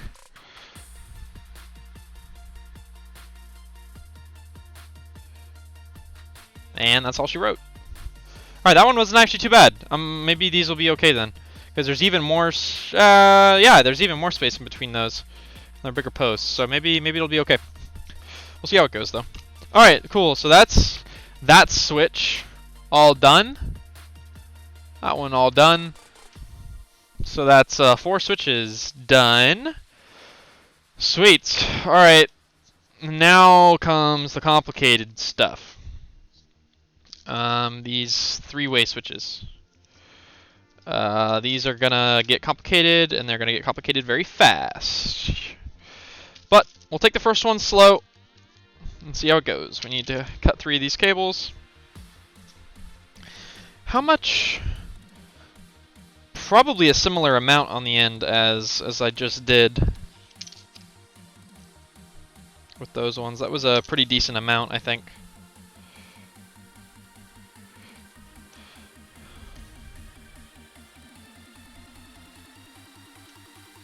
Pretty decent amount.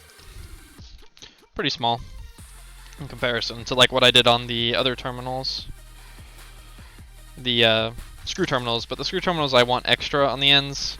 I know there's not going to be a switch like butting up against another screw terminal switch. They'll be further apart than that, so I don't really have to worry about it too much. Might take a little bit more off that one. Cool, that one's done. Look at all these spade bits, spade terminals just flailing all over the place. What's nice is that all of these, including when I do the Arduinos, have 5 volt. So I can add LEDs, whatever LEDs I want, wherever I want, off of the same Arduinos and control them and stuff like that. So if I ever want to do backlighting, if I ever want to do whatever. Okay, that went faster than I thought it would. Alright, let's look at this. So pretty much we need ones in the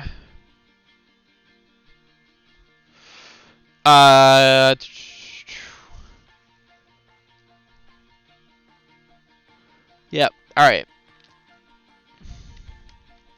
But this is the other way, so this would be on the right. Yep, so on the right side of this switch, there will be one in every single one of these poles. Each one of these. The middle one will have 2 blues. So, because I'm going to assume since that's shared, it's a ground, I don't think it matters too much. But better safe than sorry. So I'm going to make it a ground. So 2 blues will go through that one and get soldered. And then there's one up and down. This will be, these 2 are the middle position, the top and the middle, and then the bottom and the middle are the up position. And then the down position is on the top left, these top 2. So I'll probably do blue in the middle there. Okay, maybe this won't be too bad. We just can't screw it up. Unsoldering is it's possible. It's just not fun. All right, so 2 blues, middle right. Oh, that's not going to be fun because we didn't make them very long. So putting them together is going to be a little bit of a pain, but doable. Doable nonetheless. All right. Twisting. Trying to twist them to. Oh, I am twisting them together. Okay. All right. So those 2 are together now. That's pretty much one cable. And oh nope, they came apart. Sweet. Okay, this is not going to be fun or easy to do.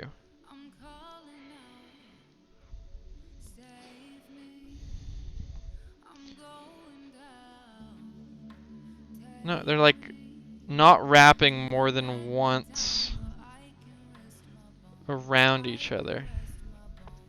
Alright, there we go. I sort of have them wrapped a bit better than that. I'm going to try and go in from the... Oh god. Try and go in from the bottom. Oh, there's cable flare happening. Yep, there we go. Okay. And then bend those toward the outside. Wherever I put my jumper cable. There it is.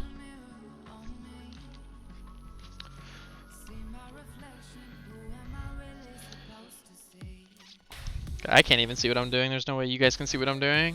Yeah, my hands are in the way. Alright. Boom, there we go. I think I can solder that right there. I think I can do that. Let's find out.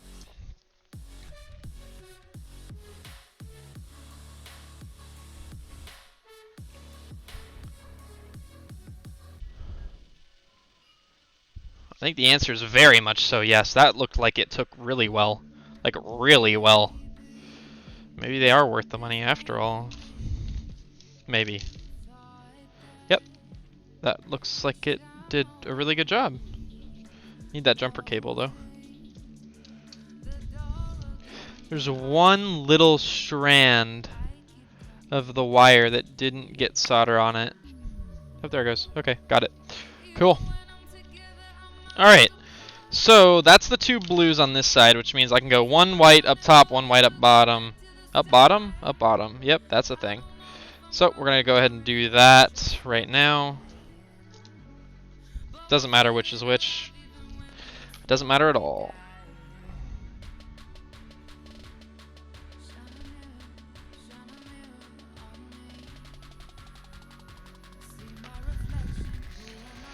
Okay. That one's done. Oh, that one took really well as well. Holy cow. Alright.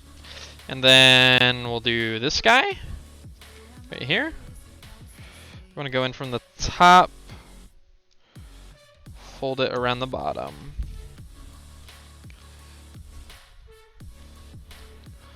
Cool, and then try and solder this side of it. Right here.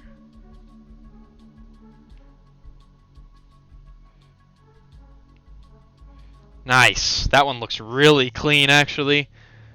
It's probably not quite in focus for you guys, but that was very clean. Very clean solder joint.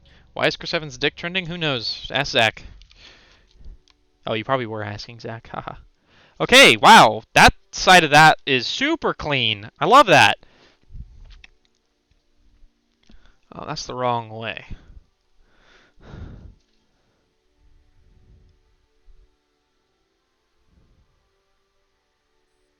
Super clean.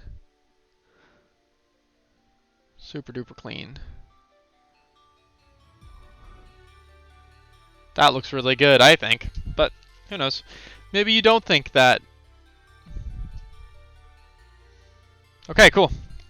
And then we need to do one more. Except for this one, I believe is the bottom on the other side, on the left. No, it's the top on the left. Really? It's the top on the left? That kind of sucks. Why does that suck? That's fine. Alright, cool. So we're going to do blue. In through the bottom. I need to twist it. A little bit of that twist action. Okay, and then I need the jumper to spin it around. Around town. And then solder it.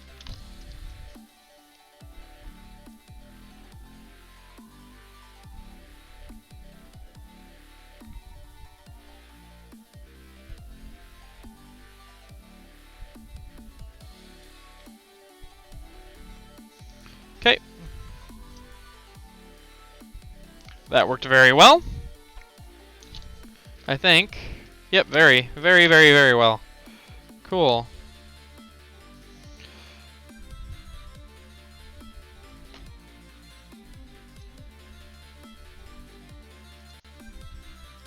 Twist the white one, put it up through the bottom so we don't have any electrical contacts hitting things they shouldn't be hitting, causing some... You don't cause shorts in a system like this. I mean, yes, technically they are shorts, but what it ends up being is just ghosting. Ghost inputs, and that's not good. We don't want ghost inputs, like, at all. That would be very bad.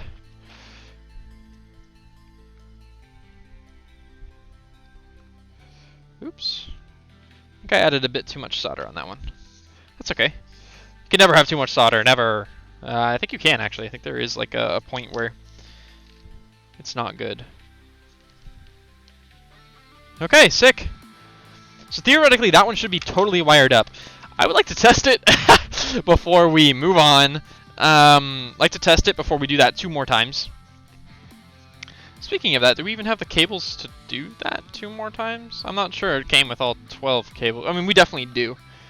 Never mind. Okay. So let's go ahead and plug in our controller. And then into that controller, we want to plug this guy, this guy, and this guy. So this one switch, that's what we're testing. 12, 11, 10. We need to hit retry on the computer because he's apparently leaked a picture on live stream. Oh, rip. Retry. Okay, so 10 is currently active. So that should be the middle position. And it is. We have middle position. So up position is 11, 10 deactivated. We're going to go back to 10. Oh no, we messed up. That's not good at all, actually. Alright, so we did something wrong. So that's 11 and that's working. This is 10 and that's working. However, when we go down, we get both 10 and 12. So, how do we fix that? 10 and 12? Okay, so I said in the down position, which is where we're having 10 still show up. So, are we having an issue? No, it's gotta be something else. Something with our wiring is wrong, chat.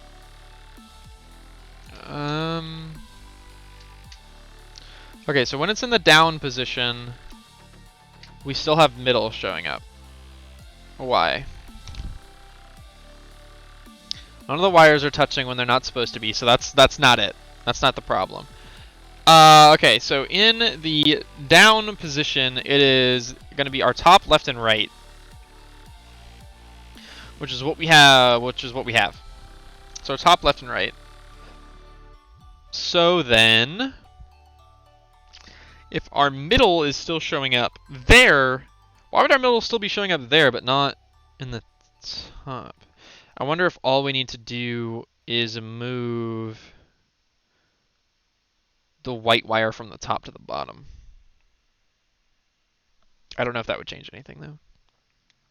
I don't think it would work at all.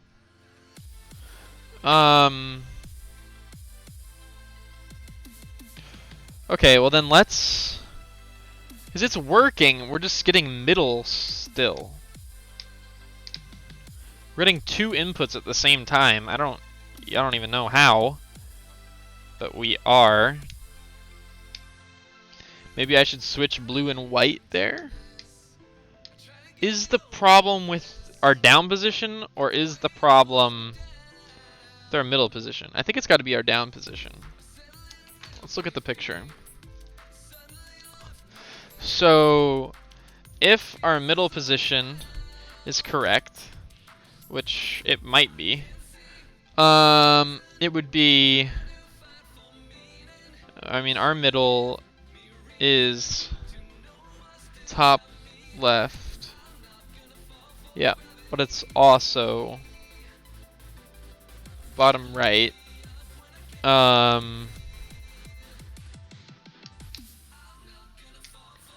Well, if that was the case, then we would be having more problems than we are having. Okay, I think we should unsolder our white connection here, up top, on the top left, and touch that to things and see if we can figure it out.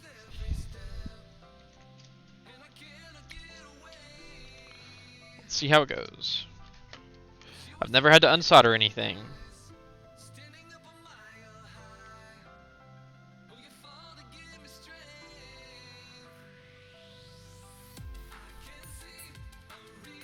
You have to like heat up all of it.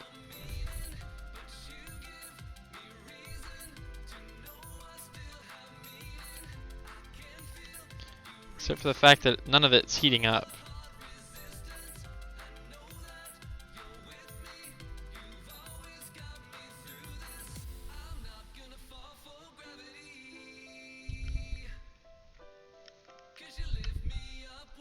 Woo! I just had solder hit my arm. That hurt. Right there. Okay. So, now that that's off, let's go ahead and plug it back in. Let's see what happens. On the fly troubleshooting. Heck yeah. Okay. So 10 is still active. Why? It's in the bottom. Okay, well now it's just broken as hell. Alright, something's wrong with the middle position. So when it's in the middle, we have 10. When it's up, oh no. Yeah, okay, so when it's up, we still have 10. And then when we go up, or sorry, down, we still have 10. So our middle and our down are showing as the same thing, which is obviously a problem. So we need, but our up is working as 11. That's working. And our middle is technically working, but our middle is also working when it's not supposed to. So if we touch this here, yep, we get 10. What do we do if we touch here? This terminal has to do something. Nothing. Nothing happens. Okay, what's our other possible middle solution? So the other possible middle, our middle right now is top right. So these two. Our other possible would be these two down here.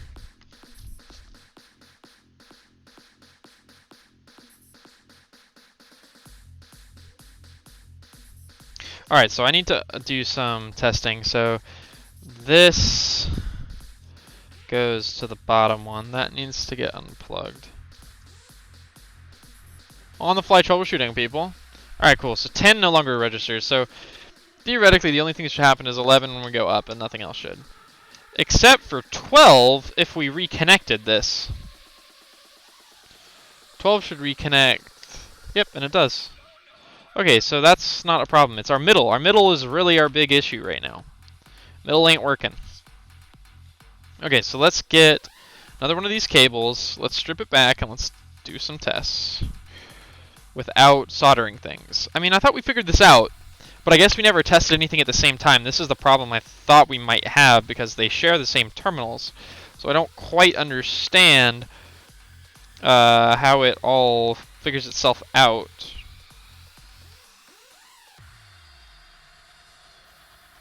Okay, so I'm going to plug this into 10, which is going to be our attempted new middle position. If I can figure out how to put this, God, that's going to be a pain in the butt to put back on. I'll probably put it back on this side like that. Whatever, we know that works. So what we need to do, this needs to be tried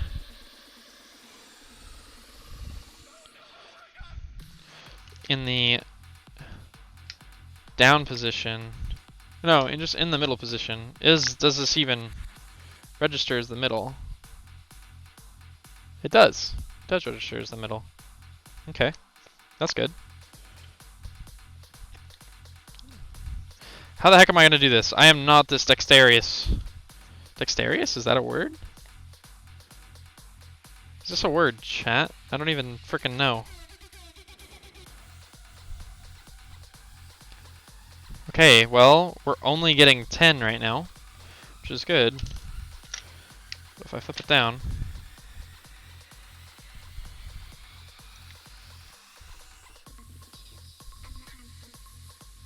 It works! It works. It actually works. It legit works. Okay, so I just have it backwards. Okay, so instead of middle being the top left and well, right now I want it the bottom left and right, which is the bottom, or yeah, it's actually here. I just had it wrong, which sucks because it requires resoldering. Like a lot of resoldering, actually. I pretty much have to redo almost the entire switch, which sucks. But we figured it out, so that's good. Okay, cool. Cool. Alright. So pretty much this can go right back to where it was. But I need to get the solder out of here first. Or figure out a way to like loosen it or something.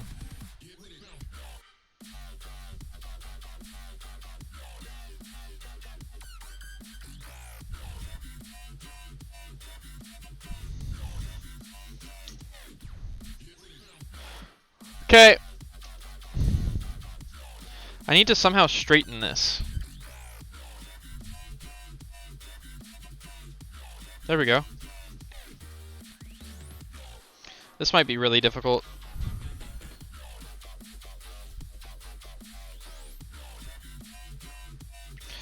Okay.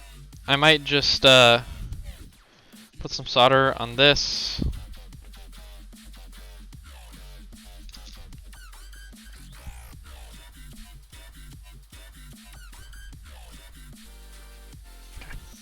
Not the best solution, but a solution. Okay. Then I need to unsolder These ones. Yep. Damn, because that's a shared ground. Ugh. Do I just leave the cables here and don't plug them in? Or like cut them? Or something? I could cut them and reuse them. So that way I don't have to unsolder or resolder anything. Yep, we're gonna do that. I don't want to unsolder this. It's too much work.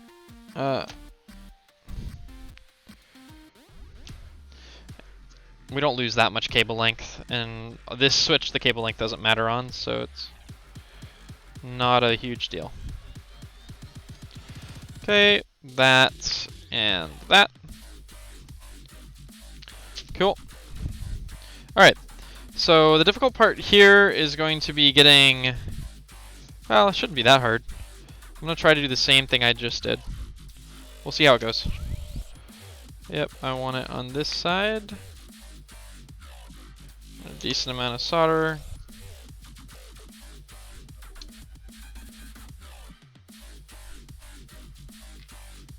I think it worked. I think I actually got it. I saw the other solder on the blue come loose. Yeah, that's on there. That's not going to go anywhere. Okay, and then that would leave this, which then needs to get twisted. And then all that would need to happen is that it would need to get put... Oh no, I almost had it. Almost had it. At least I can do this properly next time. I pretty much had the sides backwards. I did. I had the sides backwards. Okay, cool. Had the sides of the switch backwards, which is okay.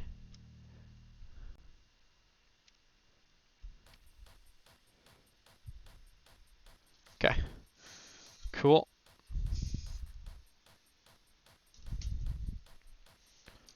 That's in. That's soldered. Alright, let's plug this back in. Let's make sure it still works. They probably won't be in the same order. That's okay. I mean that... No. I think they are going to be in the same order, actually. That's funny. Try to pull that through here. Okay. And I'm going to plug it in, and we'll see if she works properly. All right. Plugged in. Going to hit retry. All right, 11 is currently active, which would be the down position now. Okay. 10 is working in the middle, and it's the same problem. It's the exact same problem, except for reversed now. So instead of it being a 10, well, it just happens that it's the same numbers. It's still 10 and 12, but it's the other. Why? How do I fix this? I don't know how to fix this anymore, chat. I thought I just tested it and it worked. What changed? What changed?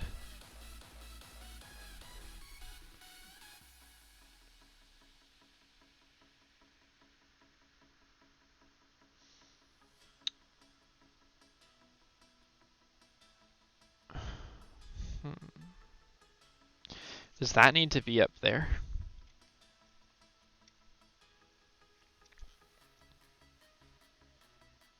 That would be whack if that's the case, but I mean, we have to try at this point because nothing else, it's not working. Well, it's working, it's not doing what it... What the heck? I just created sparks.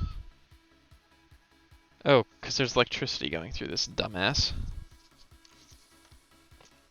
Frickin' stupid. Okay.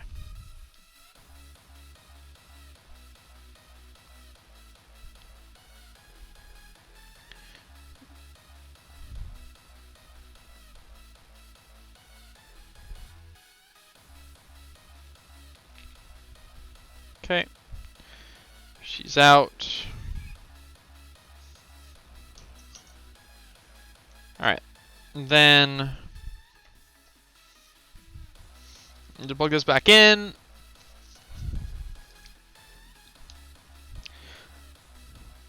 Hit retry. Alright. So now the middle position shouldn't work at all. We get 11 and we get 12. Cool. But right now the middle position isn't working. No, that doesn't. It doesn't. Oh, it does. Nope. Then if we put it up there, we get 10 and 11. And then 12. But if we put it down here,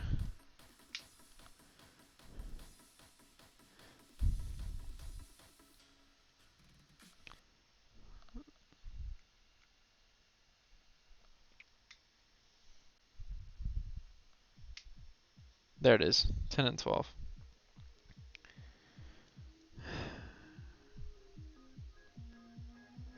No, and I get, oh, well, yeah, duh, of course I'd get 10 there. That's where the ground for it is.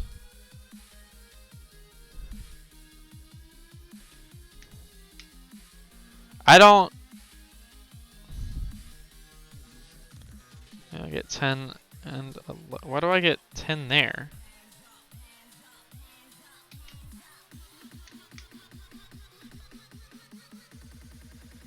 Well, that's just a problem then.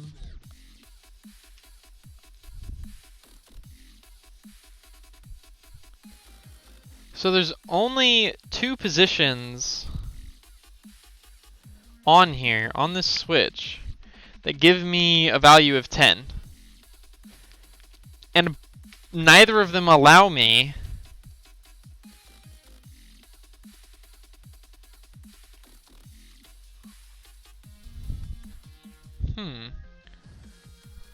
This doesn't make any sense to me. I can't... It's like a and or switch. It's not even an on switch. Because I can't have the middle by itself. No, that's not true. I can't have the middle by itself. I can't have one of the 2 extremes by itself. I can have the middle by itself. It's 10 right now. And then I flip to 12 and I have 12. But if I want to go to a... What? Oh yeah, but if I want to go to 11, I get 10 as well.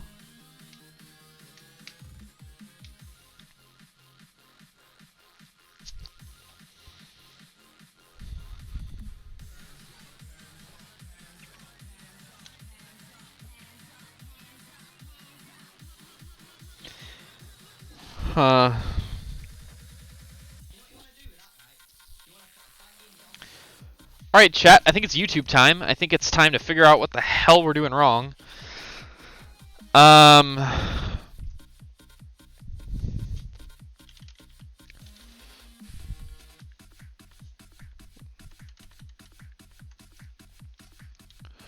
YouTube, we need to figure out how to wire a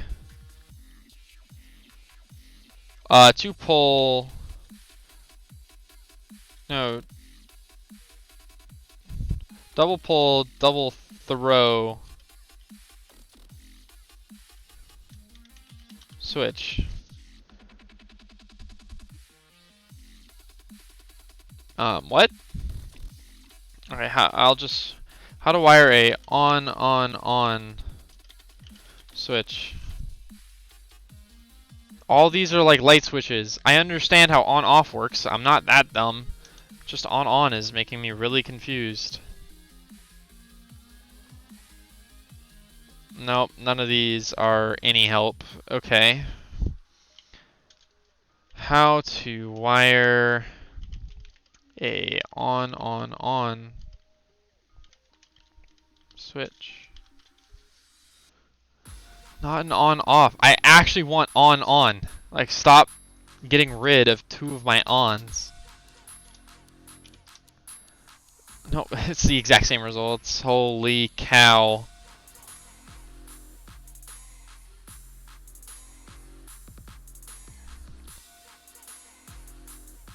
Oh, DPDT. Okay. Hold on. DPD switch.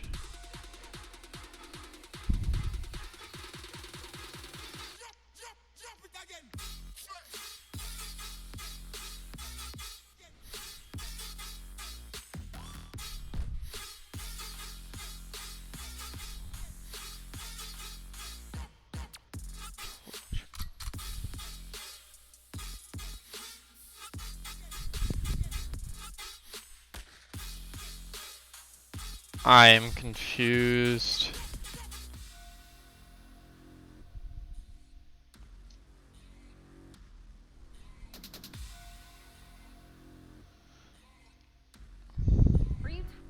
Alright, chat, let's watch this video. Let's see if this makes any sense to us. Tired of paying full price for makeup, kids' toys, shoes, kitchenware, lipstick, smartphone stuff? Hey guys, this is just going to be a video.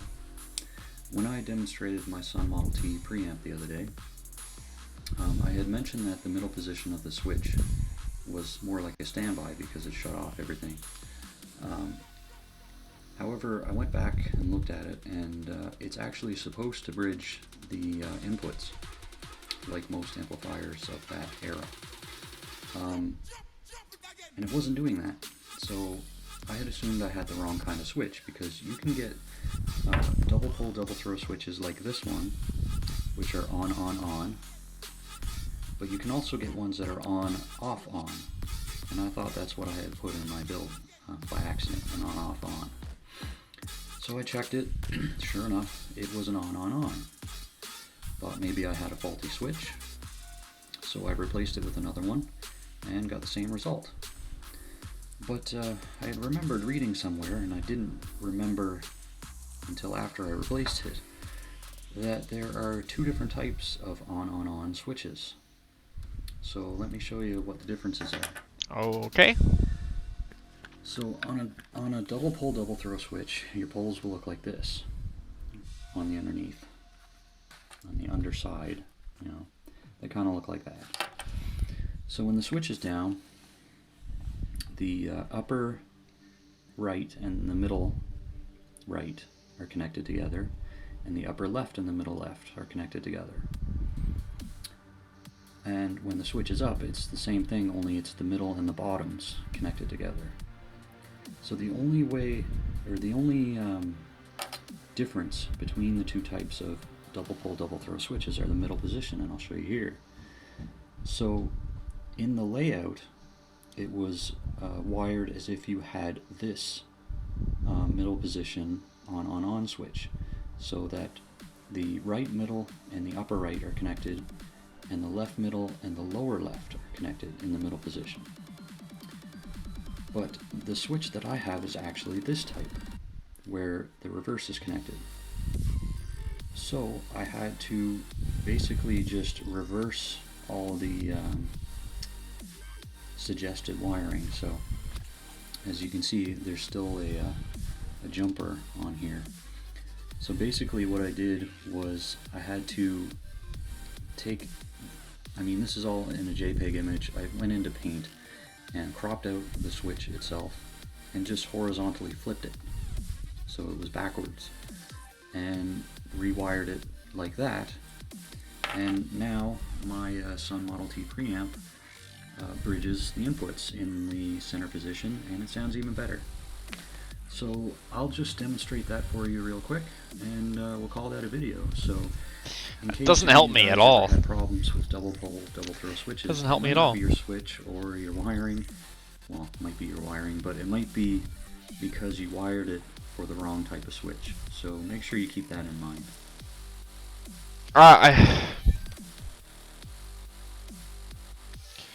Okay, so what does that mean? So we know that if it's in the up position, or in the down position rather, if it's in the down position, we should be triggering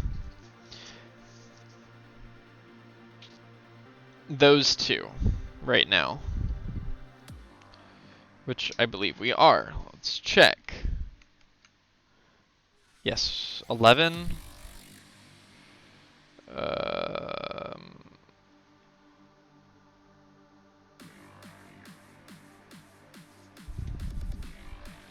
Yep, 11. That's right. Okay, so that's happening. And then if it's in the up position, we're hitting 12, which would be the bottom, in my case, the bottom right 2.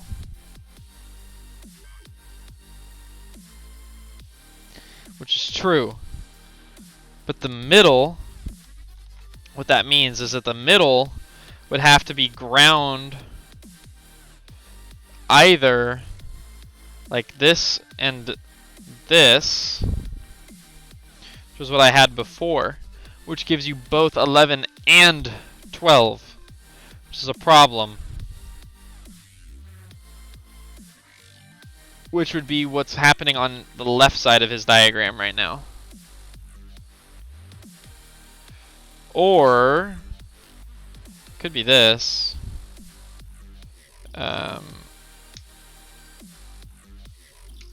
Nope, but then, yeah, but then see how it's 10 and 11?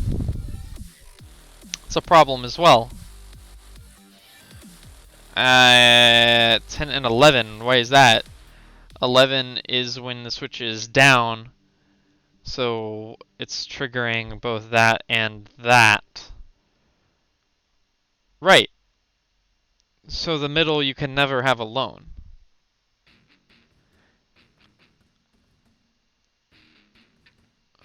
What? Whoa, hold up.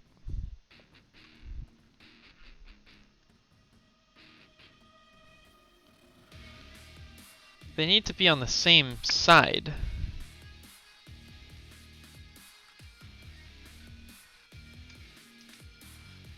Yep, then I have 10 and 12. Why do I have 12? It would be the bottom. Be triggering this and this.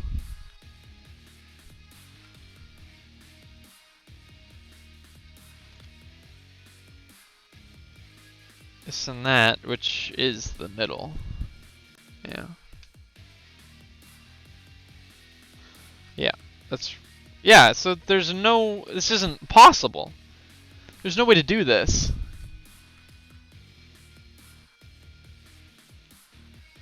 There's no way to get 3 100% separate inputs from these switches, right? Or am I just doing something wrong? That doesn't make any sense to me. It doesn't matter which way this diagram is, it's the same.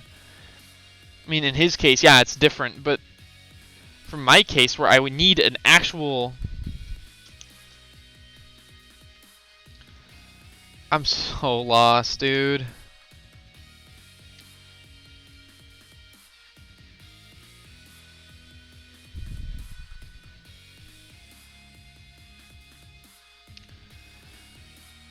I don't know, I might give up. I might have to find another way to do this.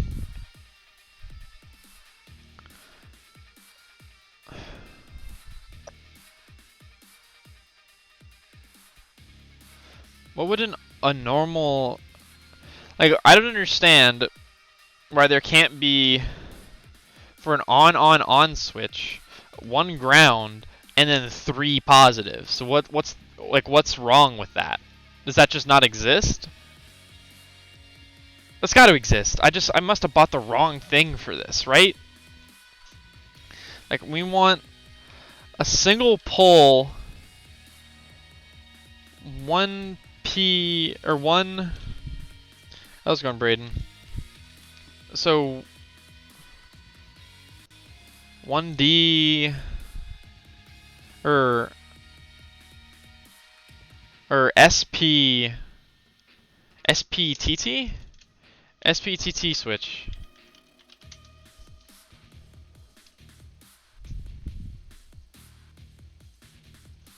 This has got to be a switch. Yeah, whatever. We want... Oh my god. No, look what happens. This is a single throw, this is double throw, and then it goes to quadruple throw. There's no 3 throw. Why not?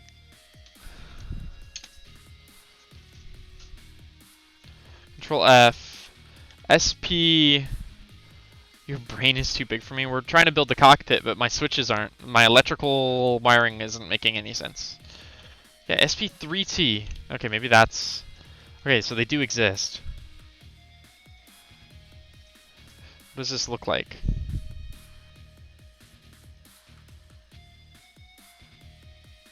It's a kit? I'm confused. That's a microwave. RF and microwave. Okay. Oh my god, there's one switch. Okay, so I'm looking for SP3T then. SP3T switch. Right, like you get a lot of these like chain switches and rotary switch. Oh, no, that's an on-off on. God damn. What are like single pull, triple throw? Oh, maybe we are looking for quadruple. Are we? We're not. I'm so confused. So, is an on-off on? I guess would be a triple throw. So I'm looking for an SP3T on switch. That's important.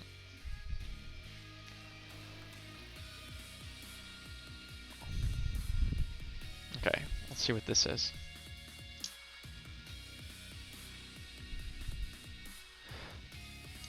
What I need, I'm looking to mod one. Yeah, blah, blah, blah, blah, blah, blah, blah. Okay, I think I need 2 double pull, triple throw switches. Problem is I've seen both the on and double pull. Oh, double pull, triple? Oh my god.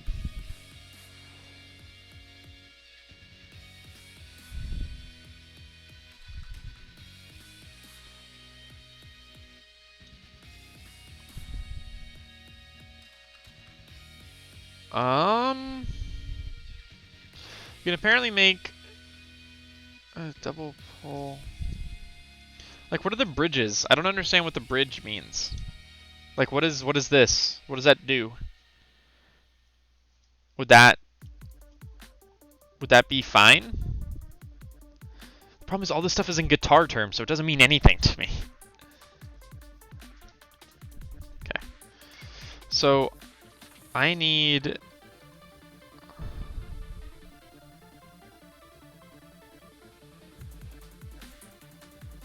God, these are expensive.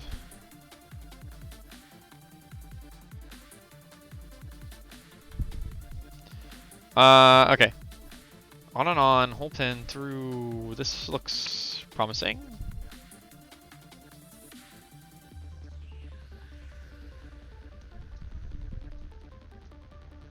I'm looking for... I don't know what I'm looking for here. Product line.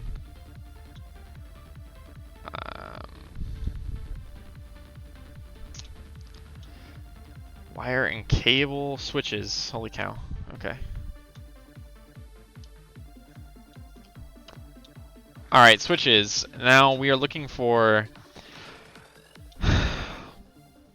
SP3T. SP3T. Function on. Doesn't matter to me. I don't know what the difference between on and on parenthesis on is. I probably should know the difference.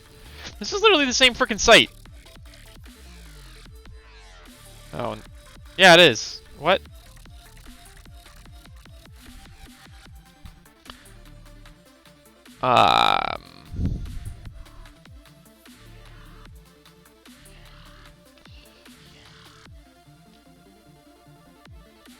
Okay.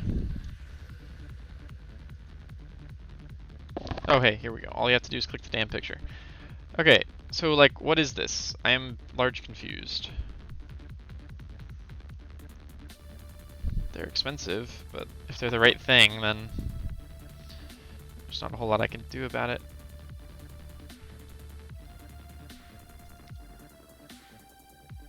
Toggle switches, search similar.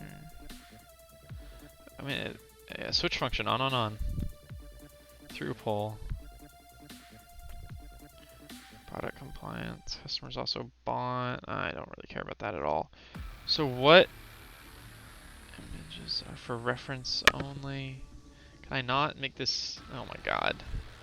So there's 1, 2, 3, 4 leads off this. Yeah, exactly. Yeah, there's 3 leads, or there's 4 leads. One's a ground, and then the other 3 are all positives. They're all power.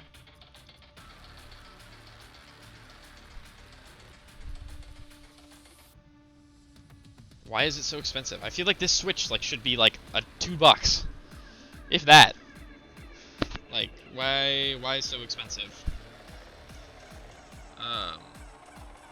Because I would need a lot of these for this project. I need a ton of on switches for this project.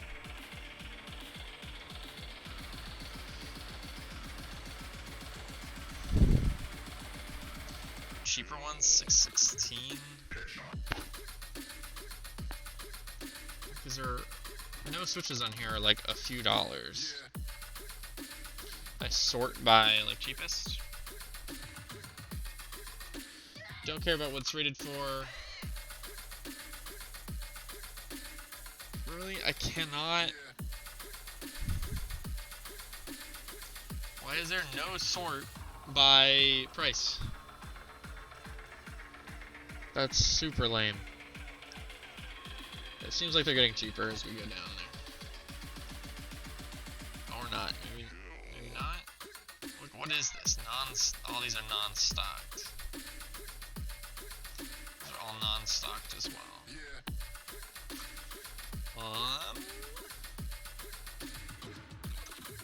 Alright, these are stocked.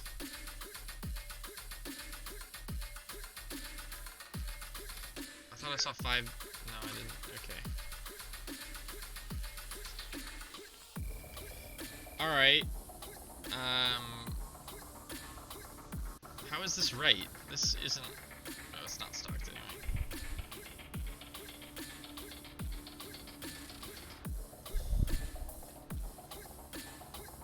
I don't understand how that works, but okay. Let's see. So, like, $6 was our best price. This one's like really freaking long. Don't think we want to quite go there. So yeah, our best stuff was on this page. 644's like not bad in comparison. It looks really small though. PC terminals. This one looks very normal. It's on. It says it's that. But how? There's 3 pins on this. It's impossible for that to be right. That can't be an on switch. It must just be a reference photo, I guess. 9 weeks? Oh, HP chip. Okay. I don't think I want to go with that one just simply because the picture. I don't know, you know, if that's correct. If I should do that or not.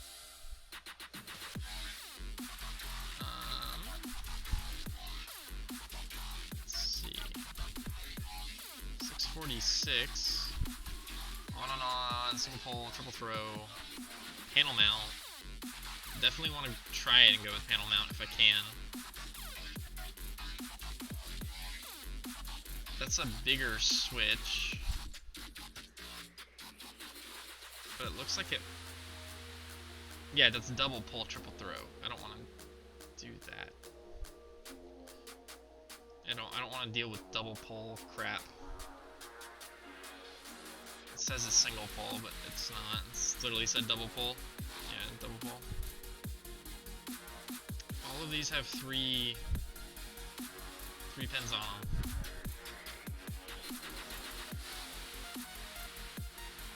Okay. So that one's panel mount, that one's panel mount. Panel mount is what I would like to go with. You know, it's not... Yeah, images are for reference only. See product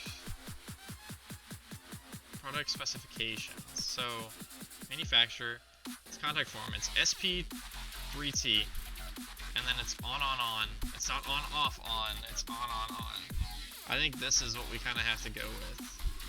See if I don't think Amazon has this kind of stuff. So I'm looking for single pull, triple throw, on.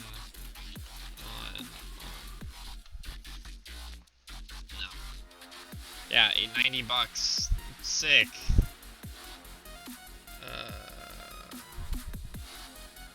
And that would probably work. That's double pull. That's, I can literally see another set of pins.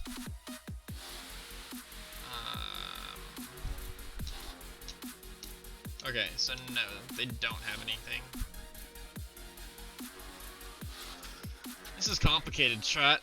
I think we might have to stop here though. I'm getting pretty tired. We can pick up tomorrow, right here, where we left off. But I really don't know if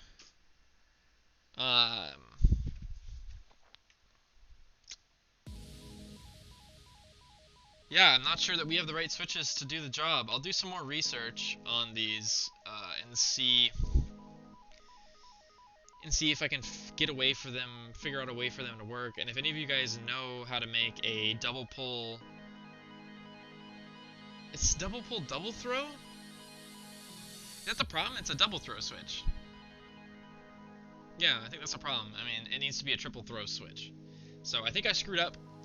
I think these will be probably sent back, and some new switches will be ordered, but they probably won't be here for a while. So unfortunately, any panel with on switches can't really be built at the moment because of this issue. So that is unfortunate, very unfortunate. And unfortunately, there's not much we can do about it. So yeah, I think the stream might end here, guys. Unfortunately, we got pretty far. We finished one panel today. Finished one panel all the way through, and we have other panels that we can do that don't have on switches. I'm not too worried about it. It's just this panel I wanted to do because it doesn't have anything to do with Arduinos. They use separate controllers, and so it would be really easy to just make it work. But I can't make it work if the switches I have don't function properly. So, you know, I can't really do much in that camp. So yeah, I do hope you guys enjoyed the stream today. I know I did. This happens. I don't know my way around electrical stuff super well, so it makes sense that this kind of thing happened. I think I know what I'm looking for now. I'll do more research into it to make sure I'm doing it actually correctly this time. Yeah. But I do hope you guys enjoyed the stream. If you did, make sure you leave a follow so you don't miss any future streams. I stream 100% every Tuesday and Thursday. I usually play Valorant or CSGO. I'm more of a gamer than I am anything else. I mean, this is for a simulator, you know? So, yeah, I do hope you guys enjoyed. There will be a lot more F-14 content coming in the future. It's just a matter of finding, apparently the right switches, and not ordering the wrong stuff. Hopefully this is the only thing that's like that, but this is the kind of stuff that happens, and I mess up. Everybody, we're human. I'm human. We make mistakes. So, yeah, I do really hope you guys enjoyed. Like I said, if you make sure you leave a follow if you want to stick with everything that's going on. That would be sick. But yeah, I think we're going to go raid somebody. I don't know who we're going to go raid. Are any of my friends online at the moment? I don't believe so. Let's go to actual Twitch. How are none of my friends live right now? Seriously? What do you mean? Okay, we are going to raid her. She is currently playing Valorant. She's pretty good. So yeah, definitely be nice to her, chat. She's nice. She's a good Valorant player. I need to... Yep, there we go. Alright. So yeah, please make sure you hit the raid, guys. Hopefully we can get her in there. But yeah, as soon as this raid goes through, yeah. I hope you guys have a good one. We're gonna go ahead and raid now.